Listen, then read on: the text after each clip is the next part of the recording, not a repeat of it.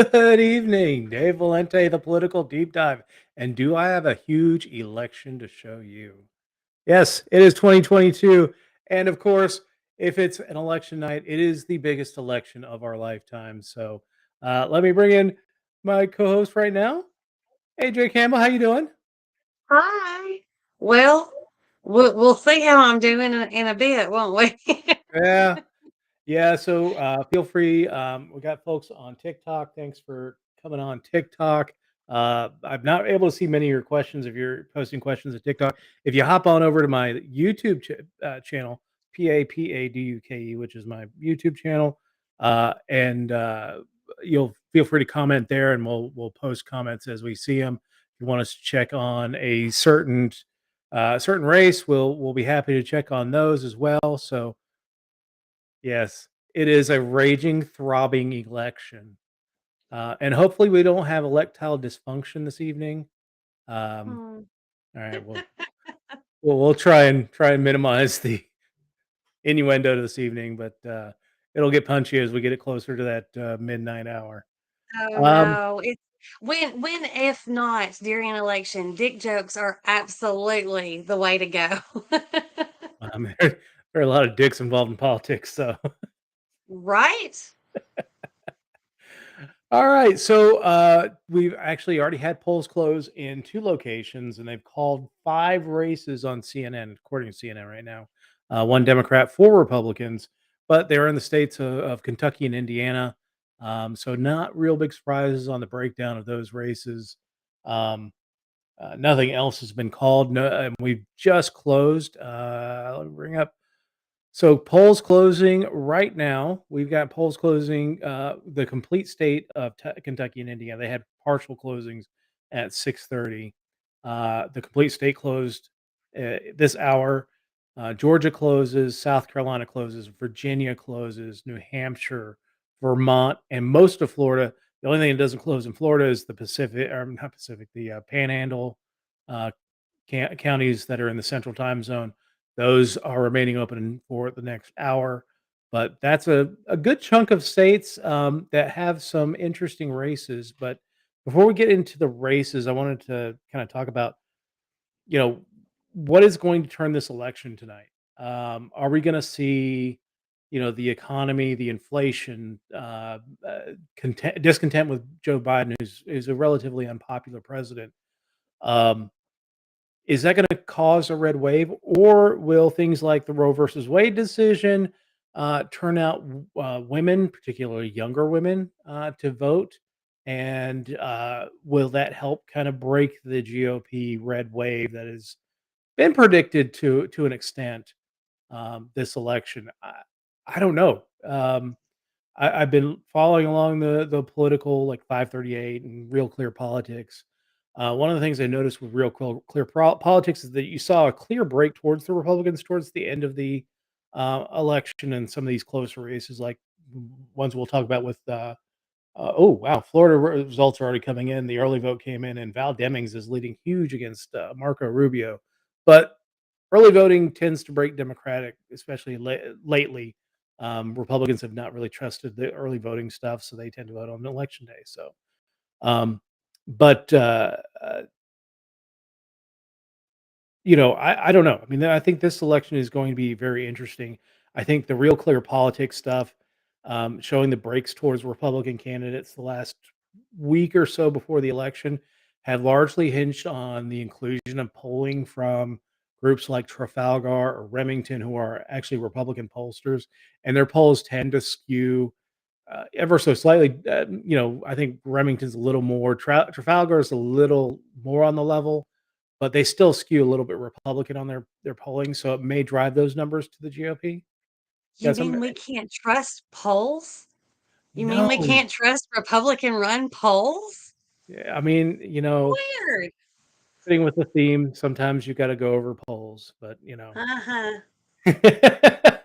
But yeah, so we've got early results coming in. The early vote in Georgia is showing Warnock ahead by 75 to 24. So again, it's Really?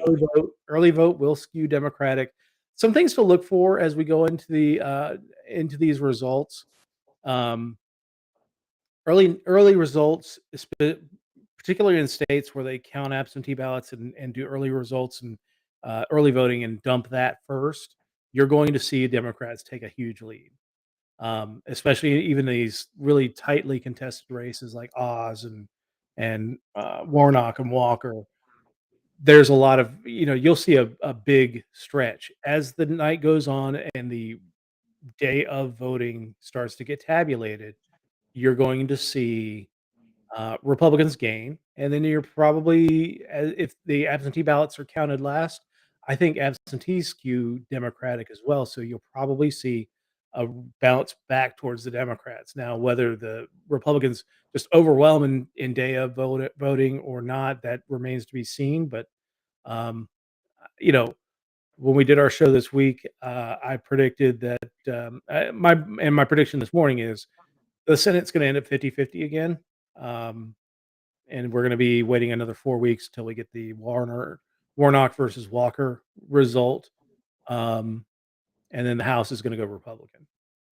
Pretty substantial. I'm saying in the 235 range of House members that are the GOP caucus. So thanks to those joining us on YouTube and Facebook. If you're on YouTube and you haven't done so, give us a subscribe, a like, a share on the video. Helps boost our reach and helps us bring more great content to you. I actually was approached today, possibly putting this show syndicated on a local radio TV station.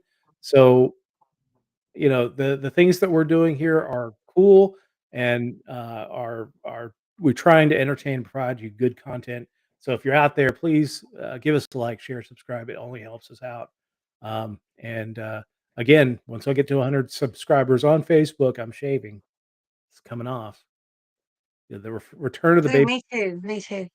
Nice. Let's see. We So are which ones looking. are you most excited about? The races to watch that have closed right now are going to be the Florida Senate with Val Dennings and Marco Rubio. That's probably going to be a Rubio win. He's been polling ahead of her pretty consistently. There is the Georgia Senate and Georgia governor races. I think Brian Kemp's going to win the governor's race in Georgia. He's been polling pretty significantly ahead. He might be able to drag Herschel Walker into first place coming out of the vote here. I still think that Senate race is going to go to a second vote, the Well, runoff in December 4th or December 6th. I can't remember exactly what date that good runoff is. job, Chase. Yeah, Chase Oliver has done a wonderful job in that race. He's been a wonderful voice for liberty, and yeah, we love Chase. He's a friend of the show, and we love to have him on anytime. He's a great guy. Um, let's see other races to watch this hour. Um, the New Hampshire Senate, New Hampshire governor race.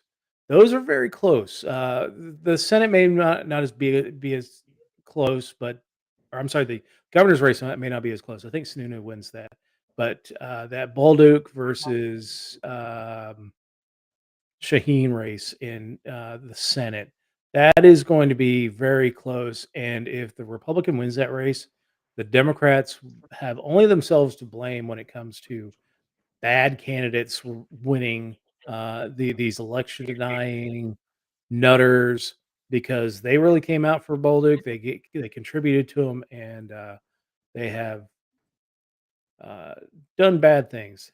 Hey, Craig, how you doing? And hey to uh, John John Arnold. Thank you for joining us tonight on the wonderful political deep dive. And another comment. Patty Murray versus Tiffany Smiley for the Senate. So that's Washington State Senate race. I don't know. I think Murray's probably going to win that one.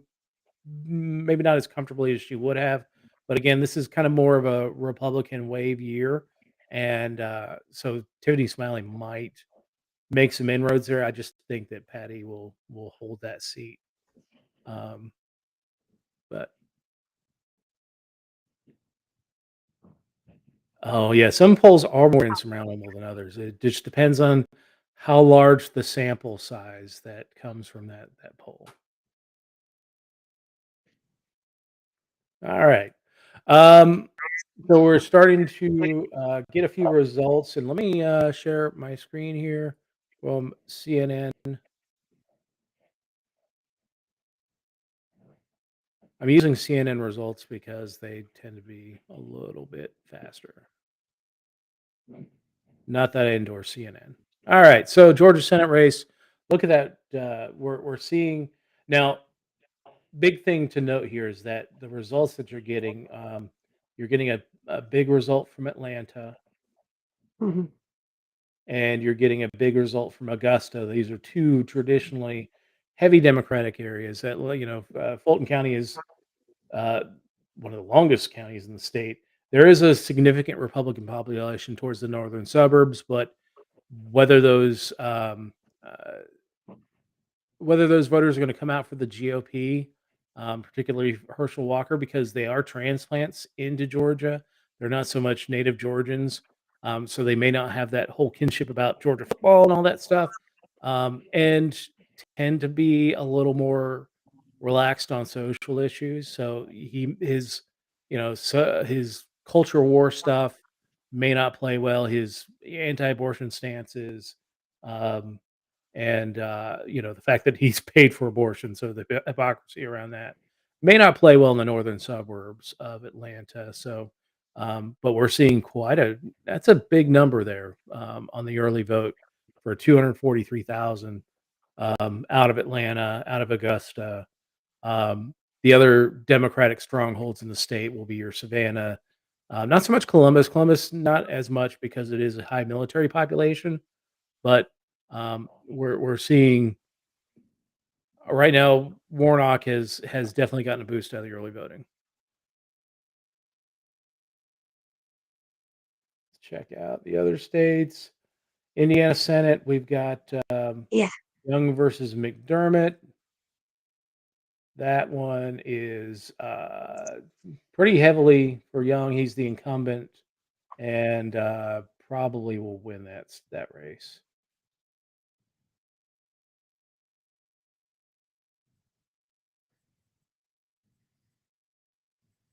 Go back out. Not that county. There we go. Kentucky Senate. Now this is actually no, this is full results now.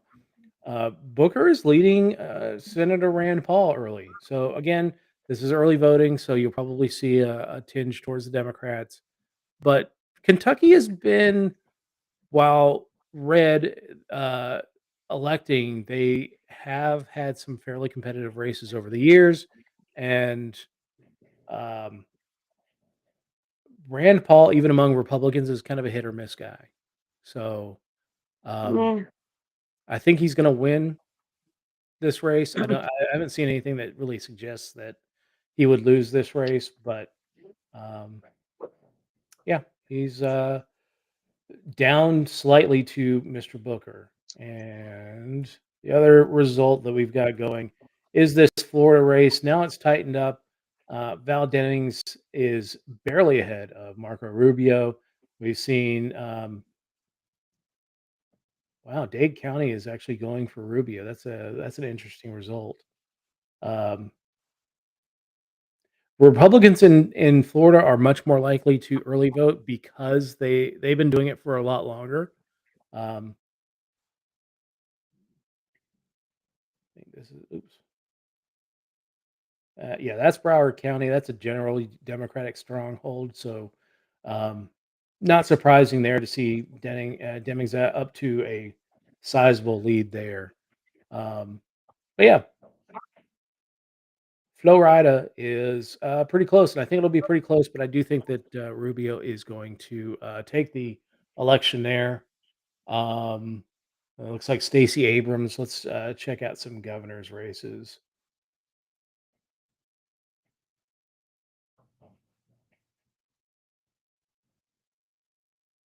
Oh, there we go.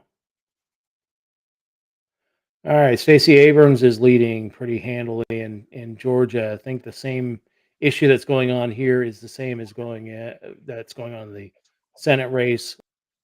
Democratic strongholds have dumped their early voting numbers, and Abrams is out to a sizable lead.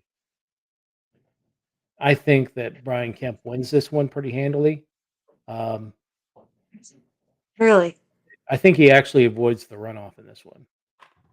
Hmm. He's been polling anywhere from about 7% to 14% ahead of Abrams, and consistently above 50. But um, if anybody out there is watching wants asking about a specific race, let me know. I'll be happy to check on those. Oh, Let's I sent you one in the private chat. private U.S. House. Do you know what district that is? Let me see if I can find it.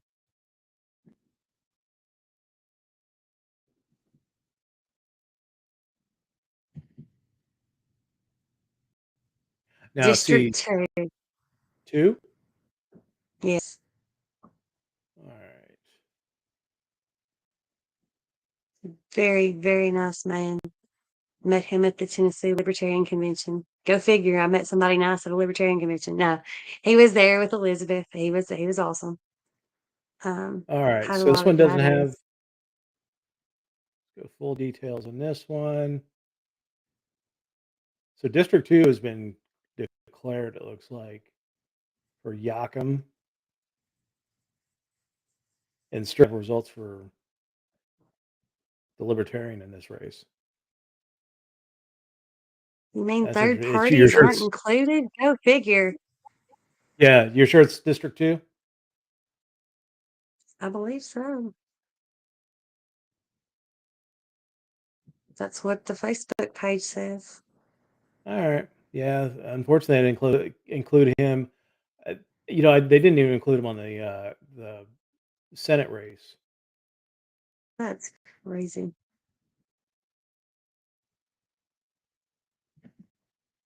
Well, Oh, there he is. I Yep, guess they we got get Oliver. something. So Chase is pulling Hey! 1.3%. Right now, Yay!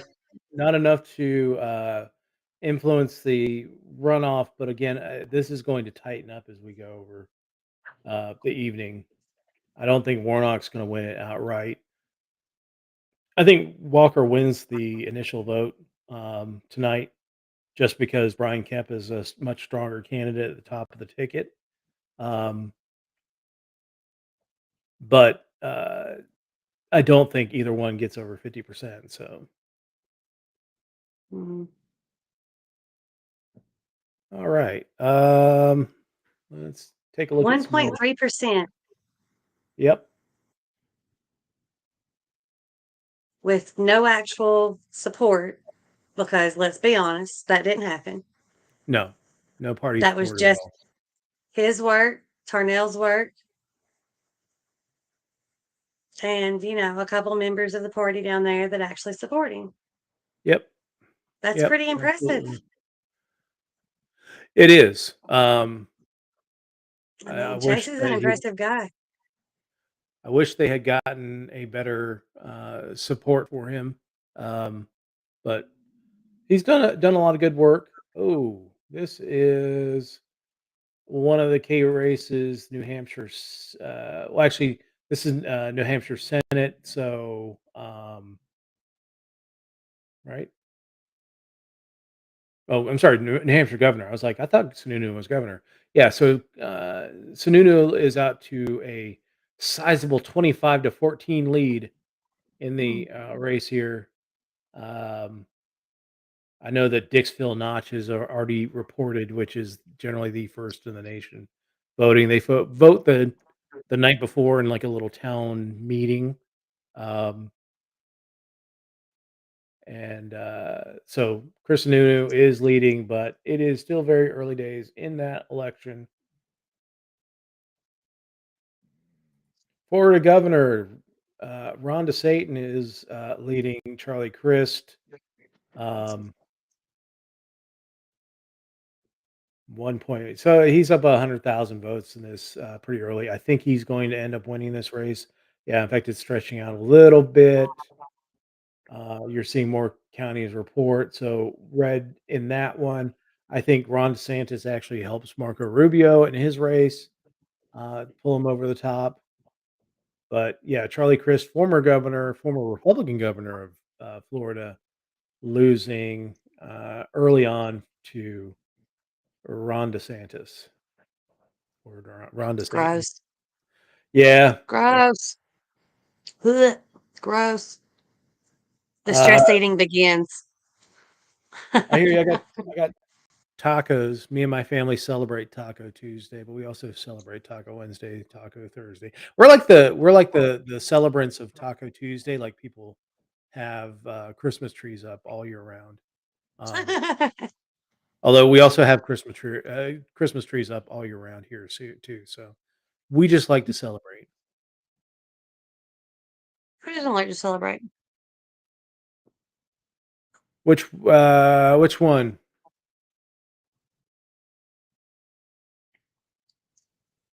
Any chance that Bernie could lose? No. Vermont is way. And I don't think he's even up for election this time, is he? Let me go back out to the U.S. map. This is the governors. Let me go back to the Senate. Vermont, I think, closes at.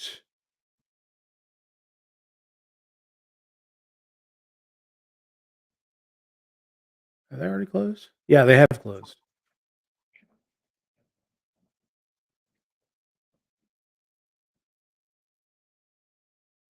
Yeah, so it's the other senator from Vermont that's up for election, Welch. It's what's an open seat, I think. Welch versus Malloy. There's no incumbent listed. No results from Vermont. This is a pretty safe blue state. It's oh nice, excellent. It's a pretty safe state for the Democrats, and I don't anticipate Malloy taking that seat. Although stranger things have happened. I'm not too up on the race in Vermont. So, um, so the election. So my feeling on the election tonight is that you're going to see Republican governors elected, which of course is not going to be fun. Um, Knowing what's coming out of the state houses right now, you're going to see where you might see some really weird places with Republican governors, like Oregon. Oregon has not had a Republican governor for a while, um, and there is a third candidate in that race that is a former Democrat who might pull enough support to um, take out uh, uh, take out the incumbent Democratic governor. Not sure. The With a lot of third party candidates, a lot of times towards the end of that election season, you're gonna see um, defections back to the two main party candidates because for some reason people think that, oh, if my vote is with the winning candidate, they somehow win something. Um, which is not really the case. If you'd stayed with the third party candidate, it'd probably be the same result anyway. Um, but yeah, so you might see a Democratic governor uh, in Oregon. You might. It's going to take a quite a red wave. You might see one in New York with Zeldin versus Hochul. Lots of popular anger against Hochul for crime, and the COVID measures and all that stuff. Um, So, I mean, New York might get a Republican governor. I think Maryland's probably going to go back to a Democratic governor from having kind of one of those rare Republican governors in a blue state, because the Republican that they um, nominated in Maryland is one of those nutters. Bolduc versus Hassan. There is a libertarian candidate in this race that I don't really care for at all, and I'm glad that he's not even being mentioned here. Um, Quite possibly because of so few votes that have been cast that he may not even have a vote at this point. Um, but yeah, uh, that race there, Bolduc versus Hassan. Bolduc is another one of the election deniers, one of these far right wing nuts that the Democrats got behind in the primary with the idea that you nominate somebody so toxic that the general election will obviously swing to you in a state that is very divided between Democrats and Republicans. It's usually a toss up state when it comes to the presidential election. I this one could be one of those if this is a red wave night, Bolduc could win it, and we're stuck with yet another nutter in the cut in the cloth of your Marjorie Taylor Greens and Lauren Boeberts and Matt Getz. Only this guy's going to be in the United States Senate. So lovely. Thanks, Democrats. You only have yourself to blame Mm. on that. It's just very Uh, disappointing. I know so many people that won't bother to vote because they're like, I don't like anybody, and I'm like, then vote NOTA. Honest to goodness, go up there and be like, no, you're not giving me anything to choose. You're not giving me anything at all. And the people only are, I've the only heard thing, the complaint is you're making it harder for the people that actually are counting the vote. Then everybody needs to work harder to have better candidates on the ballot. yeah, I mean, absolutely. that's what this should bring is you should have the very best on the ballot to represent you. If they're Yeah. not going to represent you and they're not the very best for the job, then why are they on the ballot to begin with? And yeah, it's a passive aggressive protest, but it's the only power you really are going to have out of any of this. Am I wrong? No, and I mean I get the point about making it harder for the poll workers and yeah, they've got a thankless job. They're not only a Mhm. thankless job, but they're also getting attacked by idiots who think that things are being stolen and crap like that. Um, but I think every election should have a no to choice. Like every that should be one of the valid choices. It starts with every election that whether it's a primary election or a general election, there should be NOTA on the ballot so that if a majority of people vote NOTA in a race, either you don't have representation because nobody offered themselves up that was worthy, or you do a rerun where none of the candidates that presented previously could are eligible to run for that race. Um, but I think there are a couple of areas that do have NOTA on the ballot, which is cool, but I think they're more localized. So Rand Paul has taken the lead back in the Kentucky Senate race. Again, still very early in that one. Uh, what's the percentage on that one? 7% in. So very early days in that race, but we're starting to see more votes come in from the rural area here. Um, and so the Paul's taking the lead there. Um, Depends on how much of the Louisville vote and Frankfurt vote comes in uh, on how strong the Democrats going to be. In the Senate, we still got a lead for Warnock. Chase is up to 1.4%. Awesome. Warnock's at 60%. Walker is at 38.5%. It's a pretty good number at this point. Again, this is my guess is this is still a ton of early vote.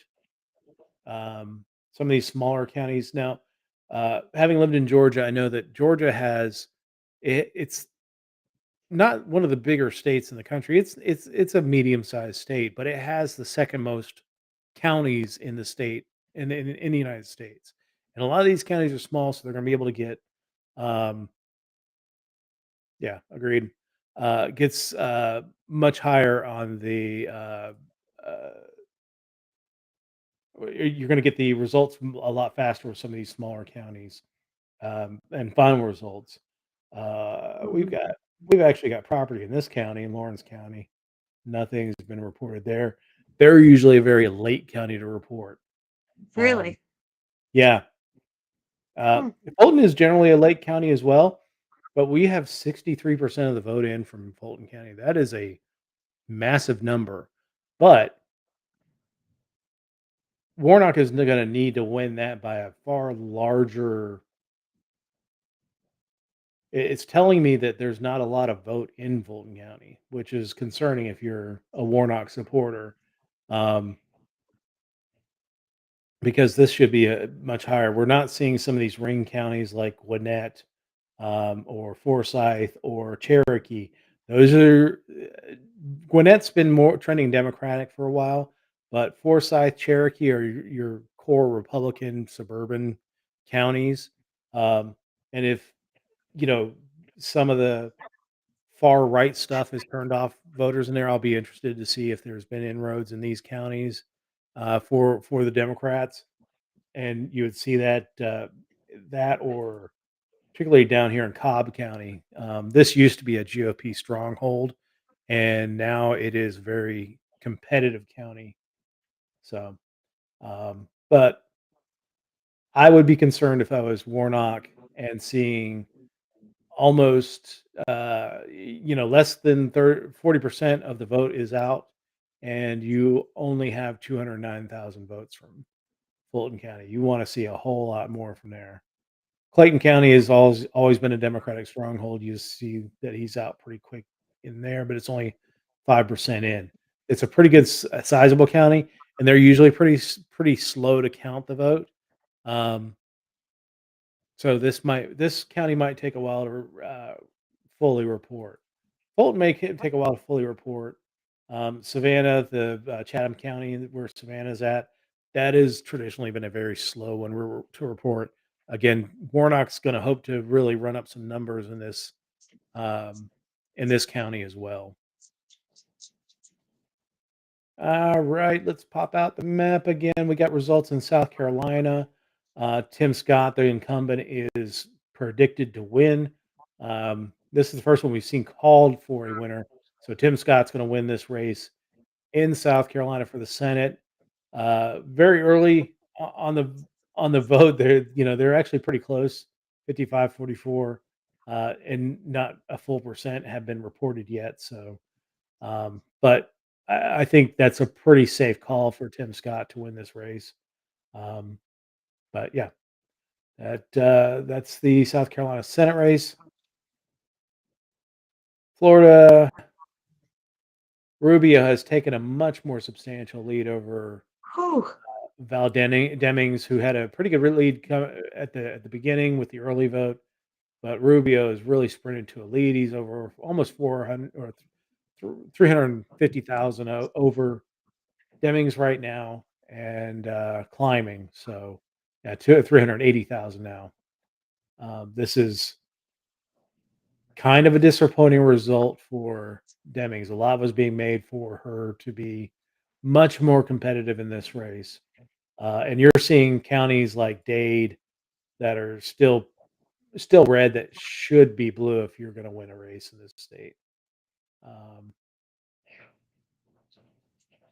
Tallahassee is generally blue. Half the votes in there. It's yeah, it's not looking good for Demings right now. What time are we at? We're at 7:30. We've had polls close.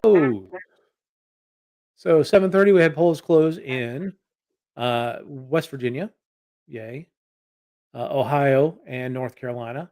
So we've got 3 new states to look at. The results should be coming within the next half hour for those states. You might see some early voting stuff come in.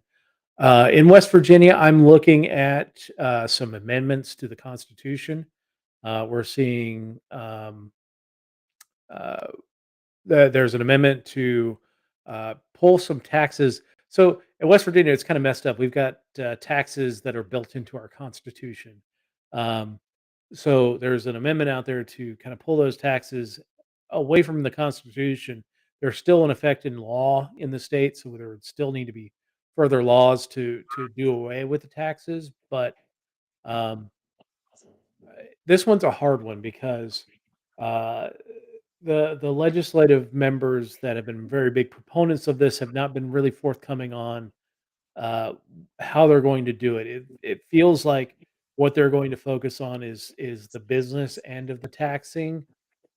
They've couched it as a vote to get rid of the personal property tax on vehicles, but I think they're gonna really focus on doing taxes for business equipment and inventory taxes, which is a rare tax for states to have, but West Virginia does have it, and it's been in their constitution for a while. So, part of me hopes that they are able to get it out of the constitution so they can do something about it.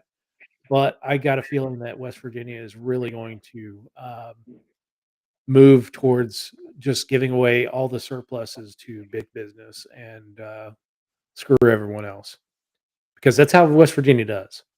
Other races that we're looking at, Ohio, the Senate race there, also the North Carolina Senate race. North Carolina Senate race should go to the Republican by a decent margin, but the Senate race in Ohio, I think that's going to go to the Republican, which sucks. It's another one of these Trumper election deniers. He's not popular at all here in West Virginia. An author named J.D. Vance, who wrote Hillbilly Elegy.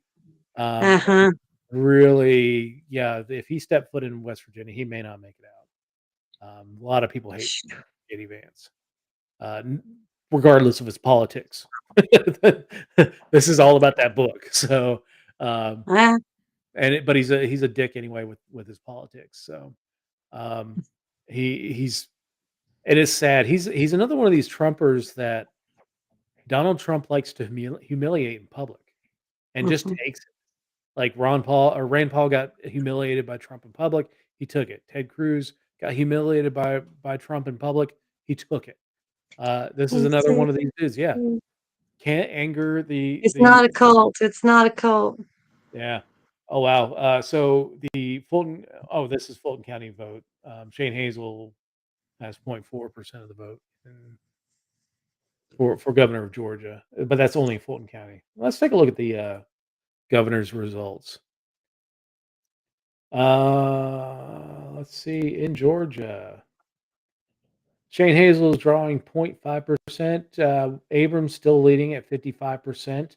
That lead is shrinking as I thought it would as more results come in. You can see the map filling in with more and more red counties. Um, and I pointed out earlier, you've got some significant blue here in the northern suburbs, and we're starting to see Gwinnett report, which another big blue county. Augusta reporting, which is a big blue county. Still not seeing Chatham. So these three areas of Georgia you really need to look out for as far as the Democrats.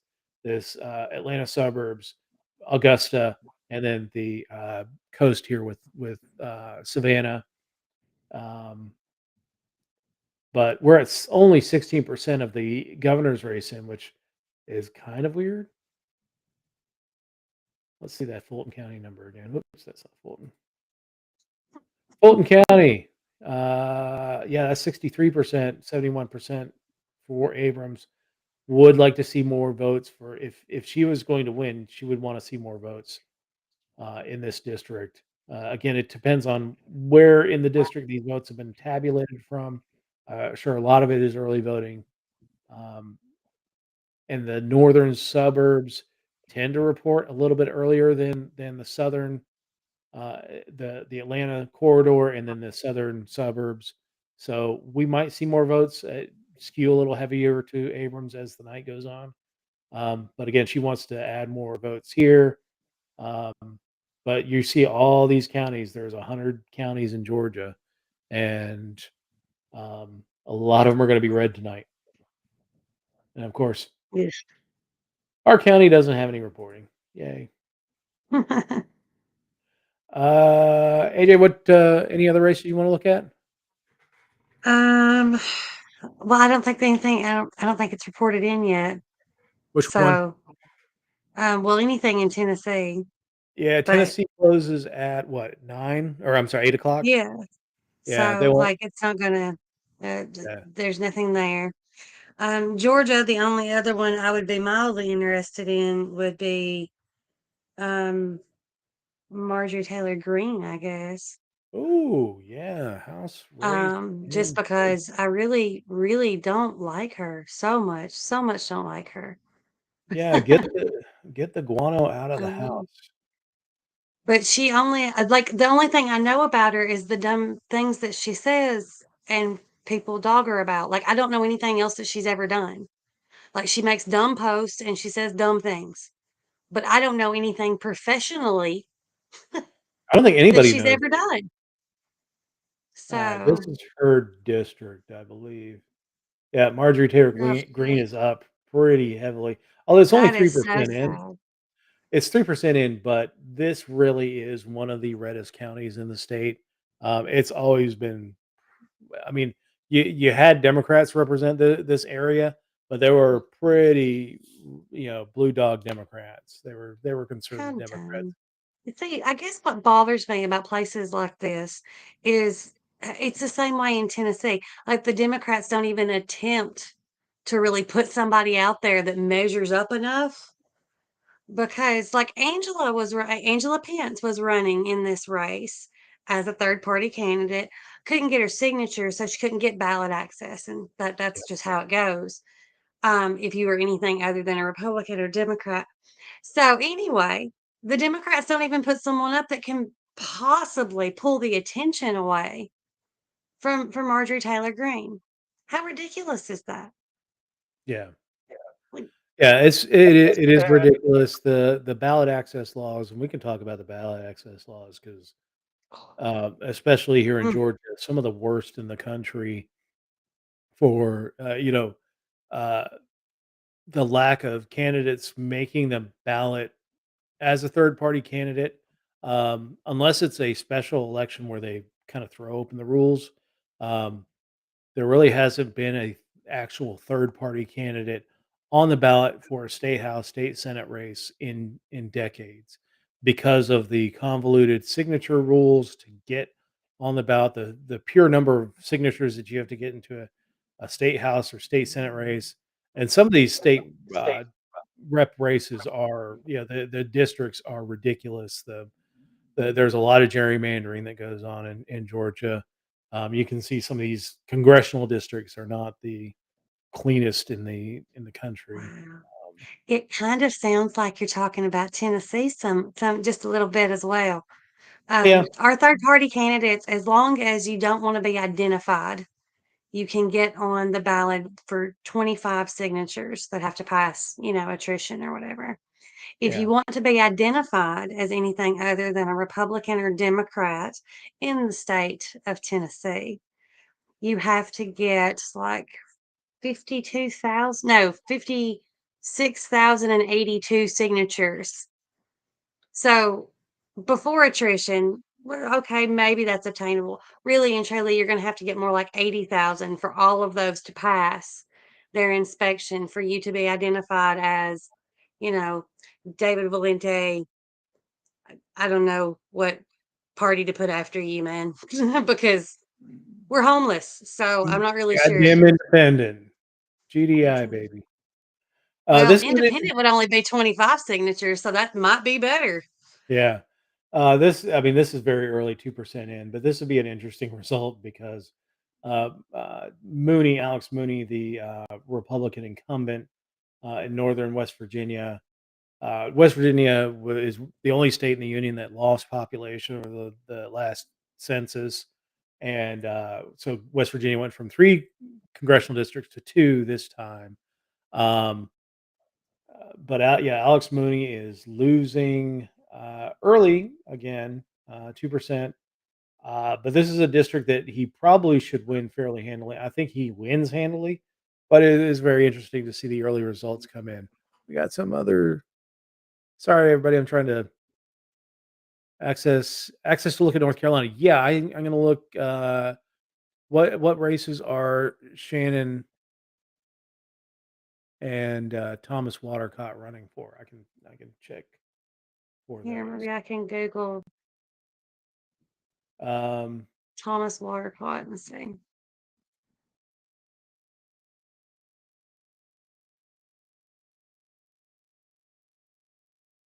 let's take a look at the Senate race in North Carolina right quick.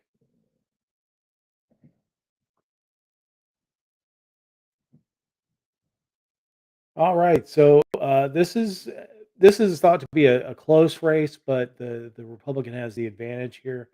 But Beasley versus Budd, early voting coming in. The race has been closed for a short amount of time, and so yeah, the we're getting a lot of results, a lot of red on the map, but you see the big cities, Raleigh, Durham, Fayetteville, Charlotte, Asheville are reporting and giving Beasley a boost right now.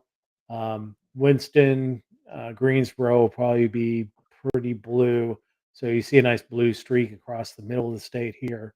Um, but all right, sixth congressional district. Let's see. Hmm. I'll be your Vanna White. I'll just Love Google crap instead of turn letters. It'll be amazing. it. Sorry if it looks like CNN's getting a little slower as the night goes on. More people are tuning in to No, elections. us Which were the first. sixth? There are no results in just yet. And It of course, really bothers me that there are people that have worked their tails off that don't even get their name put in the final results. That bothers me so much more now me too. because I Yeah, know someone in almost every state that's running for something, and they're not even gonna be that just breaks my heart for them. yeah. Who was the other one? Shannon Bray, I didn't get that one Googled because I'm not actually Vanna White. Sorry. Valente Schwarzenegger. I will. Uh, that would scare me actually. So Bray is the U.S. Senate candidate. Looks like it. Let's go Senate. Yes.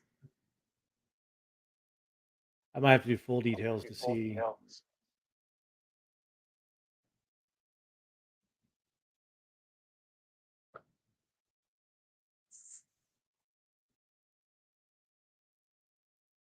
Yeah, they're not even putting.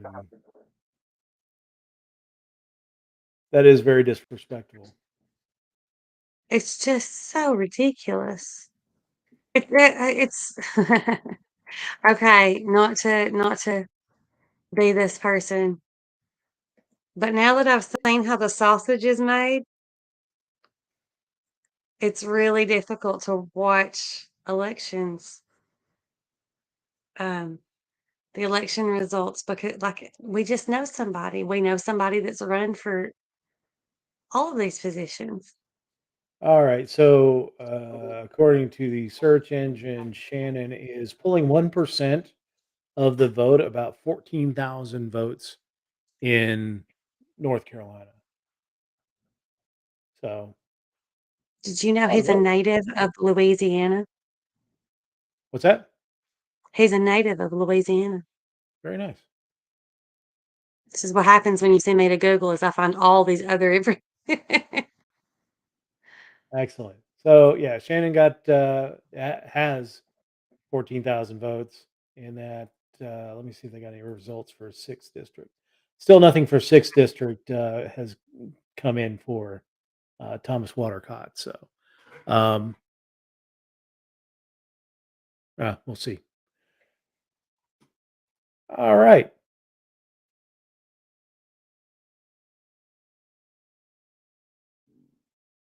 Sorry, Let's I was see. reading about Shannon. What time are we at? We are at 7:49. Well, in a few minutes, we're going to take a little bit of a break each hour. We'll throw on some music just to give ourselves a chance to get up, move around, bio breaks, all that fun stuff. Because AJ's not stuck here for 5 hours, but I will be. So giving ourselves some No. chance to relax and have a good time. But at least get the blood flowing to the legs. But I really Yeah. appreciate those folks joining us tonight on YouTube and Facebook, and the folks joining us on TikTok. If you're on TikTok, tap that screen, give us some likes. If you're on YouTube or Facebook, like, share. On YouTube, give us a subscribe. Um, really appreciate it. Helps boost our reach and getting more folks looking at the show tonight and our shows in the future.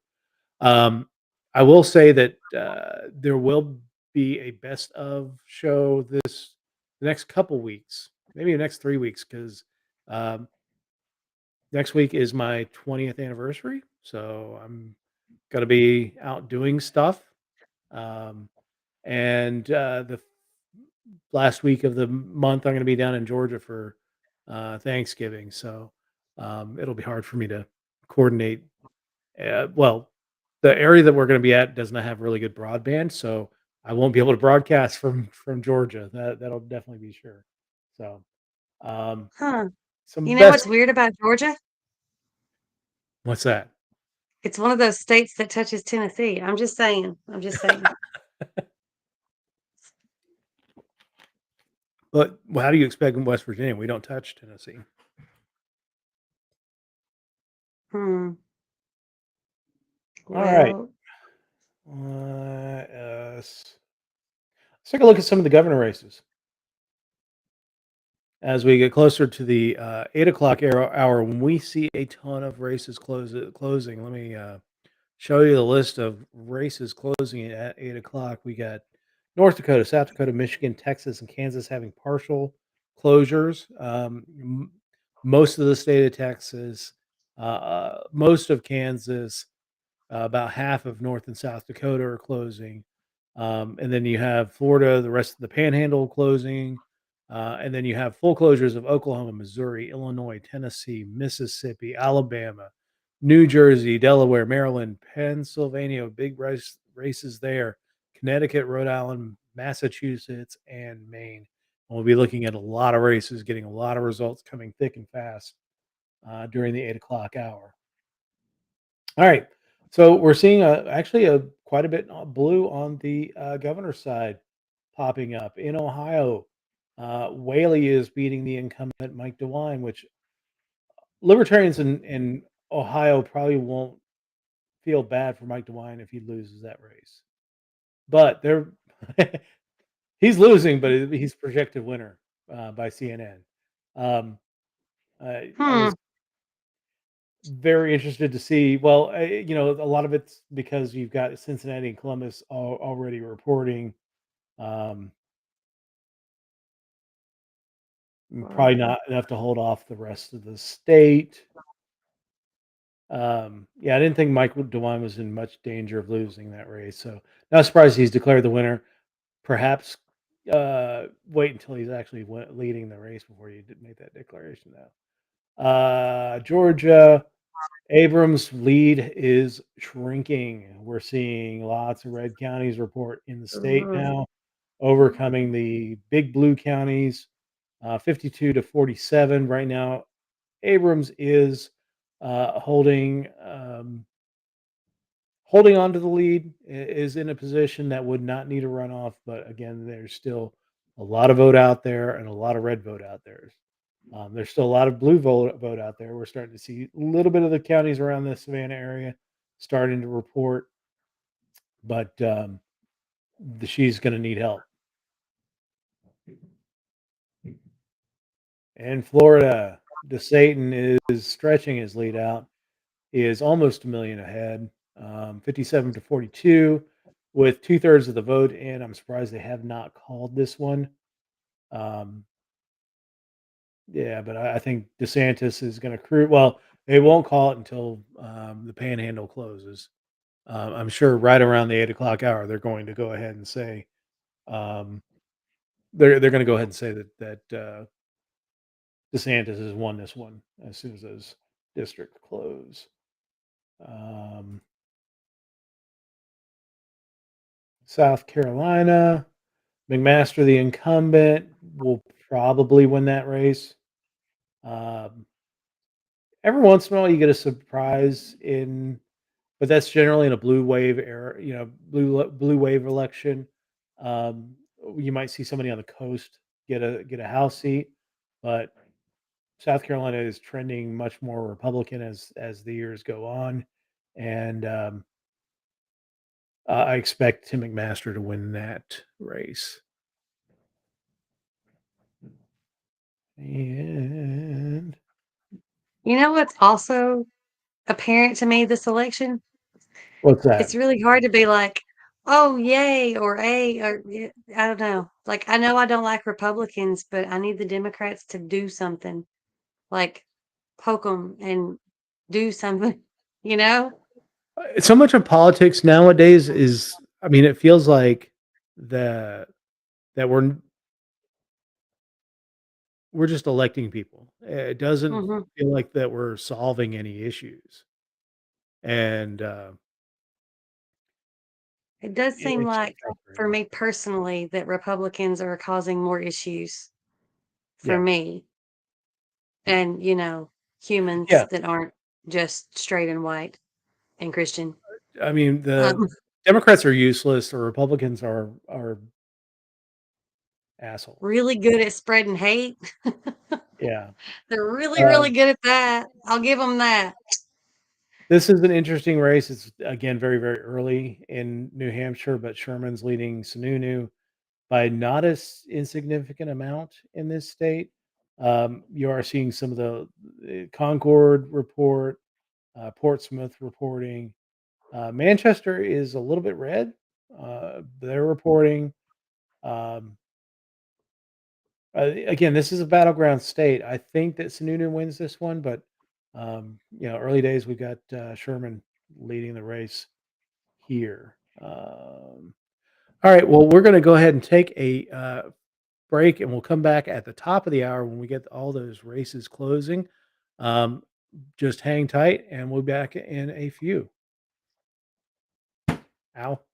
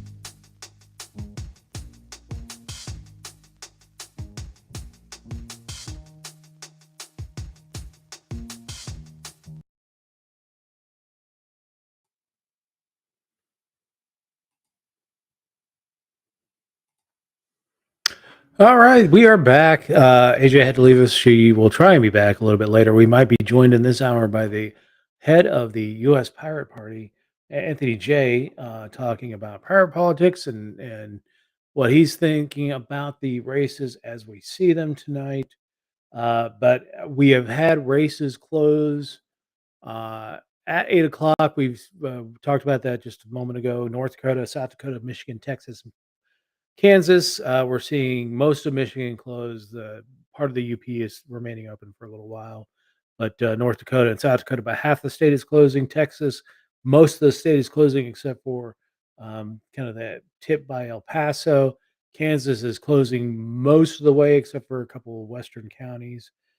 Florida's Panhandle is closing, um, and they are uh, did have a few calls in the CNN races, but we'll pop in here. But we're seeing Oklahoma, Missouri, Illinois, Tennessee, Mississippi, Alabama, New Jersey, Delaware, Pennsylvania, Connecticut, Rhode Island, Massachusetts, and Maine closing totally tonight here in the 8 o'clock hour. Um, this is the biggest batch of closures that we have. Uh, Tonight. Next closure is at 8:30. That's Arkansas. That's it. Then we'll see a few other closures in the 9 o'clock hour. But this is some significant races that are coming.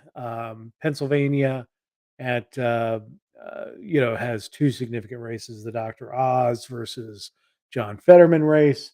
And as I predicted earlier, CNN is declaring that Ron DeSantis has won the Florida governor's race. That was not a surprise. He was up pretty big.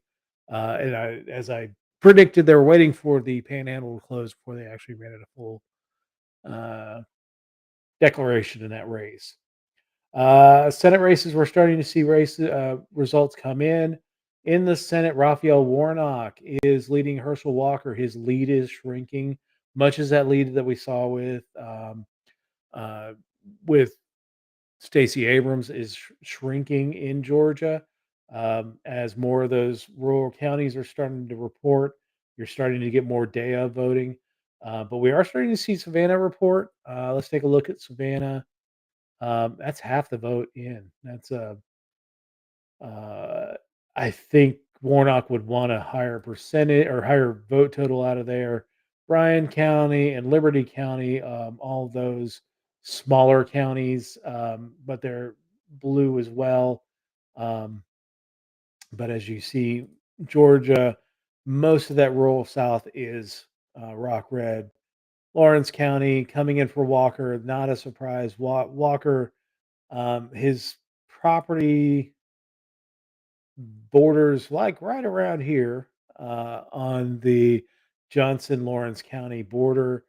He is a Johnson County boy. You can see that he is uh, blowing up Warnock in Johnson County with most of the vote in there. Half the vote in Lawrence County, which is the biggest town there is Dublin. Um, but yeah, that's a look into some of those rural Republican counties that are coming in heavily for Herschel Walker.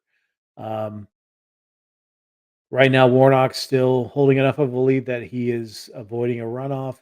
Again, I think as these counties start to fill in more, we'll see much more in the both candidates go below 50%. Warnock is heavily winning Fulton County, still at 63%.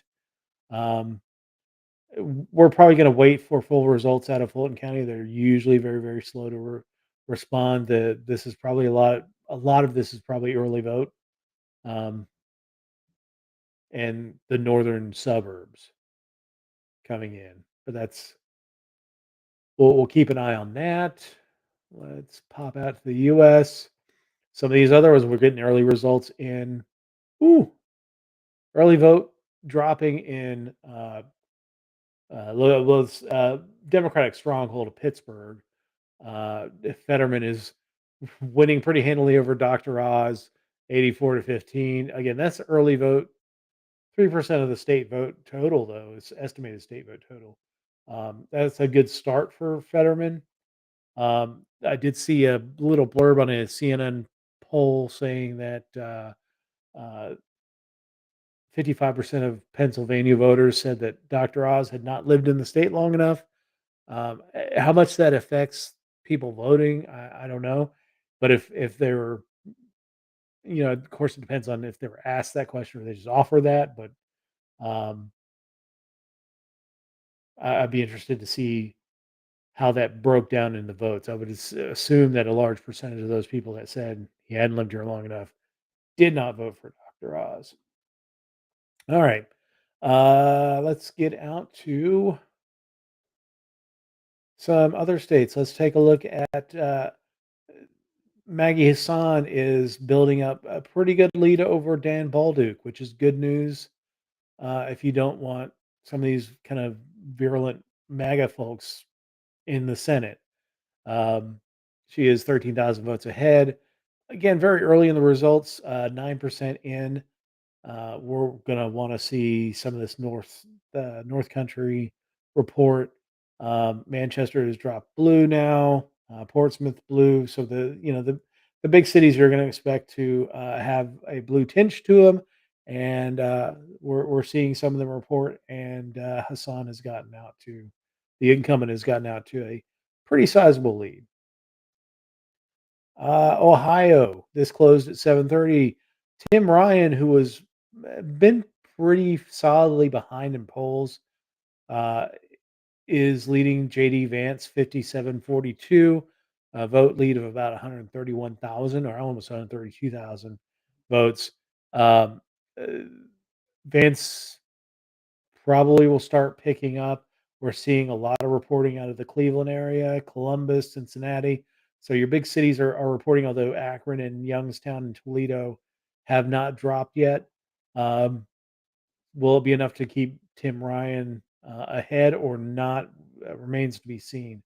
Um, but yeah, we're starting to see some counties fill in, and this is kind of a surprise. I will say that right now. But it's still 21% of the vote is in. 127,000 votes now ahead for Tim Ryan. And we'll see how that lead shrinks and grows as the night goes on.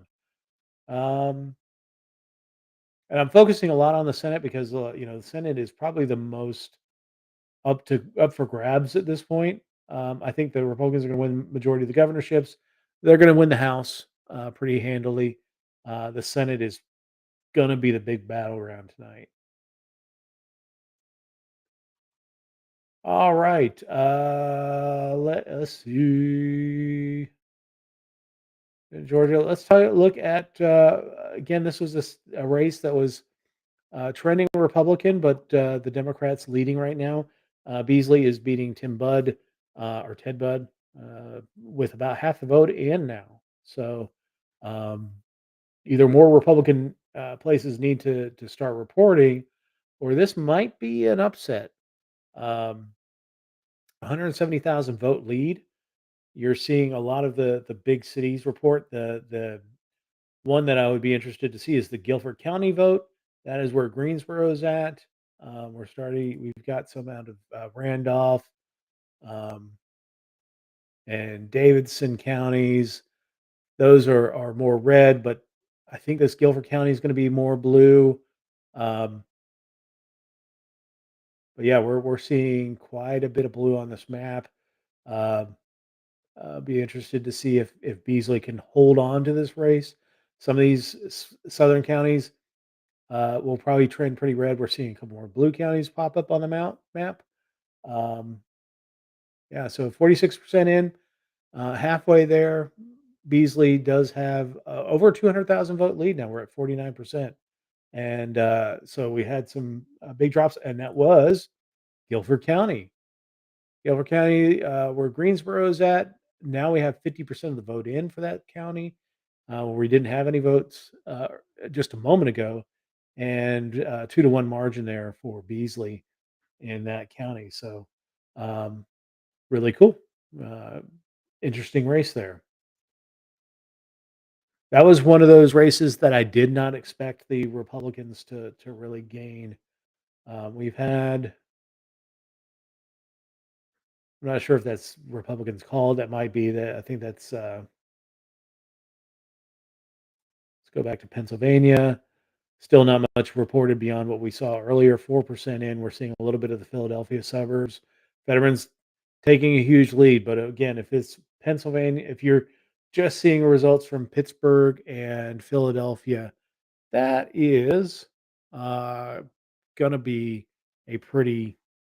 Oh, Craig, are you in? Where in Guilford are you at, man? I w- so I went to Alamance Elementary uh, in the southeast part of the county. My sister graduated from Southeast Guilford High School, so that is too cool, man. A very very small world. Um, and you know what? That whole area, Winston Salem, Greensboro. Um, my favorite thing at Christmas, Moravian cookies. Those things are straight crack. I love those things. But yeah, so again, you're seeing the results in Philadelphia and Pittsburgh. If you are just going off Philadelphia and Pittsburgh, you think that Pennsylvania is a very Democratic state. But if you ever travel in these southern counties, this central middle area, the rural counties, they still got Trump stuff up. Trump's still running for president in most of Pennsylvania. It's kind of scary. Um, but oh, High Point, very nice, excellent. Okay, let's. Which next state should we look at? Oh, we're starting to see results out west, Missouri. That is, there is no incumbent in this race. Can't remember who they're replacing, but early days here, less than a percent in, and Schmidt has a lead over Bush Valentine. This should probably be a Republican win. Missouri has trended towards the GOP. There are bookends in Missouri. It's Kansas City is Democratic, St. Louis is Democratic. You might get a little bit around Columbia, Jefferson City, and Springfield, but really it's blue here, and then red the rest of the state. So, um, all right, Moran, the incumbent, is leading in Kansas. He should come out to a pretty comfortable margin of victory here in Kansas.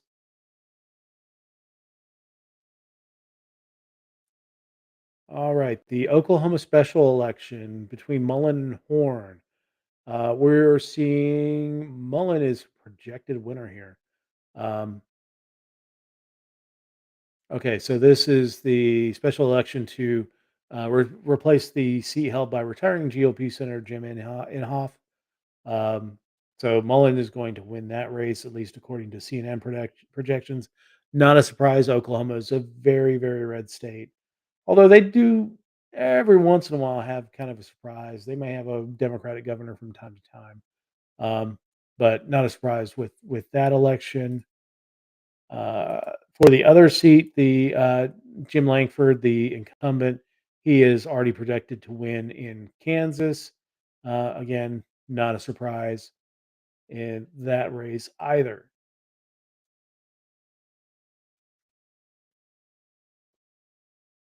Kentucky, this one was Rand Paul. He is the projected winner in this race.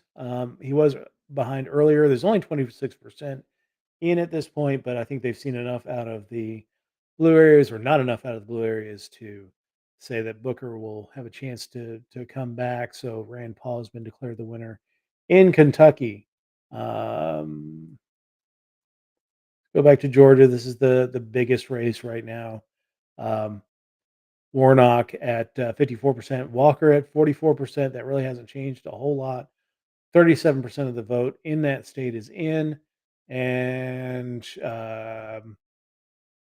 Chase Oliver is at 1.6%. Good on Chase.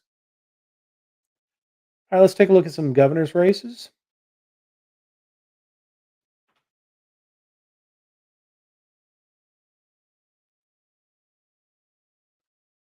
Way too early. Concerned about the future of both houses of the West Virginia State Legislature.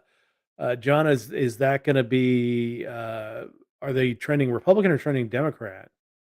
Um, I mean, I know that there's a divide out in Washington State between the liberals on the coast and the folks out in the hinterlands. So let me know what yeah, Washington State. Um, well, let me know what you're fearing as far as whoever is winning there. Um, all right, governor's race. It's an interesting one. So we've got. Let me s- focus in on this one. Yen. Not sure what Yen party, the party of the Yen is, if it's independent or some other party. But Natalie Bruno uh, right now has just under 1%. 1% for Yen. The incumbent Brian Stitt is losing at this point, which is a bit of surprise. But again, it's very early in this vote. But Hoffmeister is leading in this one about 9,500 votes ahead in Oklahoma.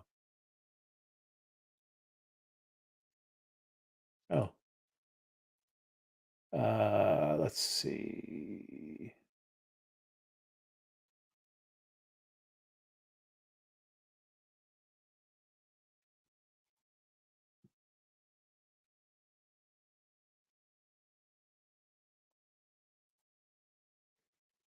All right, we are at Texas. Not a color I would normally associate with Texas, but blue. Roberto O'Rourke, the perennial mm, left darling that really hasn't done anything since he was congressman out of El Paso a few years ago.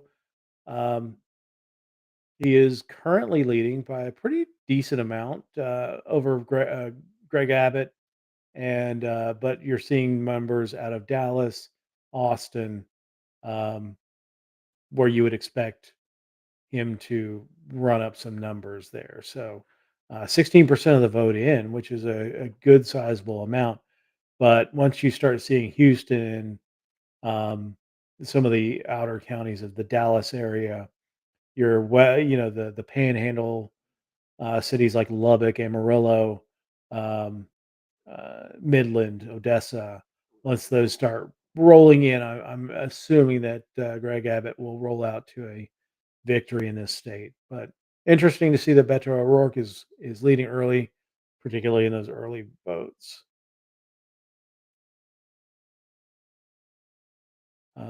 We're seeing the color of Georgia go a little bit lighter. Stacey Abrams, yep. See, we're looking at this. We're starting to see that donut around Atlanta fill in quite a bit more. Cobb County is blue. Gwinnett County is blue. Clayton County is blue. Fulton County is blue. DeKalb County is blue. None of that's really surprising. But Stacey Abrams is holding on for her dear life at this point. She's barely above the runoff number um, at 50.5%. Let's see how some of these counties are reporting. We are at 52%, I'm sorry, 63% still in Atlanta. That's been frozen for a while, but we're starting to see numbers 29% coming in 55-44 for Cobb County, which has really trended blue over the last few elections. Cherokee County, that is still pretty heavily for the Republicans. It's been a traditionally Republican county. Forsyth hasn't reported. Hall County, northern suburbs, Gainesville, that type of area, that is still heavily Republican. But this is a good number for Stacey Abrams. Gwinnett County, it's at 32% reporting, is uh, showing out for Stacey Abrams at 61%.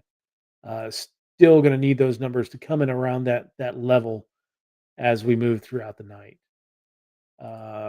Rockdale, pretty solid Democratic county.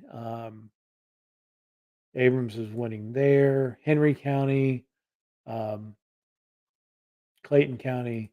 Yeah, these are still pretty heavily, but there's still vote out there for Stacey Abrams to keep in the race. Um, I wouldn't write her off just yet. I think her biggest hope is to get to the runoff. If she can get to the runoff, um, then a lot of money is going to flood into Georgia for that 4 week runoff. All right. Governor's race in Pennsylvania. This one I think is going to be called sooner rather than later. This is Josh Shapiro versus Doug Mastriano.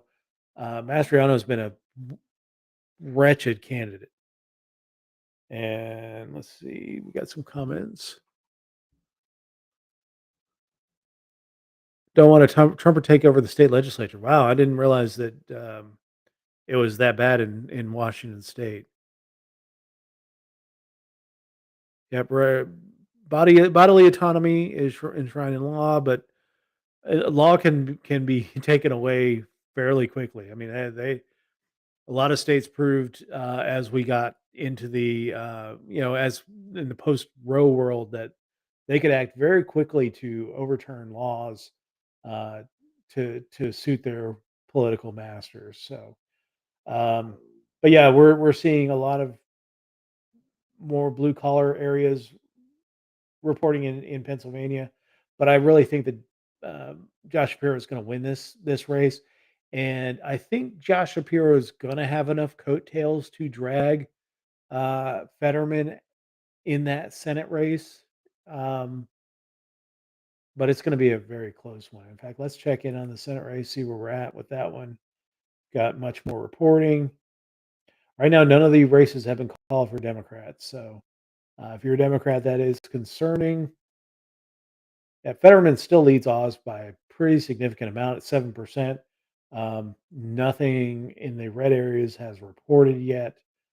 So I expect that to close in. But he is 243 votes, 1,000 votes ahead of Dr. Oz. Um, but some of these suburb counties of Philadelphia, that's where the race is going to be won or lost. If Oz can flip a couple of these to the GOP, then it will be it'll be a long night for Democrats. I'll tell you that right now. Um, if you have any other races that you are wanting to hear about, let me know. Thanks for joining us on YouTube. I really appreciate it. Thank you for joining me here on TikTok. If you're on TikTok, getting harder to talk. Tap that screen. Give me some likes. It doesn't really do anything for me, but it does boost the viewership of this. If people start liking this, it'll get in front of more folks. If you're on YouTube, give us a like, share, and subscribe so that we can help, keep producing quality content for everyone. Um, let's pop out for more Senate races. Let's check in New Hampshire again. This is a highly contested one. Hassan is up to 11%, 68% or 60.8% lead, a lead of about 15,000 votes. Still very early there. You're not going to see a call in that race, but I'm thinking that Hassan will win this one.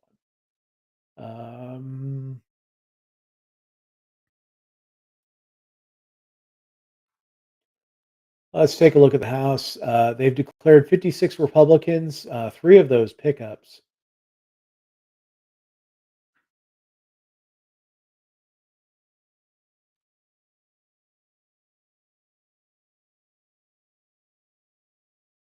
All right, that it doesn't really tell you what is a pickup yet, but yeah, so three Republican pickups over Democrats. That's not a surprise.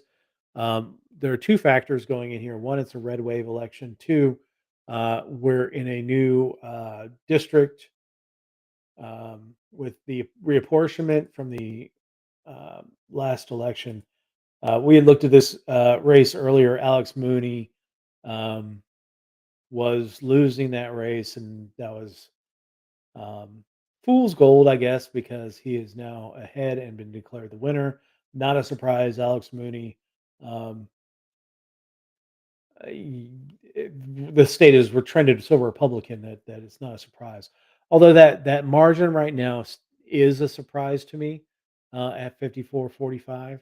Um, it suggests that the GOP may not be as strong as they think they are in the state, or that more women are turning out because of what happened with Roe. Um, if you indulge me, I'm going to look at some of my local races.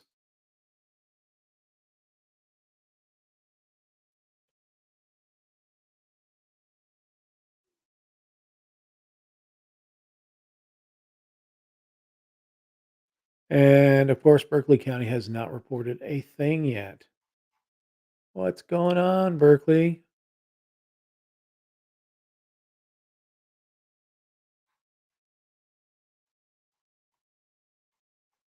Well, I want to see what's going on.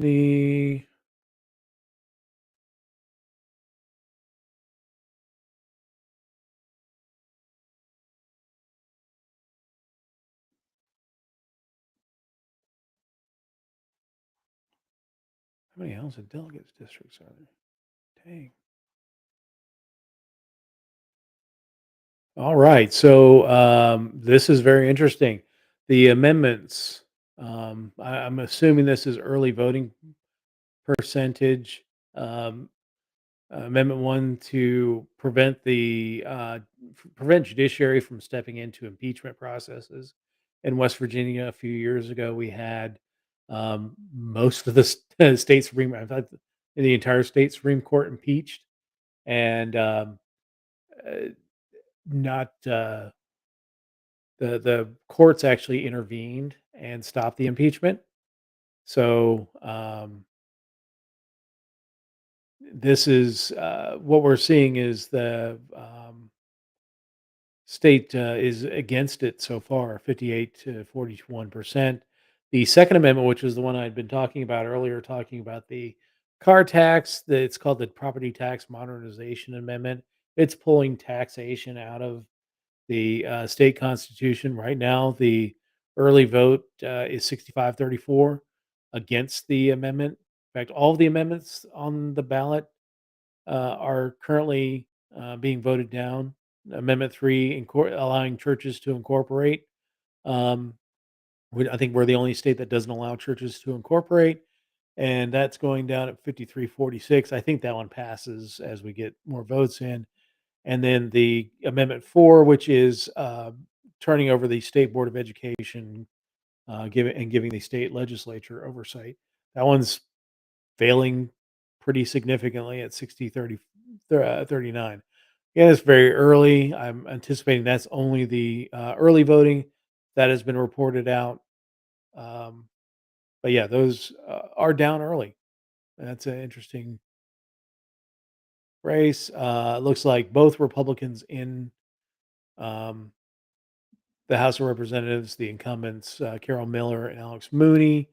Although Carol Miller is still representing the first congressional district, Alex Mooney is representing the second one now, which is a combination of the old third and second.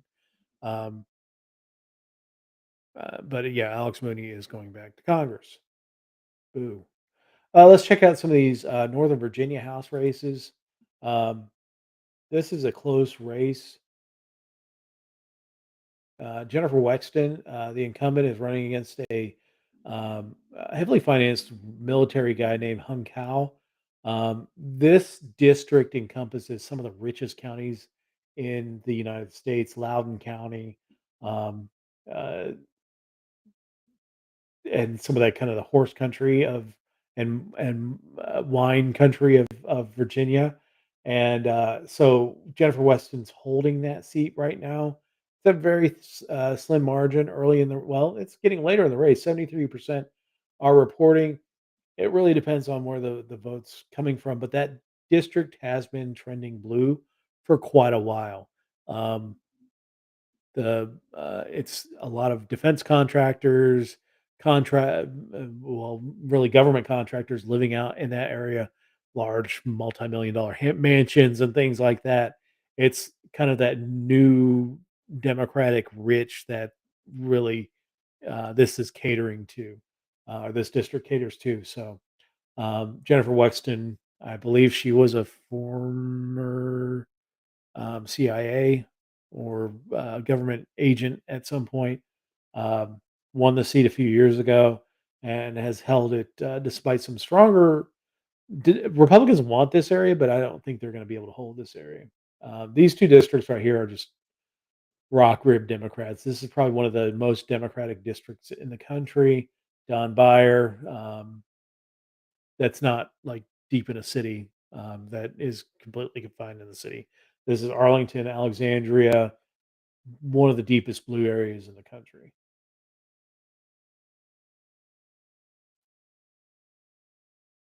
All right, let's pop out to the U.S. map. We're starting to see results all over the country as far as U.S. House races. Some of these races on the border, though, this Laredo district, Cuellar versus Garcia, it's a third of the, well, not quite a third of the vote in, 30% of the vote in, and Cuellar is holding that one. That might be a close race. Some of these border districts have been flipping back and forth between Democrats and Republicans, and we'll see if the red wave can bring those back into the Republican category or they remain in the Democratic category. Um, where we at 8:32 now. We just had races close in Arkansas. Congratulations, Arkansas! Your long national nightmare is over.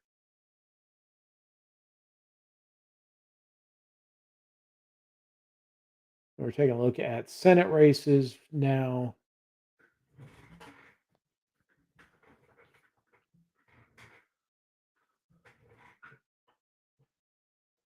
I am parched. Let's see. Yes, Craig posted to check out the Maine governor's race. Maine is a very interesting state. Maine has a very strong independent streak. In fact, the senator from Maine, Angus King, is a independent. Caucuses with the Democrats. They've had independent governors, including Angus King, um, and recently instituted ranked choice voting for both state and federal offices. So we'll definitely be checking out the main races here in a little bit. We're starting to see some blue fill in on the map still. Fetterman's still leading the Pennsylvania Senate race, although you're starting to see some of the rural counties report, and that lead whittle away a little bit. It's only 8%. This one's going to go deep into the night. Uh, Welch versus Malloy in Vermont at 18%. Welch has a sizable lead, 16,000 and 2-1 lead. And we'll probably pull that seat for the Democrats, keeping it. That's Patrick Leahy's old seat. Uh, Ohio still Tim Ryan leading JD Vance by 13%. Still just 30% reporting.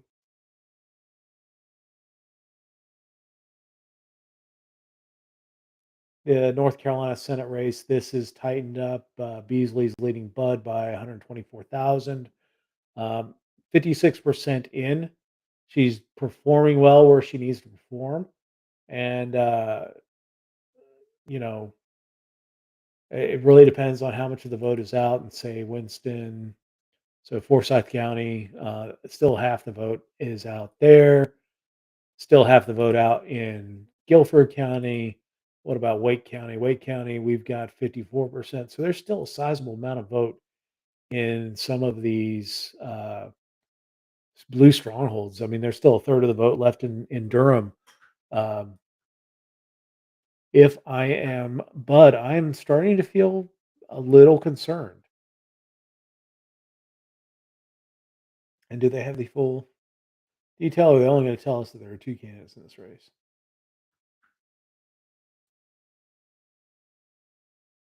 Uh, let's see.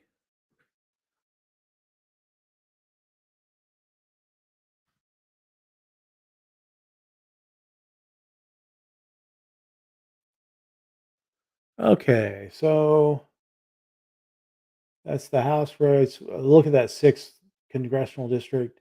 So that's starting to come in. Thomas Watercott has 0.8% of the vote, 1,200 votes. Kathy Manning, the incumbent, is leading there.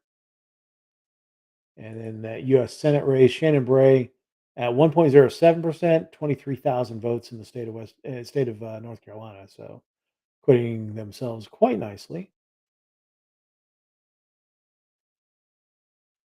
All right. Um,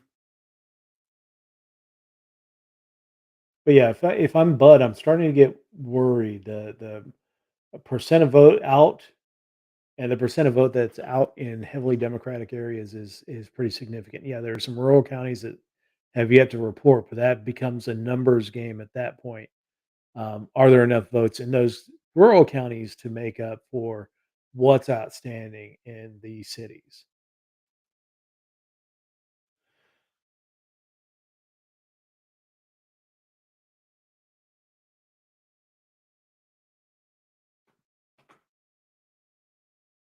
All right, let's go to governor. We'll check that out.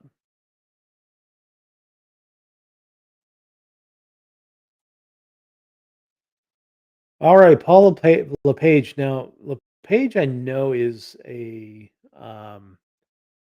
lightning rod in Maine. Um, he's had a pretty fiery past in Maine, but he's leading pretty handily. But it's just 2% at this point. Mills, the incumbent, is trailing 58 to 39. Hunkler, the independent candidate, is at 1.8%.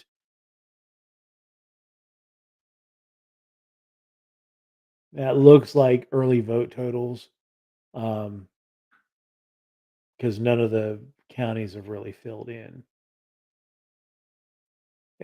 For governor of New Hampshire, we've got Sununu, who's been declared the winner over Sherman, has finally taken the lead in that race. In Vermont, governor of Vermont, Scott has won that one, or is leading that one pretty handily. I'm sorry. He's the incumbent. Let's go to Massachusetts. Healy is leading Deal. Um, very early for governor of Massachusetts. Um, Governor is term limited, so there's going to be a new governor of Massachusetts, probably the Democrat, um, as Massachusetts is one of the most democratic states in the country.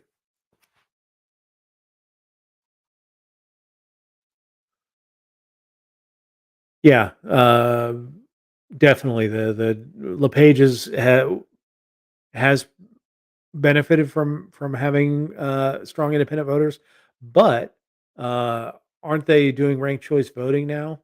So that might take away his advantage that he would have um, with a strong independent candidate or a weak Democratic candidate that allows him to win, but would allow those votes to get reallocated to a second candidate. Oh, it's no ranked choice for state offices. They do have it for federal though, which doesn't make sense.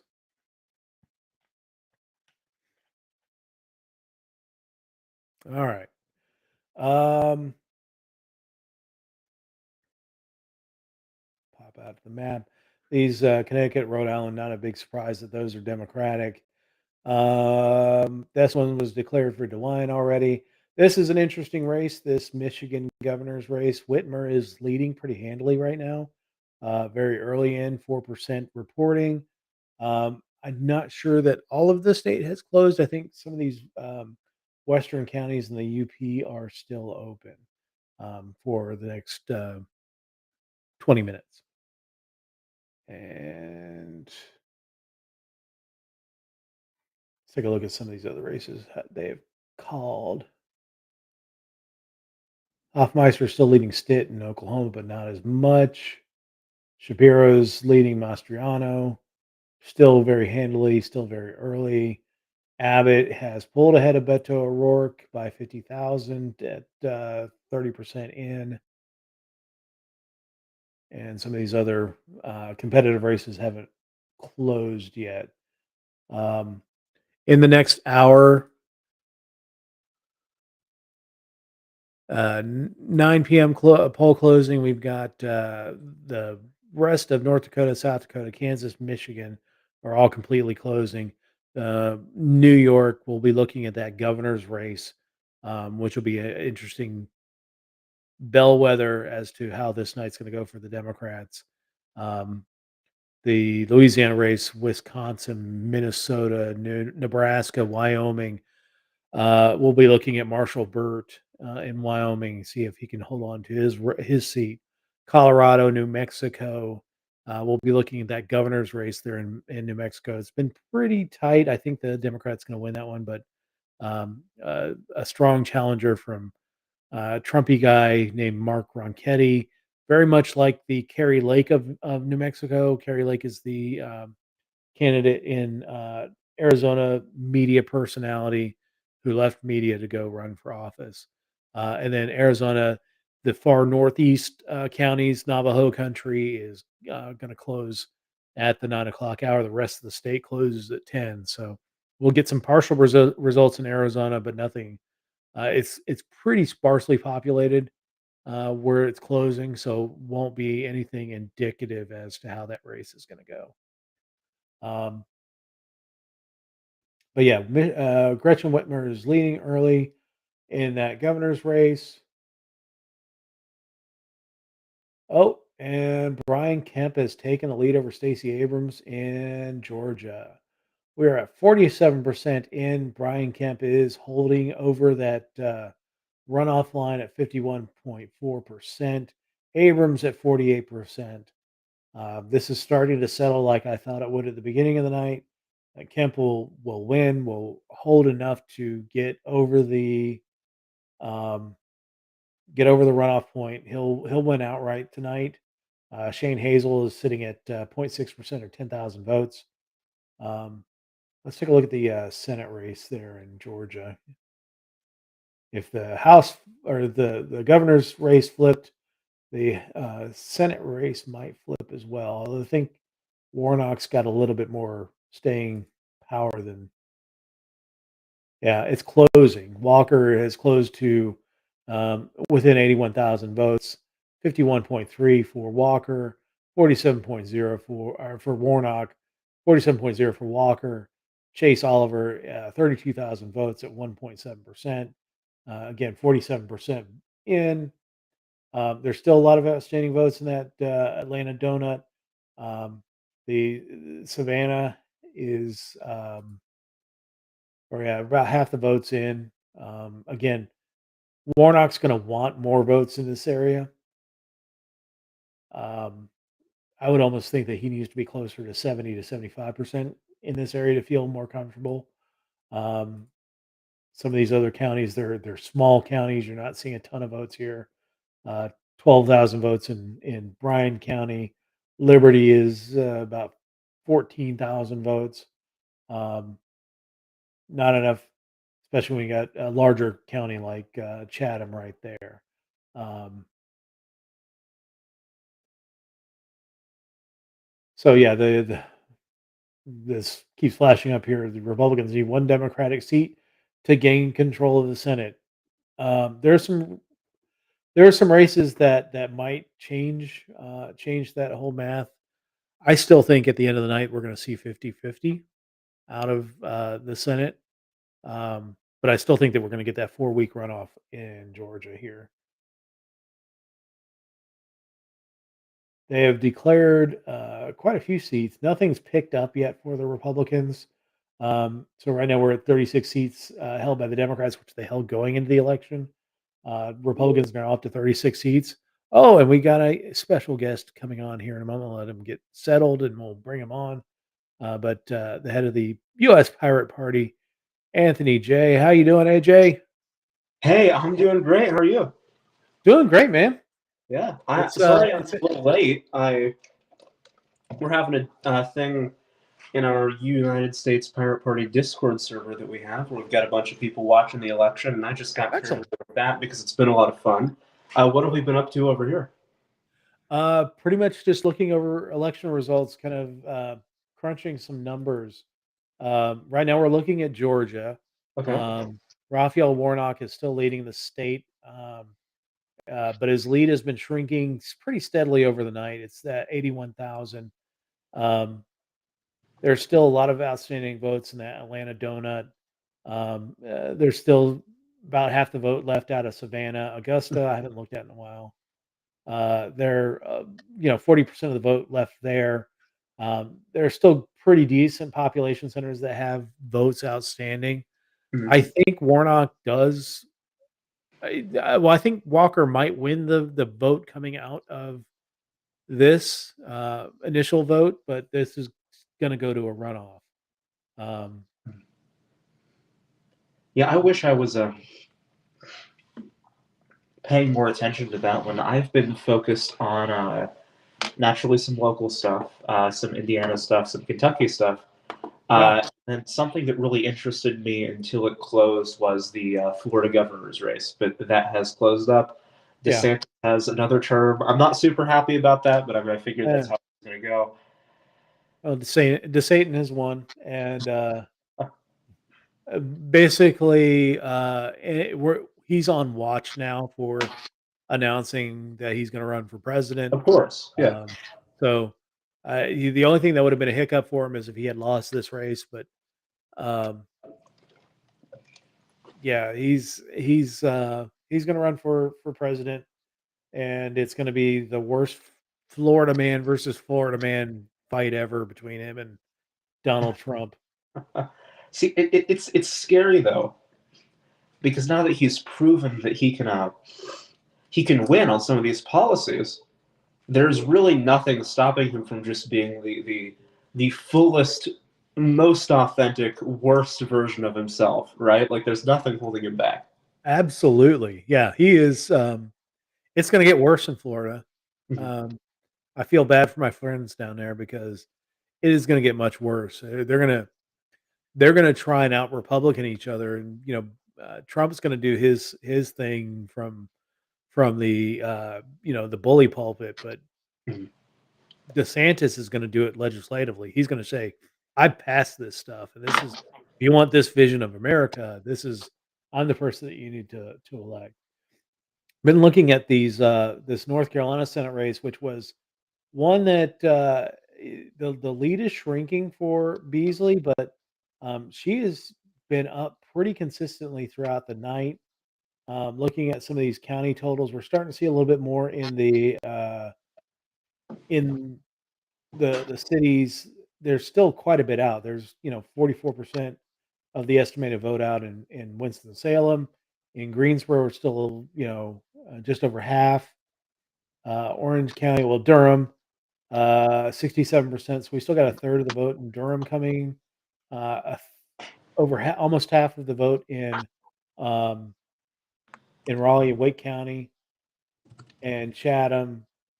So this is the Research Triangle area is coming in very heavily for. So there's 20% of the vote outstanding there, although it's a little bit smaller county in North Carolina.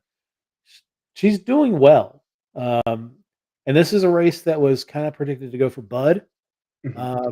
And if Beasley can beat Bud, then there's a good chance that the Democrats not only survive tonight, but they actually may gain a seat in the Senate. Yeah, well, it's also, I think, a signpost that maybe some of these polls that predicted that the DNC might have gained a little bit of some kind of edge to stand at least a fighting chance might have not been wrong. I don't think we can tell that yet, but I'm really curious to see if, the conventional wisdom is, of course, it's going to be a red sweep, but I think that it's a little bit more complicated than that. I don't think it's as easy as Americans looking at the gas prices and then deciding they want to vote for the conservatives, Yeah, I was looking at, so a lot of people were talking about the Real Clear Politics poll averages that they had been putting out that showed movement towards the GOP in the last weeks of the election campaign. But if you dug into the polls, you saw that well, they include every poll. So if there was a heavy Republican biased poll that was put out there, there was a couple of GOP polling groups, Trafalgar and Remington, dropped a ton of polls in a lot of these really close races towards the end. It's creating that media narrative that the Republican has momentum, and it may not be that. I mean, let's see what's going on in Pennsylvania. It's still very early, 8% in. You're seeing some of these central Pennsylvania counties starting to report, but Fetterman's leading still pretty good. I mean, we had the early vote drop out of Philadelphia and Pittsburgh, Allegheny Mhm. County, 28% of the vote in, which is not a surprise. And then Yeah, I mean, Fetterman, Philadelphia County. Fetterman's doing pretty well right now for all of the talk about how close of a race it's going to be. I mean, yeah, it's 8% of votes in right now, but still, I'm kind of surprised that right now out of that 8%, he's got like 70% of the vote. Yeah, yeah. I mean, a lot of it, it's not surprising in that initial drop was just Philadelphia and Pittsburgh. Yeah. So, Of course, yeah. uh, there is, I live in West Virginia, but I'm 15 minutes from the Pennsylvania border, and if you go over into Pennsylvania, it's like Donald Trump is still running there. Like, that rural part of Pennsylvania is so red, and people don't understand that, yeah, Donald Trump made it close. He barely won in 2016, barely lost in 2017 or 2020. There's a lot of love for him in the hinterlands of Pennsylvania. Um, and to a lot of people in Pennsylvania, he's still their president. So scary, but true. Um, but yeah, I'm not surprised the places that are reporting the Harrisburg area, Pittsburgh, Philadelphia are all trending blue as expected. Um, Yeah, well, I'm not surprised that it's heavily blue right now at all. Looking at what's in, I'm just surprised that it's by such a margin. But I also don't know Pennsylvania very well. Yeah, I mean, I think it tightens up, but I think that I do think that Fetterman is going to benefit by the fact that let's take a look at the governor's race here in Pennsylvania. Shapiro is waffle stomping Mhm. Mastriano Yeah. down the drain, and I think Shapiro is going to win by enough of a margin to have enough coattails to drag Fetterman over the finish line. Mhm. I don't think people are going to split their ticket too much between those two races. Yeah, I think you're right about that. So Uh, if I dare, if I may, Yeah. uh,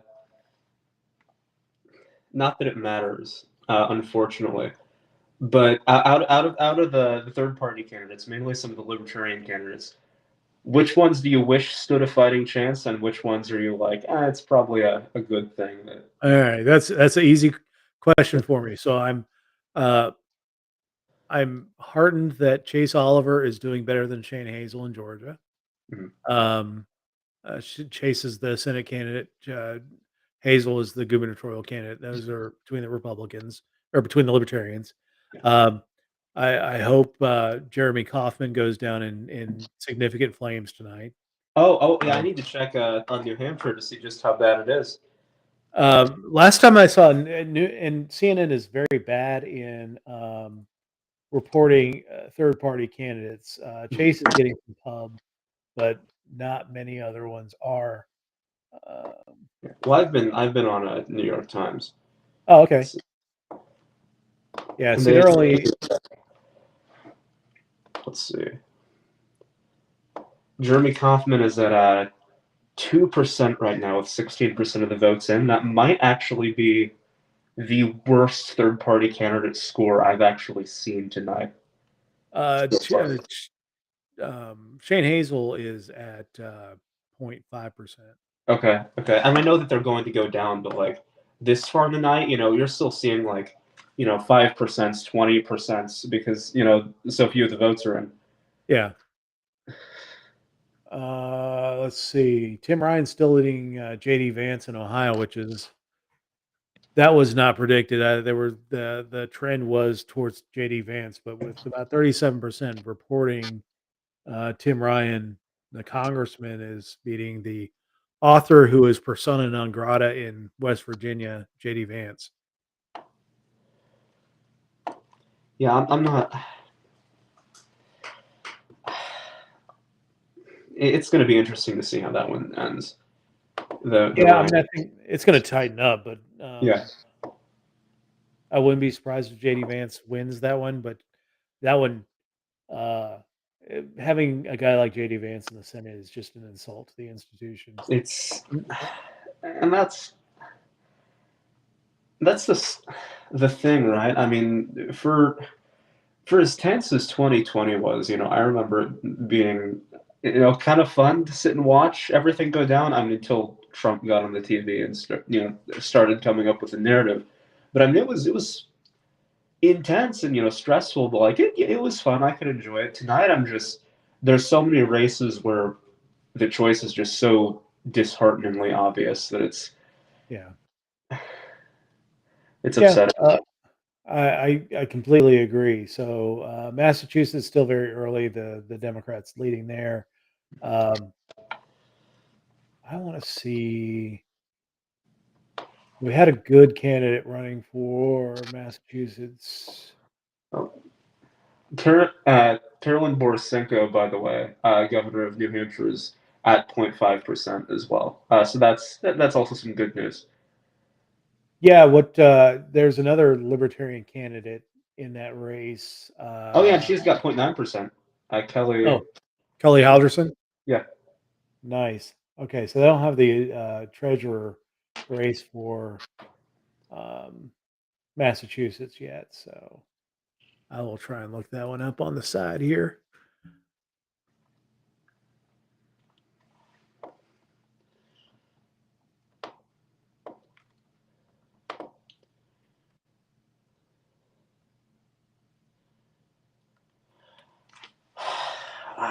All right. Thomas Massey won in Kentucky 4. Not a surprise, but Yeah. Not a surprise. Ethan Osborne, the pirate-backed independent, 4%, 5,000 votes. excellent. I'm really stoked about that. That is awesome. That that's worth celebrating. If nothing else turns out the way I want it to tonight, I think 4% is great. I'm actually really happy with that. That's awesome. Actually, I'll be back. I need to go tell everybody else, I think. Yeah, no, definitely. But I will be back. We've had a boost of people on our YouTube page. So, Yeah. pirates who are watching, thank you so much for dropping in. Give us a like, share, subscribe, and all that fun stuff. On Oh, YouTube. of course, yes. If you're a pirate and you're watching, subscribe, please. Yeah. This is a good show, and sometimes I'm on it and I make the show better. That's right. And if I get to 100 subscribers, I'm shaving. So Nice. more incentive. More incentive. But yeah, Ethan came in 4%. That's great. Sorry, I'm gonna go celebrate, but I'll be back. Yeah, you do that, and I'll see you in a few. All right. All right. So, not able to get any results in that Massachusetts race. So, if any of y'all know what's going on in Massachusetts on that treasurer race, let me know. I will. Yes, Governor Polis was up for election in Colorado. He's up against one of those virulent Trumper folks, and let's see. Chase is pulling about 1.6, 1.7% there in Georgia. We can go back and look at that Senate race right now. And it's one of the few states where Libertarian's running. They're actually reporting he's up to 1.8%, 38,000 votes for Chase Oliver in that race. And look at here. Raphael Warnock's lead has shrunk to just about 8,000 votes. But more importantly, noting the percentage, 49.3% to 48.9%, Warnock and Walker are both below the runoff line. So 4 more weeks of campaign ads for you there in Georgia. Enjoy those. I know I won't. So yeah, good on Chase Oliver. That's a great number, 1.8%. Um, and he's triple more than tripling what Shane Hazel's getting in the governor's race. Governor, I'm sorry, this is Senate for North Carolina. Beasley still leading that race by 29,000 votes. That lead is shrinking, but we are starting to see those. It looks like every county has, except for this one. Who's this? Wilson County. Get your shit together, guys. Um, they have not reported. The only county in North Carolina has not reported yet. So the map is filled in. Red counties all the way down around the Fayetteville area. Um, we're seeing some blue. Wilmington, Charlotte, Asheville. Your cities are blue. This northern tier here, um, generally majority African American population in that tier right there. So blue there coming in pretty good for Beasley, but that lead is shrinking. They're at 64% in. Trends at this point still uh, favor the Republican, but let me see some of these city totals. Getting more vote, but we still got a lot of vote outstanding in Forsyth, in Guilford. Have not had much movement there. Getting more in Orange. We're getting it in Durham County. Um, a little bit more in Durham County, Raleigh. Um, Still quite a bit of vote there. Let me get out to Charlotte and see what they're looking like as far as their vote is. Charlotte still has half their vote coming in, so I'm not writing off Beasley just yet, but the numbers coming in have been trending towards Bud. Um, but she's still, it's those cities that I'm looking at with their vote in. Most of Asheville's come in, um, and come in pretty well for Beasley. See if there's anything much left in. Yeah, there's a pretty good amount of left in New Hanover County for Wilmington area. Um, these counties don't have a ton of population, so I'm not really concerned too much about it. But this area, the Research Triangle area, the Triad area, Winston-Salem, High Point, Greensboro, Charlotte, um, that's where probably will trend blue and may keep this or may make this a blue seat.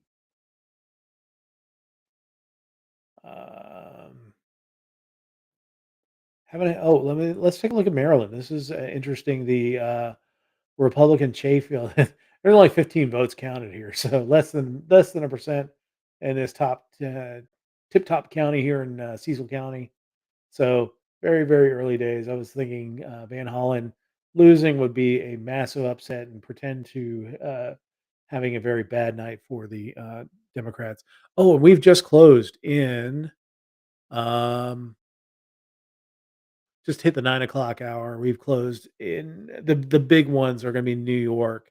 We'll start seeing results in that gubernatorial race in New York between Hochul and Zeldin. This one's been very hyped by the Republicans as them having a chance. Haven't had a Republican governor since Pataki, and don't anticipate them having a Republican governor. But the Republicans have been selling it. In fact, we see this is a Senate race. This one, Chuck Schumer already declared the winner. Early vote rolling in, and he has a sizable lead. Uh, Never heard of his opponent, just a sacrificial lamb from the Republican Party of New York. Let's go to governor's race. See if we've got early voting totals in there. Now, remember, early voting totals are going to skew towards the Democrats. Um, they have been far more likely to use early voting. Oh, we got Massachusetts treasurer race, Deborah Goldberg, 79.2, Chris Crawford, 20.82% in. All right. So Blue early returns. Again, this is early voting. 8% of the vote expected vote in is 75% to 25%. Um, and we're seeing some reporting down here in the boroughs. So that's going to trend very heavily towards the governor and the Democrats. But yeah, none of the upstate is reported yet, but not surprised that Hochul's got a lead. Will she maintain it? Is the question. Mills has taken the lead in the Maine governor's race. We were talking about that earlier. So, three candidates in there. There's an independent that's not pulling a significant amount, 1.8%. There's only 6% in here at this point. So, um, some of the hinter counties there in Maine are reporting not so much in the cities. So we'll see how that race turns once you start seeing Augusta, Portland, Lewiston, and Bangor. Uh, Bangor, hardly know her. Um, Start coming in.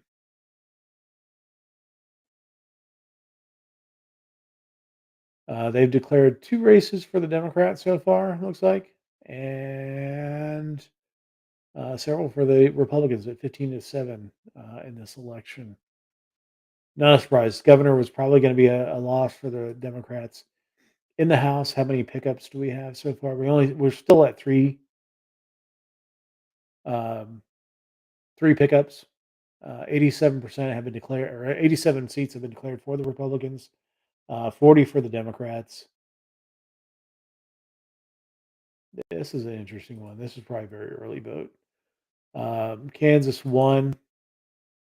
Beard is leading man early. It does have some of the Democratic strongholds like Topeka, Lawrence, Manhattan in this district. So, I mean, it makes a little more sense that a Democrat's doing well in this district, but it contains a lot of the large rural populations of Kansas. It'll be interesting to see. We're seeing a lot of these, yes, very early in the vote, but you're seeing Democrats holding some of these districts. Davids was already an incumbent, well ahead there, almost half the vote in. That probably get called pretty soon. Um, LaTurner is losing 16% in. Probably won't be um, too much time before LaTurner pulls ahead in that race. But I mean, look how gerrymandered this district is. So this is the House 2 district for uh, Kansas, goes from the Nebraska border down along the Missouri River here, uh, cuts past the Kansas City suburbs and past the Lawrenceville or Lawrence University of Kansas area, goes south of the Kansas State area. There it does contain some of the capital or some of Topeka uh, area, and then down here towards the south end of the state, towards the Oklahoma border. That one's kind of a mess. And then you got this district here, Beard, winning this one. It's an interesting. That would be an interesting get if a Democrat can win the Kansas hinterlands. This one, Estes, the incumbent, looks like he's pretty safe uh, with about a third of the vote in. That was a bad joke.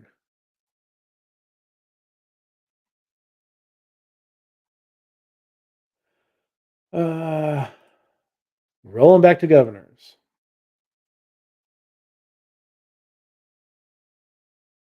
So Georgia's solidly, well, not solidly in the red, but we're not surprised with what's going on in Alabama. Kay Ivey won re-election there.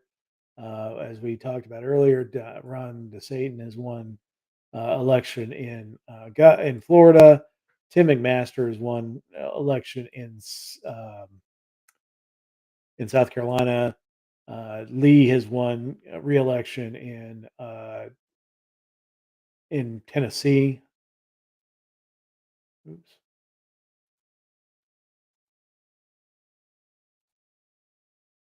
J.D. Pritzker has won election in Illinois. Not a surprise there. Gretchen Whitmer is ahead in Michigan. Not too surprised. I think she will win this one. I will say that this is the best looking race in the country between Dixon and Whitmer. I got some pretty politicians in Michigan. I'm kind of jealous. We got Alex Mooney in West Virginia and Jim Justice. It ain't fair. All right, Josh Shapiro beating the doors off of Doug Mastriano. Still waiting for some of this central Pennsylvania stuff to start reporting, but still almost a 2-1 lead.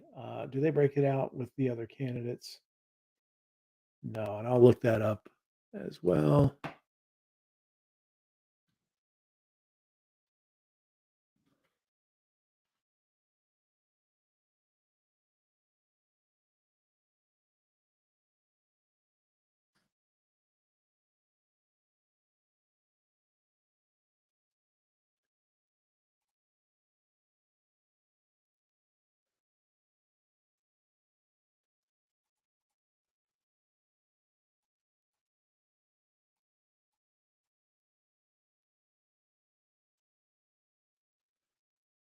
All right. So in Pennsylvania, in the governor's race, Josh Shapiro and Doug Mastriano. So it's 71-26.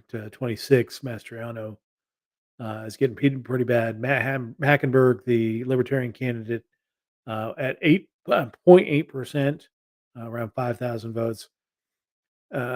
Christina DiGiulio, independent candidate, I guess, maybe Green. I don't know.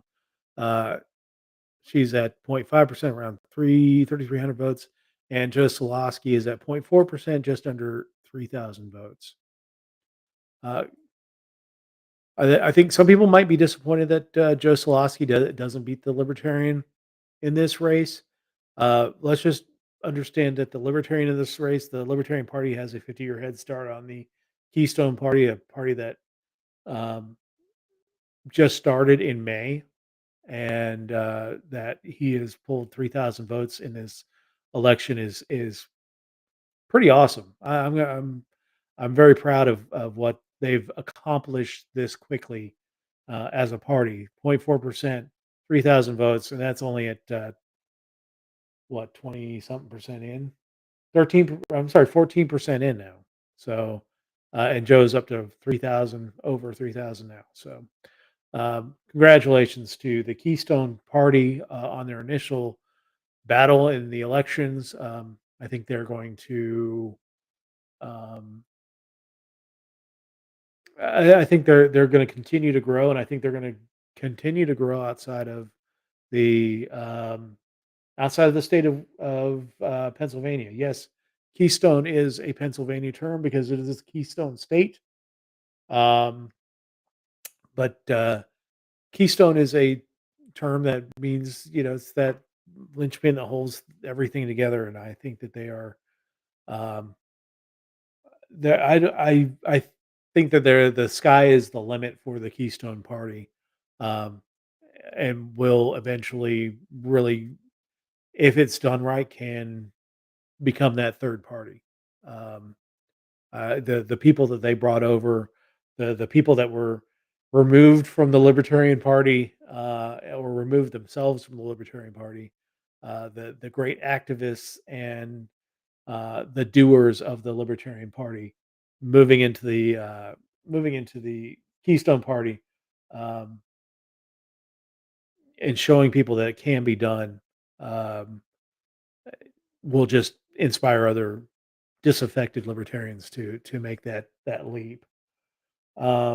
Let's take a look at that Senate race and see let's see if I can get the Keystone numbers for the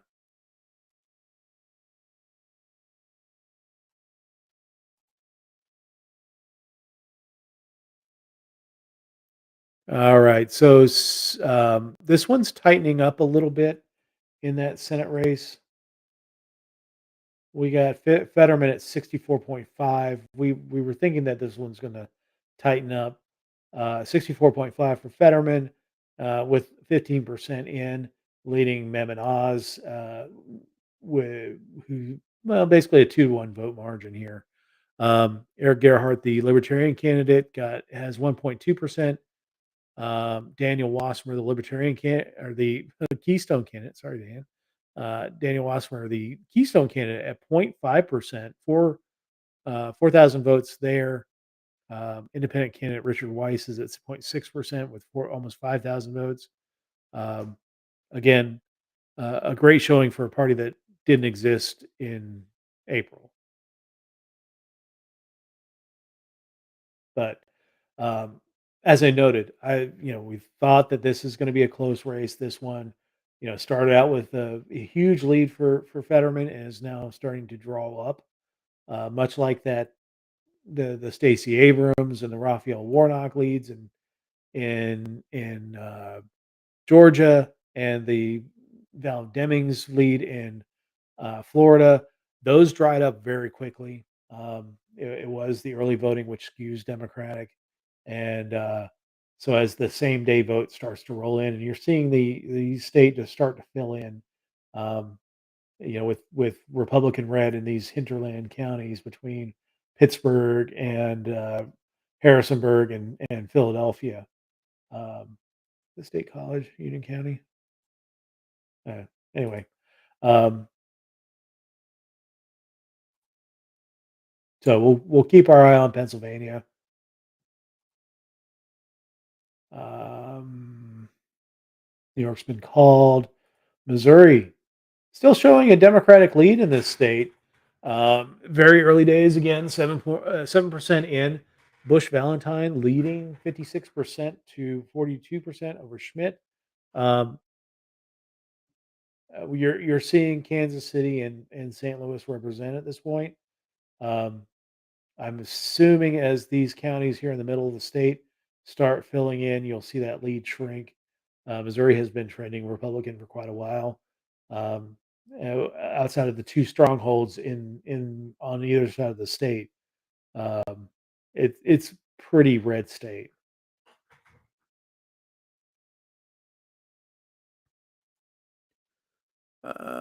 Let's see. Yes, John, Jen, Steve, and Steve, Kev, all of them. John Waldenberger, uh, uh, Christine Kusler Womack, everybody that is putting their foot forward as Keystone, um, are absolutely amazing, and I'm proud to say I know all of them, and even contributed to some of them for full disclosure. Um, that's definitely very bullish on the future of that party. U.S. Senate, Chris Van Hollen has taken the lead. No big surprise. Baltimore's reporting. Annapolis is reporting. Uh, there is the Eastern Shore, which is marginally Republican.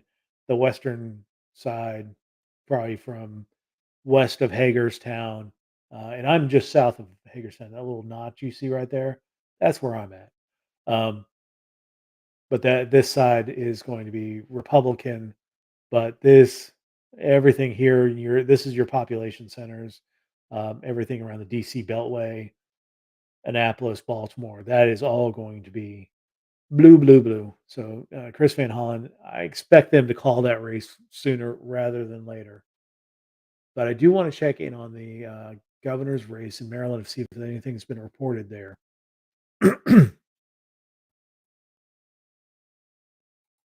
All right, blue. Yeah, Moore is leading that race. This is going to be a pickup for the Democrats. Uh, I can't even remember his name now, and I see his name every day when I'm driving into Maryland. Um, but the Republican governor, who has been a thorn in the side of President Bush for a long time, he is term limited out. So Wes Moore, who is a former Obama department head and is going to take that race. Cox is one of those weird MAGA Republican dudes. Um, there was a libertarian running in that one. I want to see what they're polling at. I will say is I don't like watching MSNBC, but they're at least including all the candidates in these races.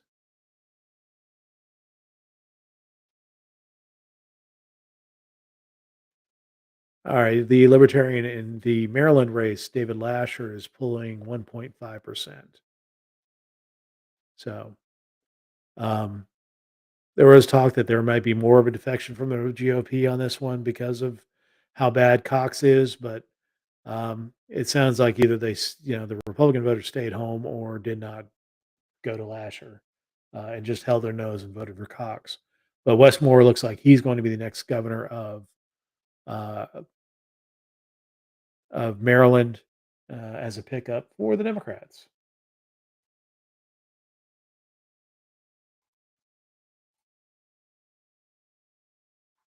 Let's take a look at some of the. Looks like Greg Abbott is. It's still a pretty competitive race. I mean, 138,000 out of almost 4.5 million votes cast is not a ton. It's 51-47 in that state. Um, Houston's starting to come in a little bit and skewing a little bit towards Rourke. Dallas is heavy on O'Rourke. Austin is heavy on O'Rourke. San Antonio is heavy on O'Rourke. El Paso, of course, which is where he represented, keeping him in the game. But as these West Texas counties continue to fill in, not a ton of votes in each of these counties. Although when you get to like Midland, Odessa, Lubbock, Amarillo, Canyon area, they're not going to be like rock red, but they're going to be much redder than some of these cities here in the eastern part of Texas.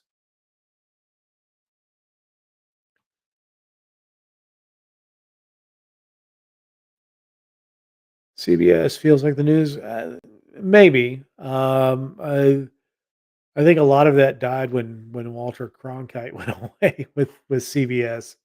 Um, but yeah, uh, New Mexico, my home state.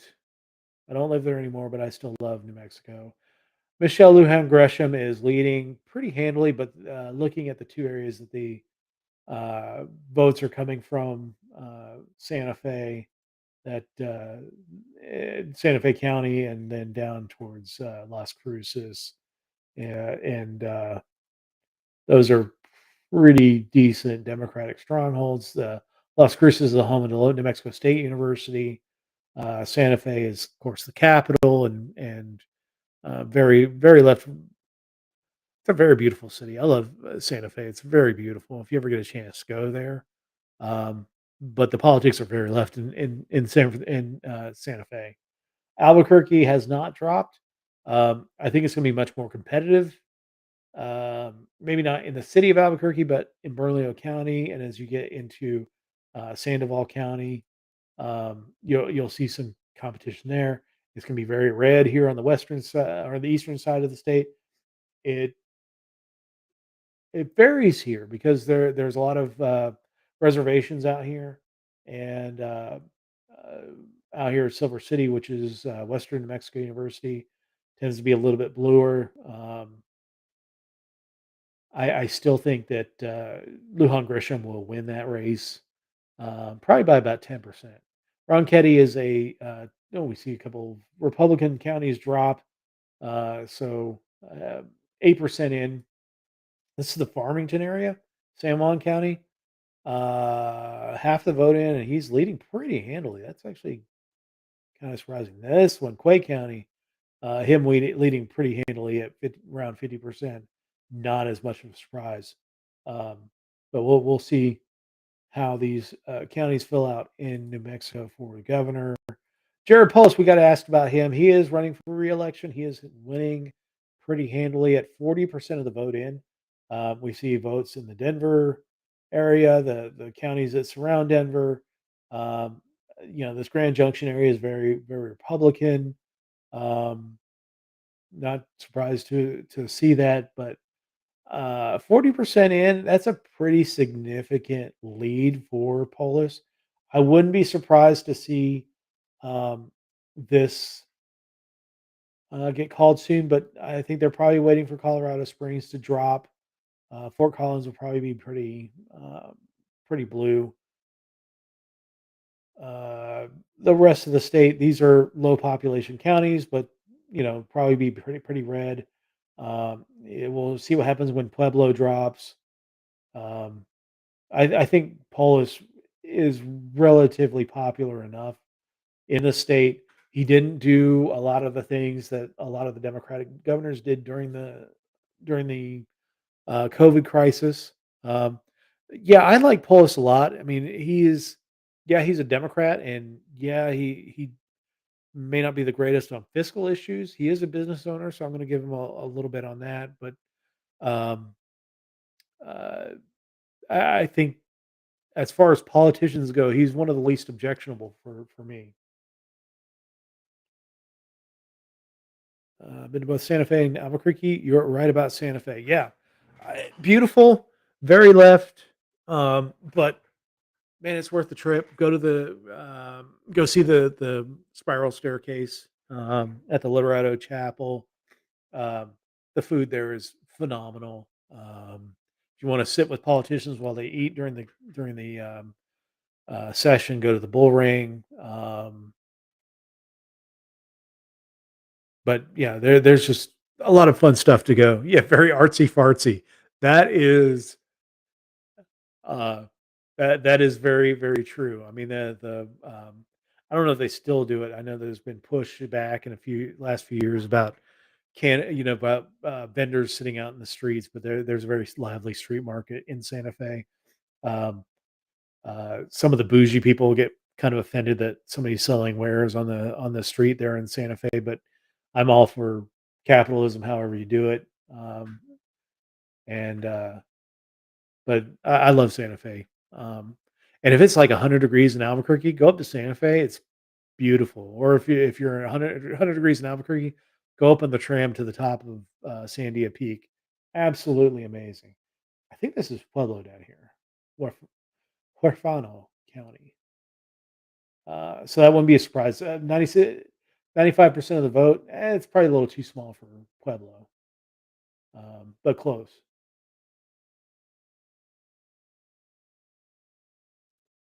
Let's dip back into these Senate races. All right, we still see a significant lead in Pennsylvania. We're still seeing a slight lead there in Georgia. Warnock is leading, and he is above the cut line with 1.393 million votes. He is 91,000 votes ahead of Herschel Walker, and if the race ended right here, he would avoid the runoff.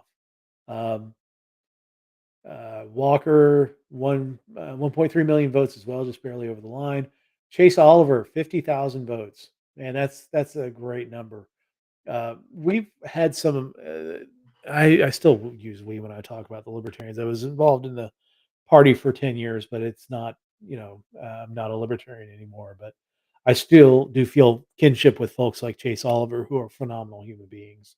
Um, uh, Georgia has had um, some really good, good numbers when it came to elections, some of our highest vote totals, particularly public service commission races, because one party or the other doesn't contest them, and the Libertarian Party contests them and is able to get ballot access for these statewide races because they do so well in them. And Chase Oliver pulling 50,000 votes is an amazing number in a three-way race, where really his coverage consisted of debate and some foreign press. He got an interview from the BBC, or he was interviewed by, I think he had a couple of national interviews, but was largely ignored by the local press, except for the idea of him being this quote unquote spoiler. Um, if these fools had paid attention at all to the message that Chase was putting out there, it was probably the most robust and serious message of all the candidates. And I'm proud to know Chase. I love Chase. He's such a good dude, and glad that he is done with this part of his life. And I'm looking forward to seeing what he does next. He's talked about doing a show himself, and I look forward to seeing that because Chase is quality and one of the best voices. Oh, hey, sweet! Find love on the best dating site. I will tell you, I am. So next Thursday, not this Thursday coming up, next whatever the 16th is. That's my 20th anniversary. So I'm good. Thanks. Appreciate. Um, but yeah, so excited to see what happens with Chase Oliver moving forward. Dan Fishman, who does the show with me, was right that if he's in the mood to do something, if he does a interview with local press or hold a press conference saying not endorsing somebody. I think we've had enough issues with libertarians endorsing non-libertarian candidates the last few weeks. But um, if he can get out there and say, "Hey, Democrat, Republican, if we are stuck with this runoff, which Warnock is 1.1% above the cut line now, if he can avoid if he gets into the runoff, what can Warnock or Walker do to earn libertarian votes?"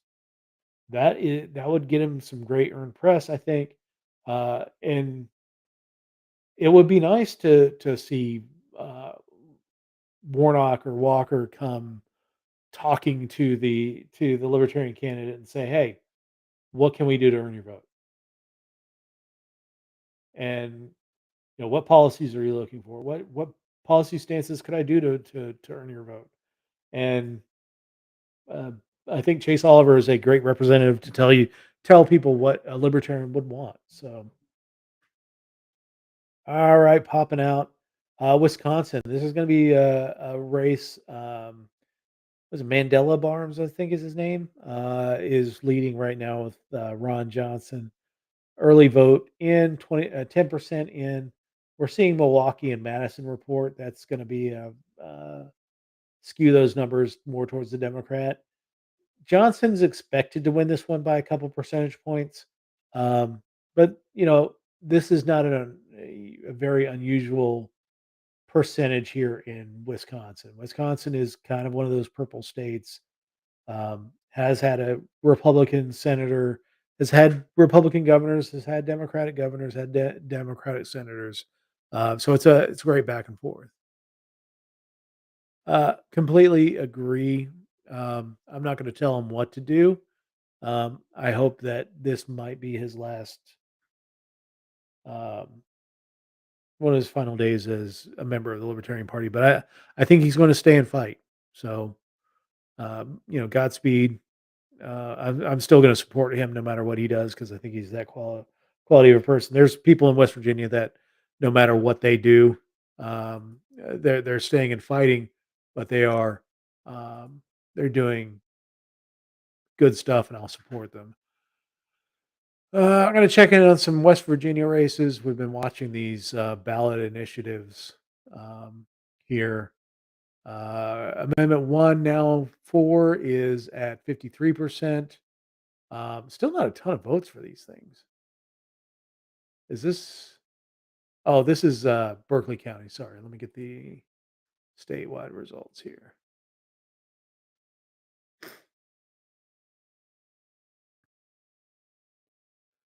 Uh, wow. Amendment 1 still heavily no, um, which is the preventing the judiciary from involving itself in state impeachment, uh, state legislature impeachment proceedings. Amendment 2, the property tax modernization amendment, still heavily no at 63%, with 200 it doesn't give you the percentage, but 19 out of 55 counties fully reporting, showing that a heavy no vote. Heavy no vote in the incorporation of churches and religious denominations. Not as heavy. That's actually 53 to 46 against. I think that one passes. Eh, It's not a big deal. I think a lot of people will think. And then the Education Accountability Amendment is losing pretty heavily at 136. 136,000 to 101,000, 238,000 votes. Again, this is with 19 of the 55 counties reporting. And I'm going to look at some of my local races to see who's winning. Charles Trump is winning pretty handily in Berkeley County. Um, Not a surprise. He's the Senate chair of the Judiciary Committee. Um, uh, he is, one of the deans of the Senate. Jason Barrett is winning over Hannah Geffert pretty handily in the Berkeley County portion of the district, 64 to 35. Surprising. I thought Hannah Geffert would do a little bit better. There's been a lot of consternation about Jason Barrett being a former Democrat, and just kind of climbing the ladder. George Miller is walking to an election here in Berkeley County, has no opposition, which is very sad. Don Forst is leading over S. Marshall Wilson.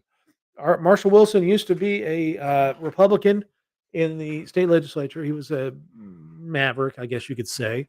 Um, Left the Republican Party over the current Republican governor, um, Jim Justice.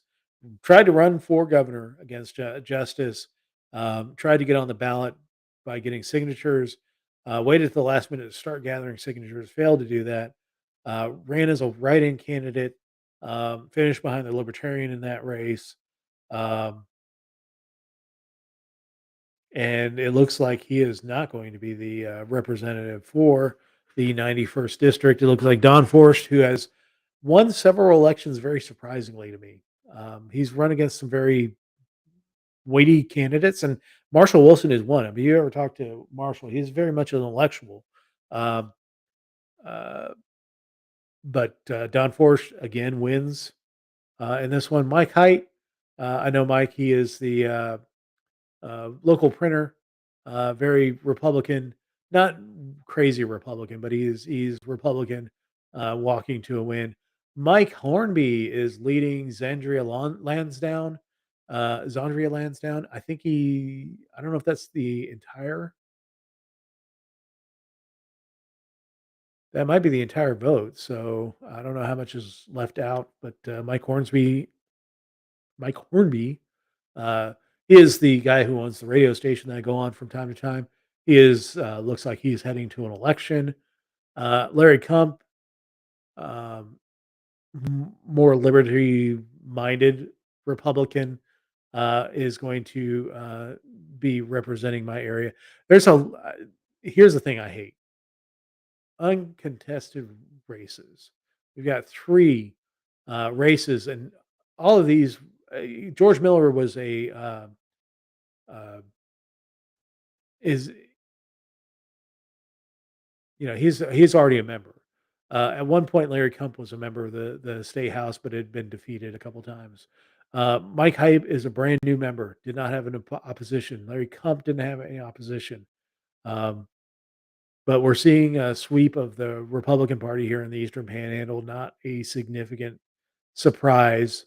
Chuck Horst, my delegate, is winning pretty handily over Democratic opposition.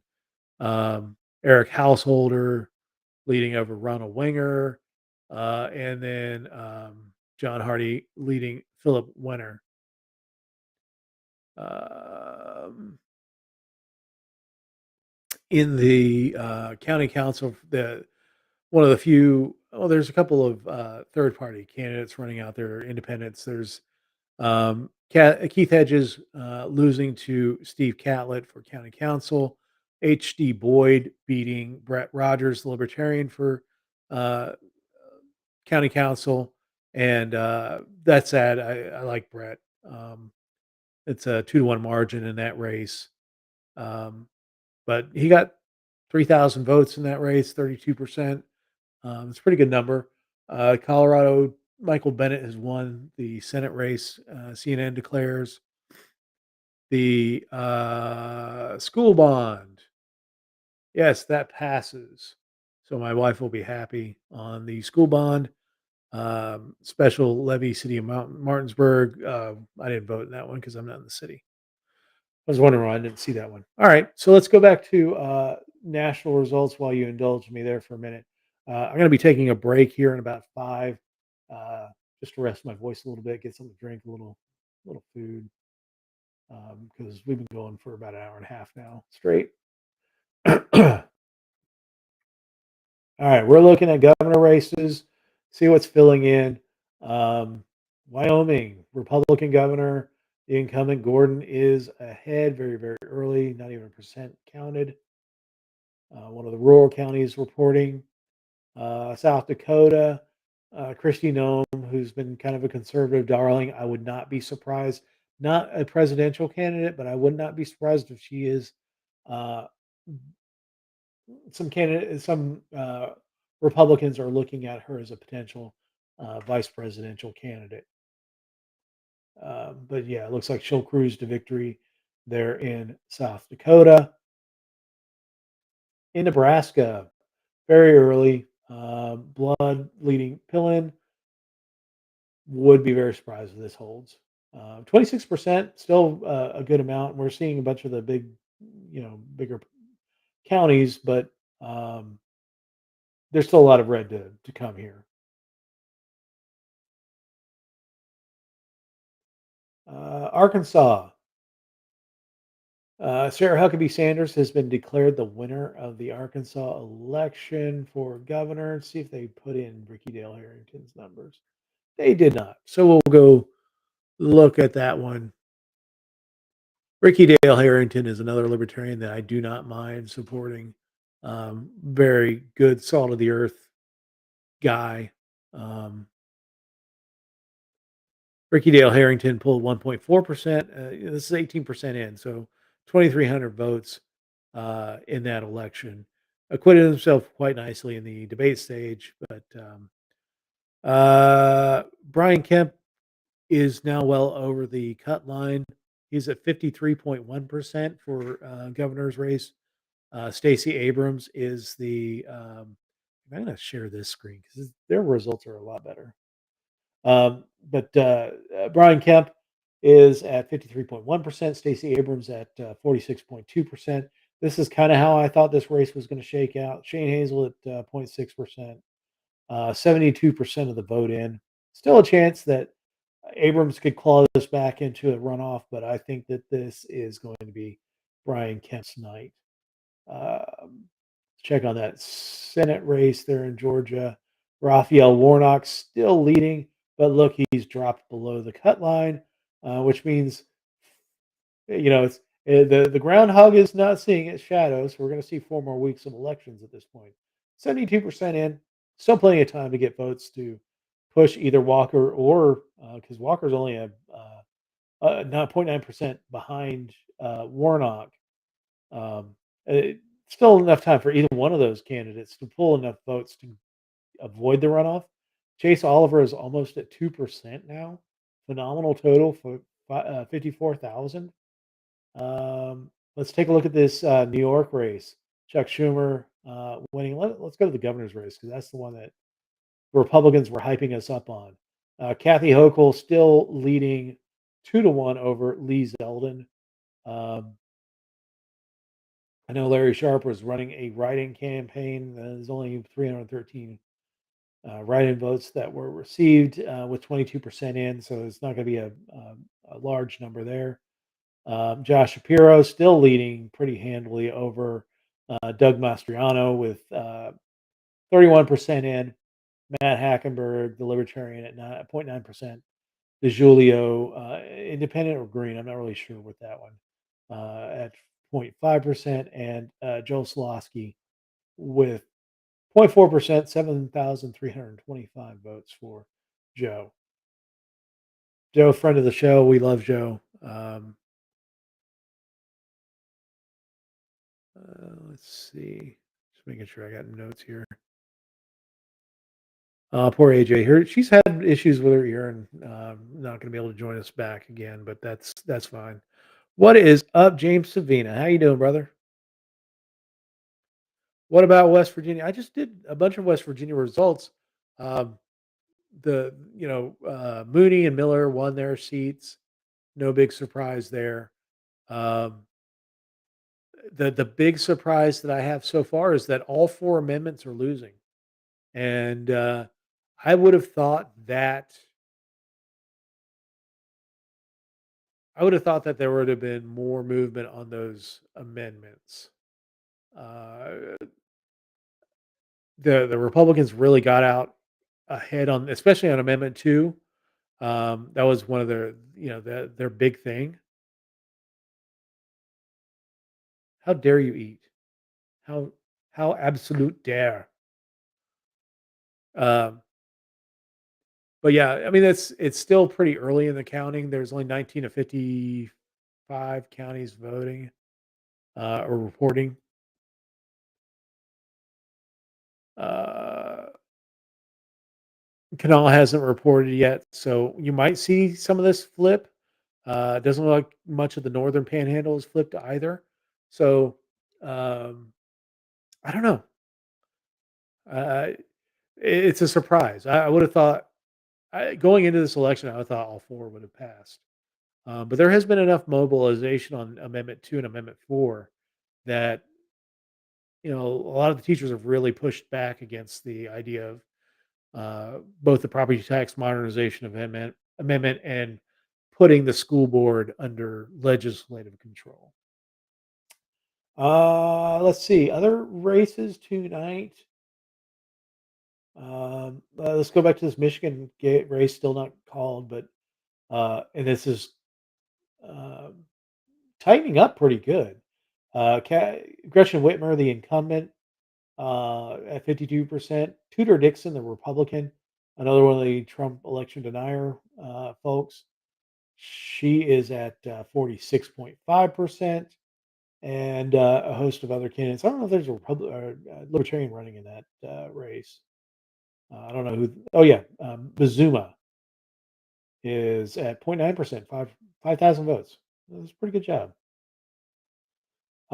Michelle Lujan Gresham at 19% is leading still over Mark Ronchetti by about 13%.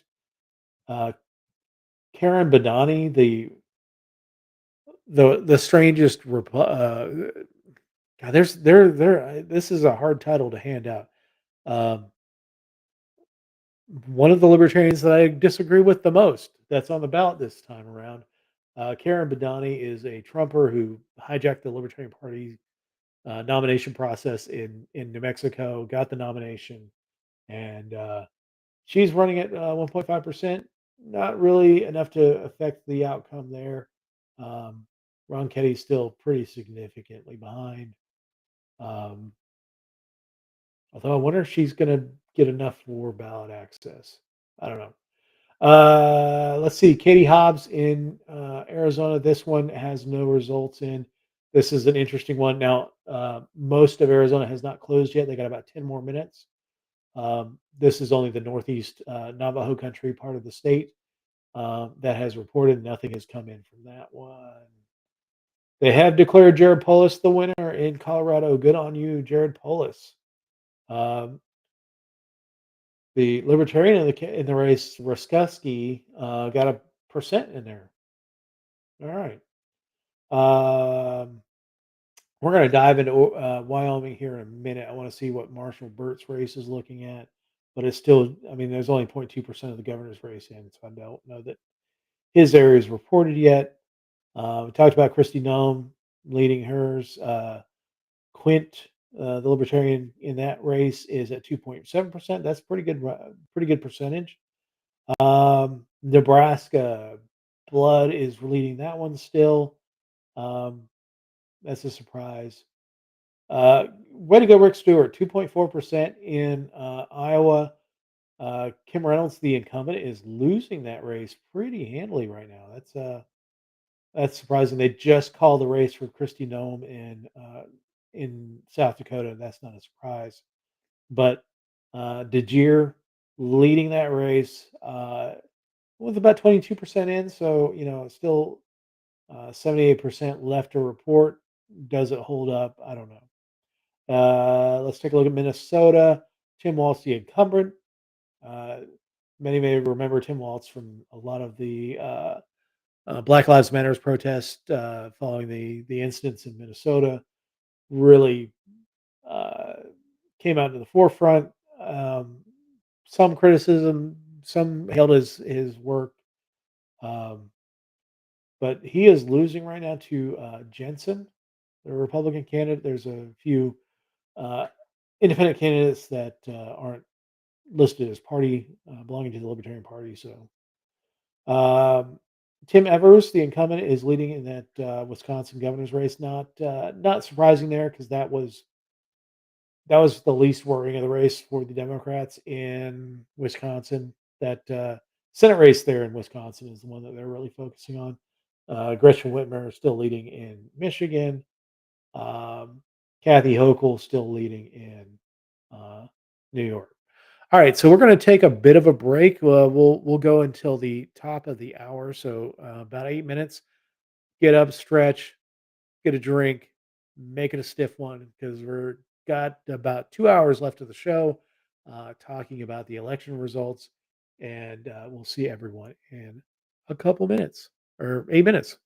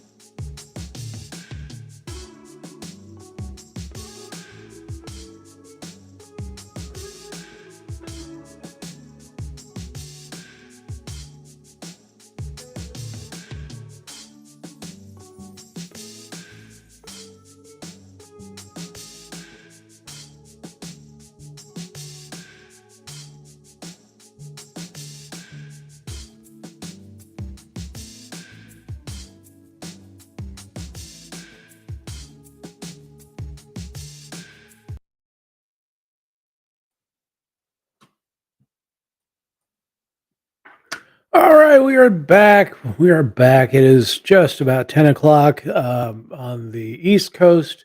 Um, Let me go over the states that we got closing here. We actually have breaking news.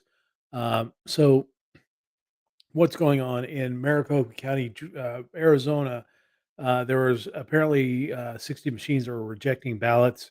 They did get it fixed. A judge has refused a request by the GOP to extend voting hours in Maricopa County, which is the home of Phoenix, um, to uh, to extend voting hours, and that was rejected. So I'm sure all kinds of fun is going to come from that one as we talk as we go through the nights and the Arizona tallies come in.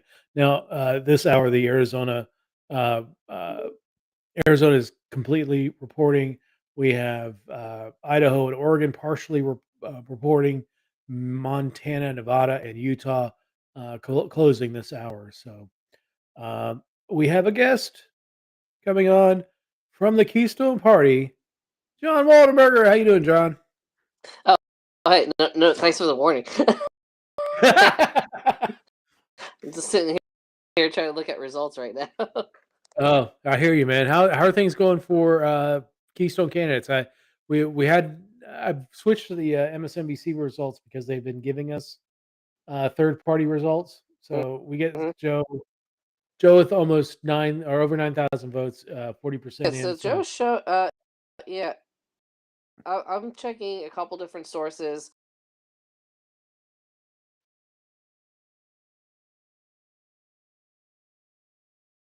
Oh, you're frozen. Yeah, you popped in and out a couple times. So I'm wondering if you got connectivity issues. But anyway, we'll get back to John here in a moment when he comes back on. There he is. Hold on a sec. He was a There we connection go. here. Yeah, All right, your was it connection me? dropped Good. out. So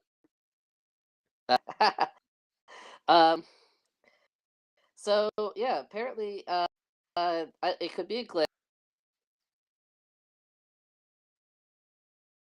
yeah, you dropped out again, man.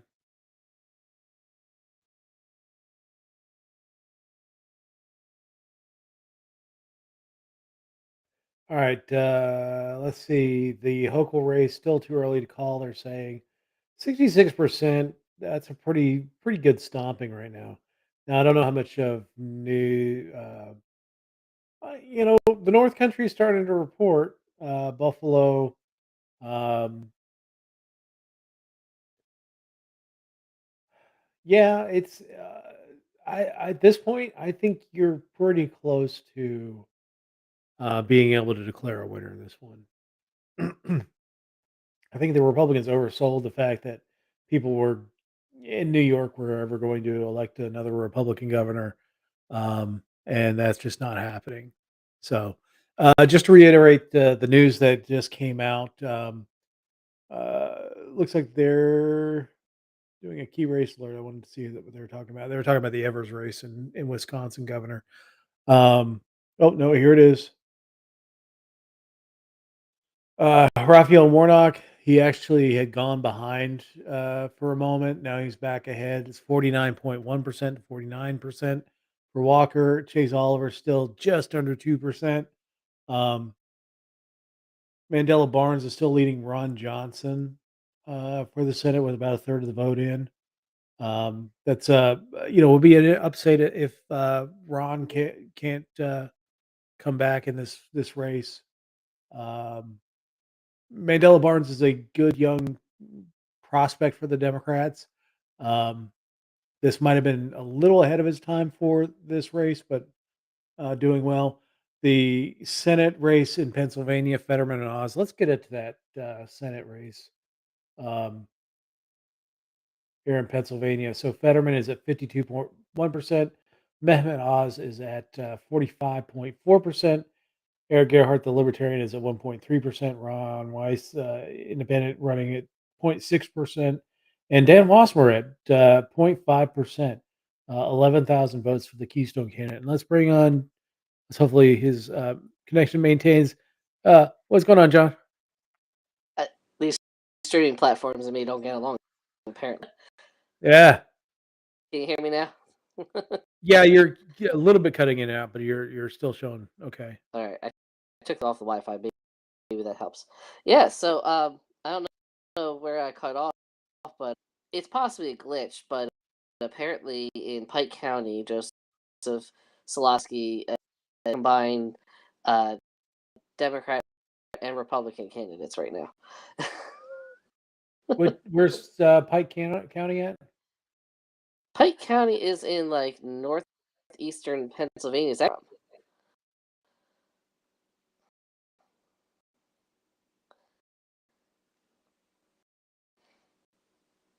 it has to be a glitch, but I'll we can at least Yeah. ruffle in. I mean, they're not showing anything as showing as anything other than Democrat or Republican county at this point. Yeah, everything's all over the place right now. My county Interesting. isn't fully reporting at the moment either. Okay, so they've got Pike County. They got Pike County here, with Josh Shapiro at 56.9% at 6,000 votes. Doug Mastriano at 41.3% with 4,000 votes. Hackenberg 83 votes. Giulio 54, and Joe at 42. So must have been a glitch, but Yeah. for a party that has, but I will say for a party that has been around since May, Yep, we are to pull not even a year. Yeah. To pull 10,000 votes in a governor's race, to pull 10,000, 11,000 votes in the Senate race is an amazing testament to the work that you've done. This was a team To do half of, yeah, well, huge team the Libertarian Party in Pennsylvania has been around for almost 50 years now, and Mhm. they're at 0.9%. You're halfway to where they're at. And a lot of people, I will say the majority of the libertarian voters don't know what's going on nationally with the party, aren't paying attention to the national party, so they don't know what's become of the national party. So they're probably just going out and voting libertarian because they voted libertarian the last few elections or whatever. My TikTok fell. I'll fix you in a minute, TikTok. But yeah, it's amazing to see how far the party has come. Let me get that back up here. Yeah, I'm proud of what I know I've knocked on a lot of doors in my area, hit a lot of independents, and yeah, in my borough, numbers not not too bad, considering everything. We're less than 2 square miles in Tyler Borough, just the Montgomery, and just um, you know, out of the 800 votes that were cast, Ed Wasmer, 5 for Nicole. I'm not complaining. Yeah. So how is Christine doing? Christine, Womack, I haven't Yeah. seen anything on. She is in PA 93. I was actually looking at hers. Going to look at hers next.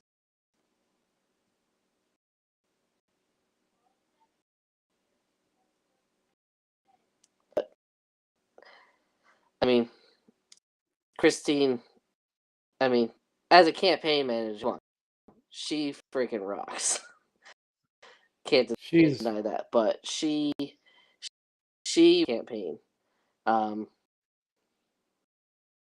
don't know what I can say.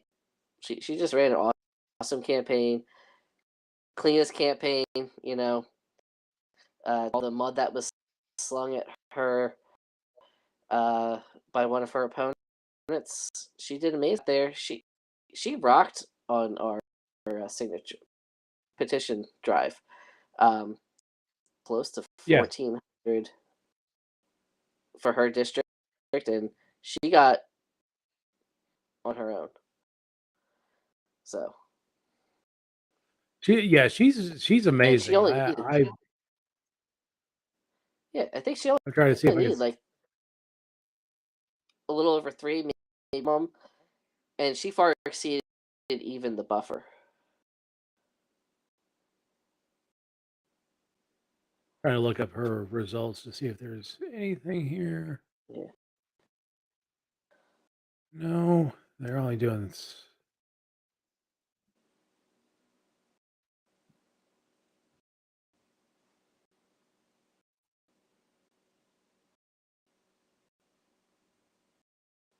yeah, they're only doing like major races. They're not diving deep into state house races for me to get. Yeah. I'm checking my slide. There should be. Let's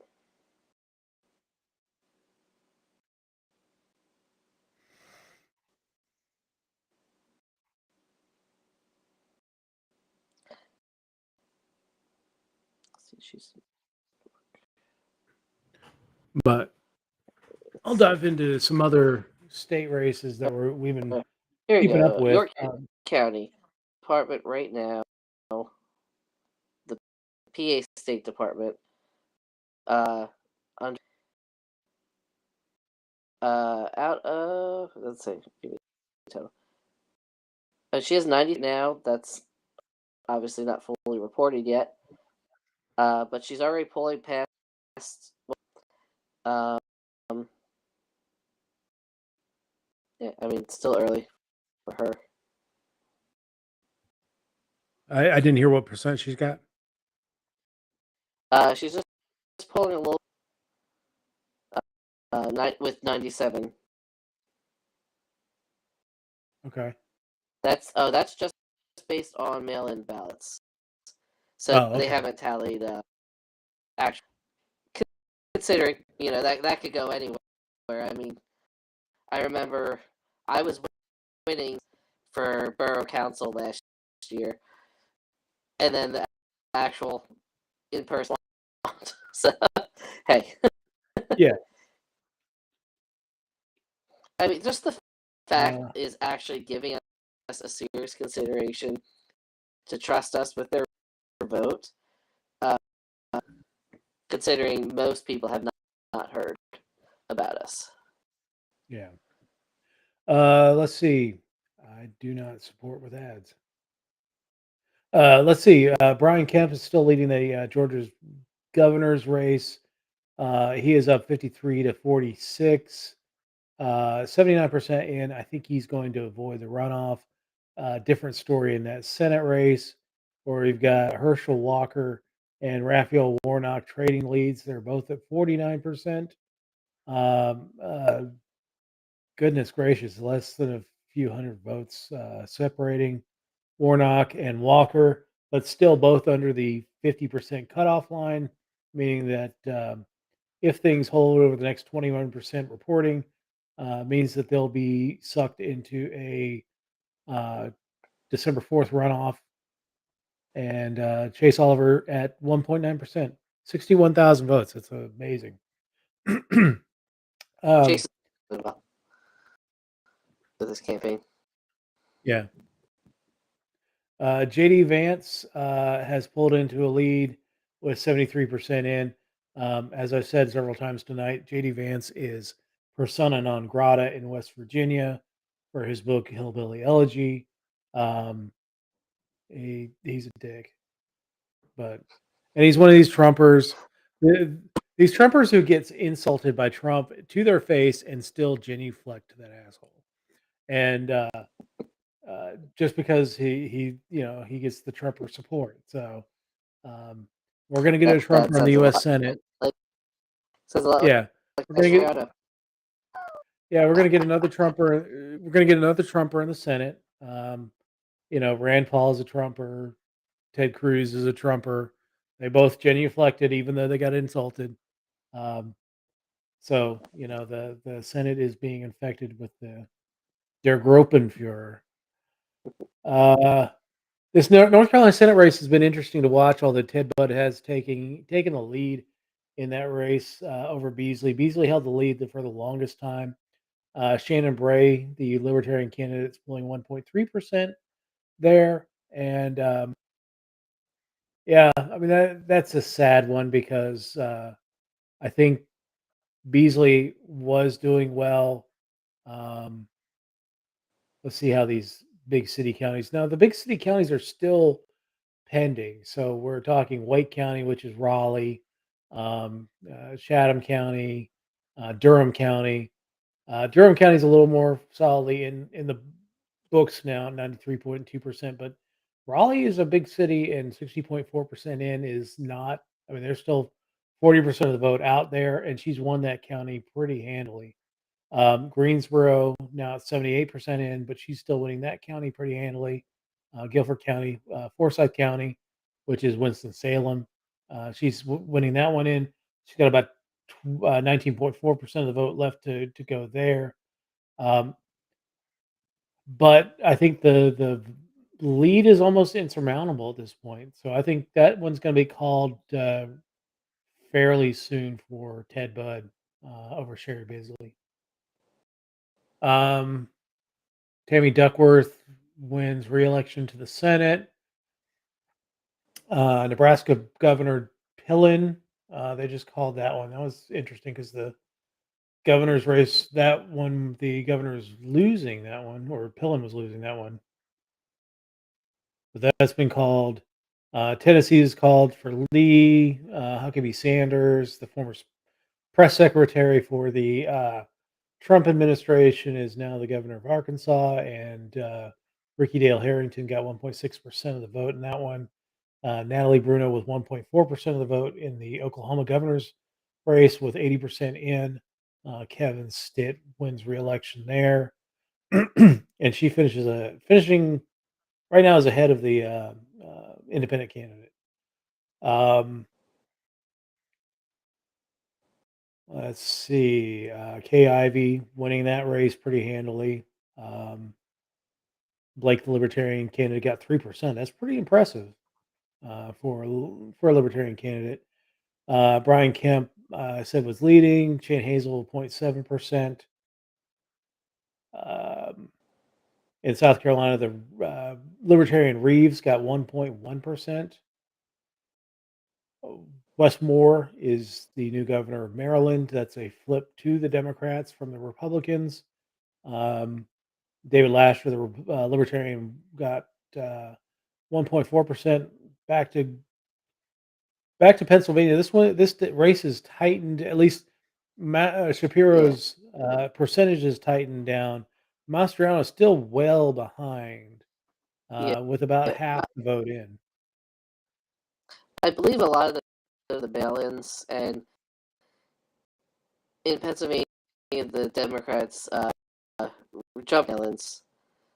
Because I'm seeing right now, I'm using Associate, but right now CD1, that's my congressional district. Brian Fitzpatrick, the incumbent, interesting story. But right now, Ashley Ease has the Democratic challenge right now. Fitzpatrick is. The Republicans hate him. They challenge him in the primary every year, and because he's the Republican. Yeah. That's the way it goes. But yeah, Joe's up to 11,000 votes in Pennsylvania. Still surprised I haven't called this New York race. I know it's only 32% in, but I don't anticipate anything really flipping for Zeldin.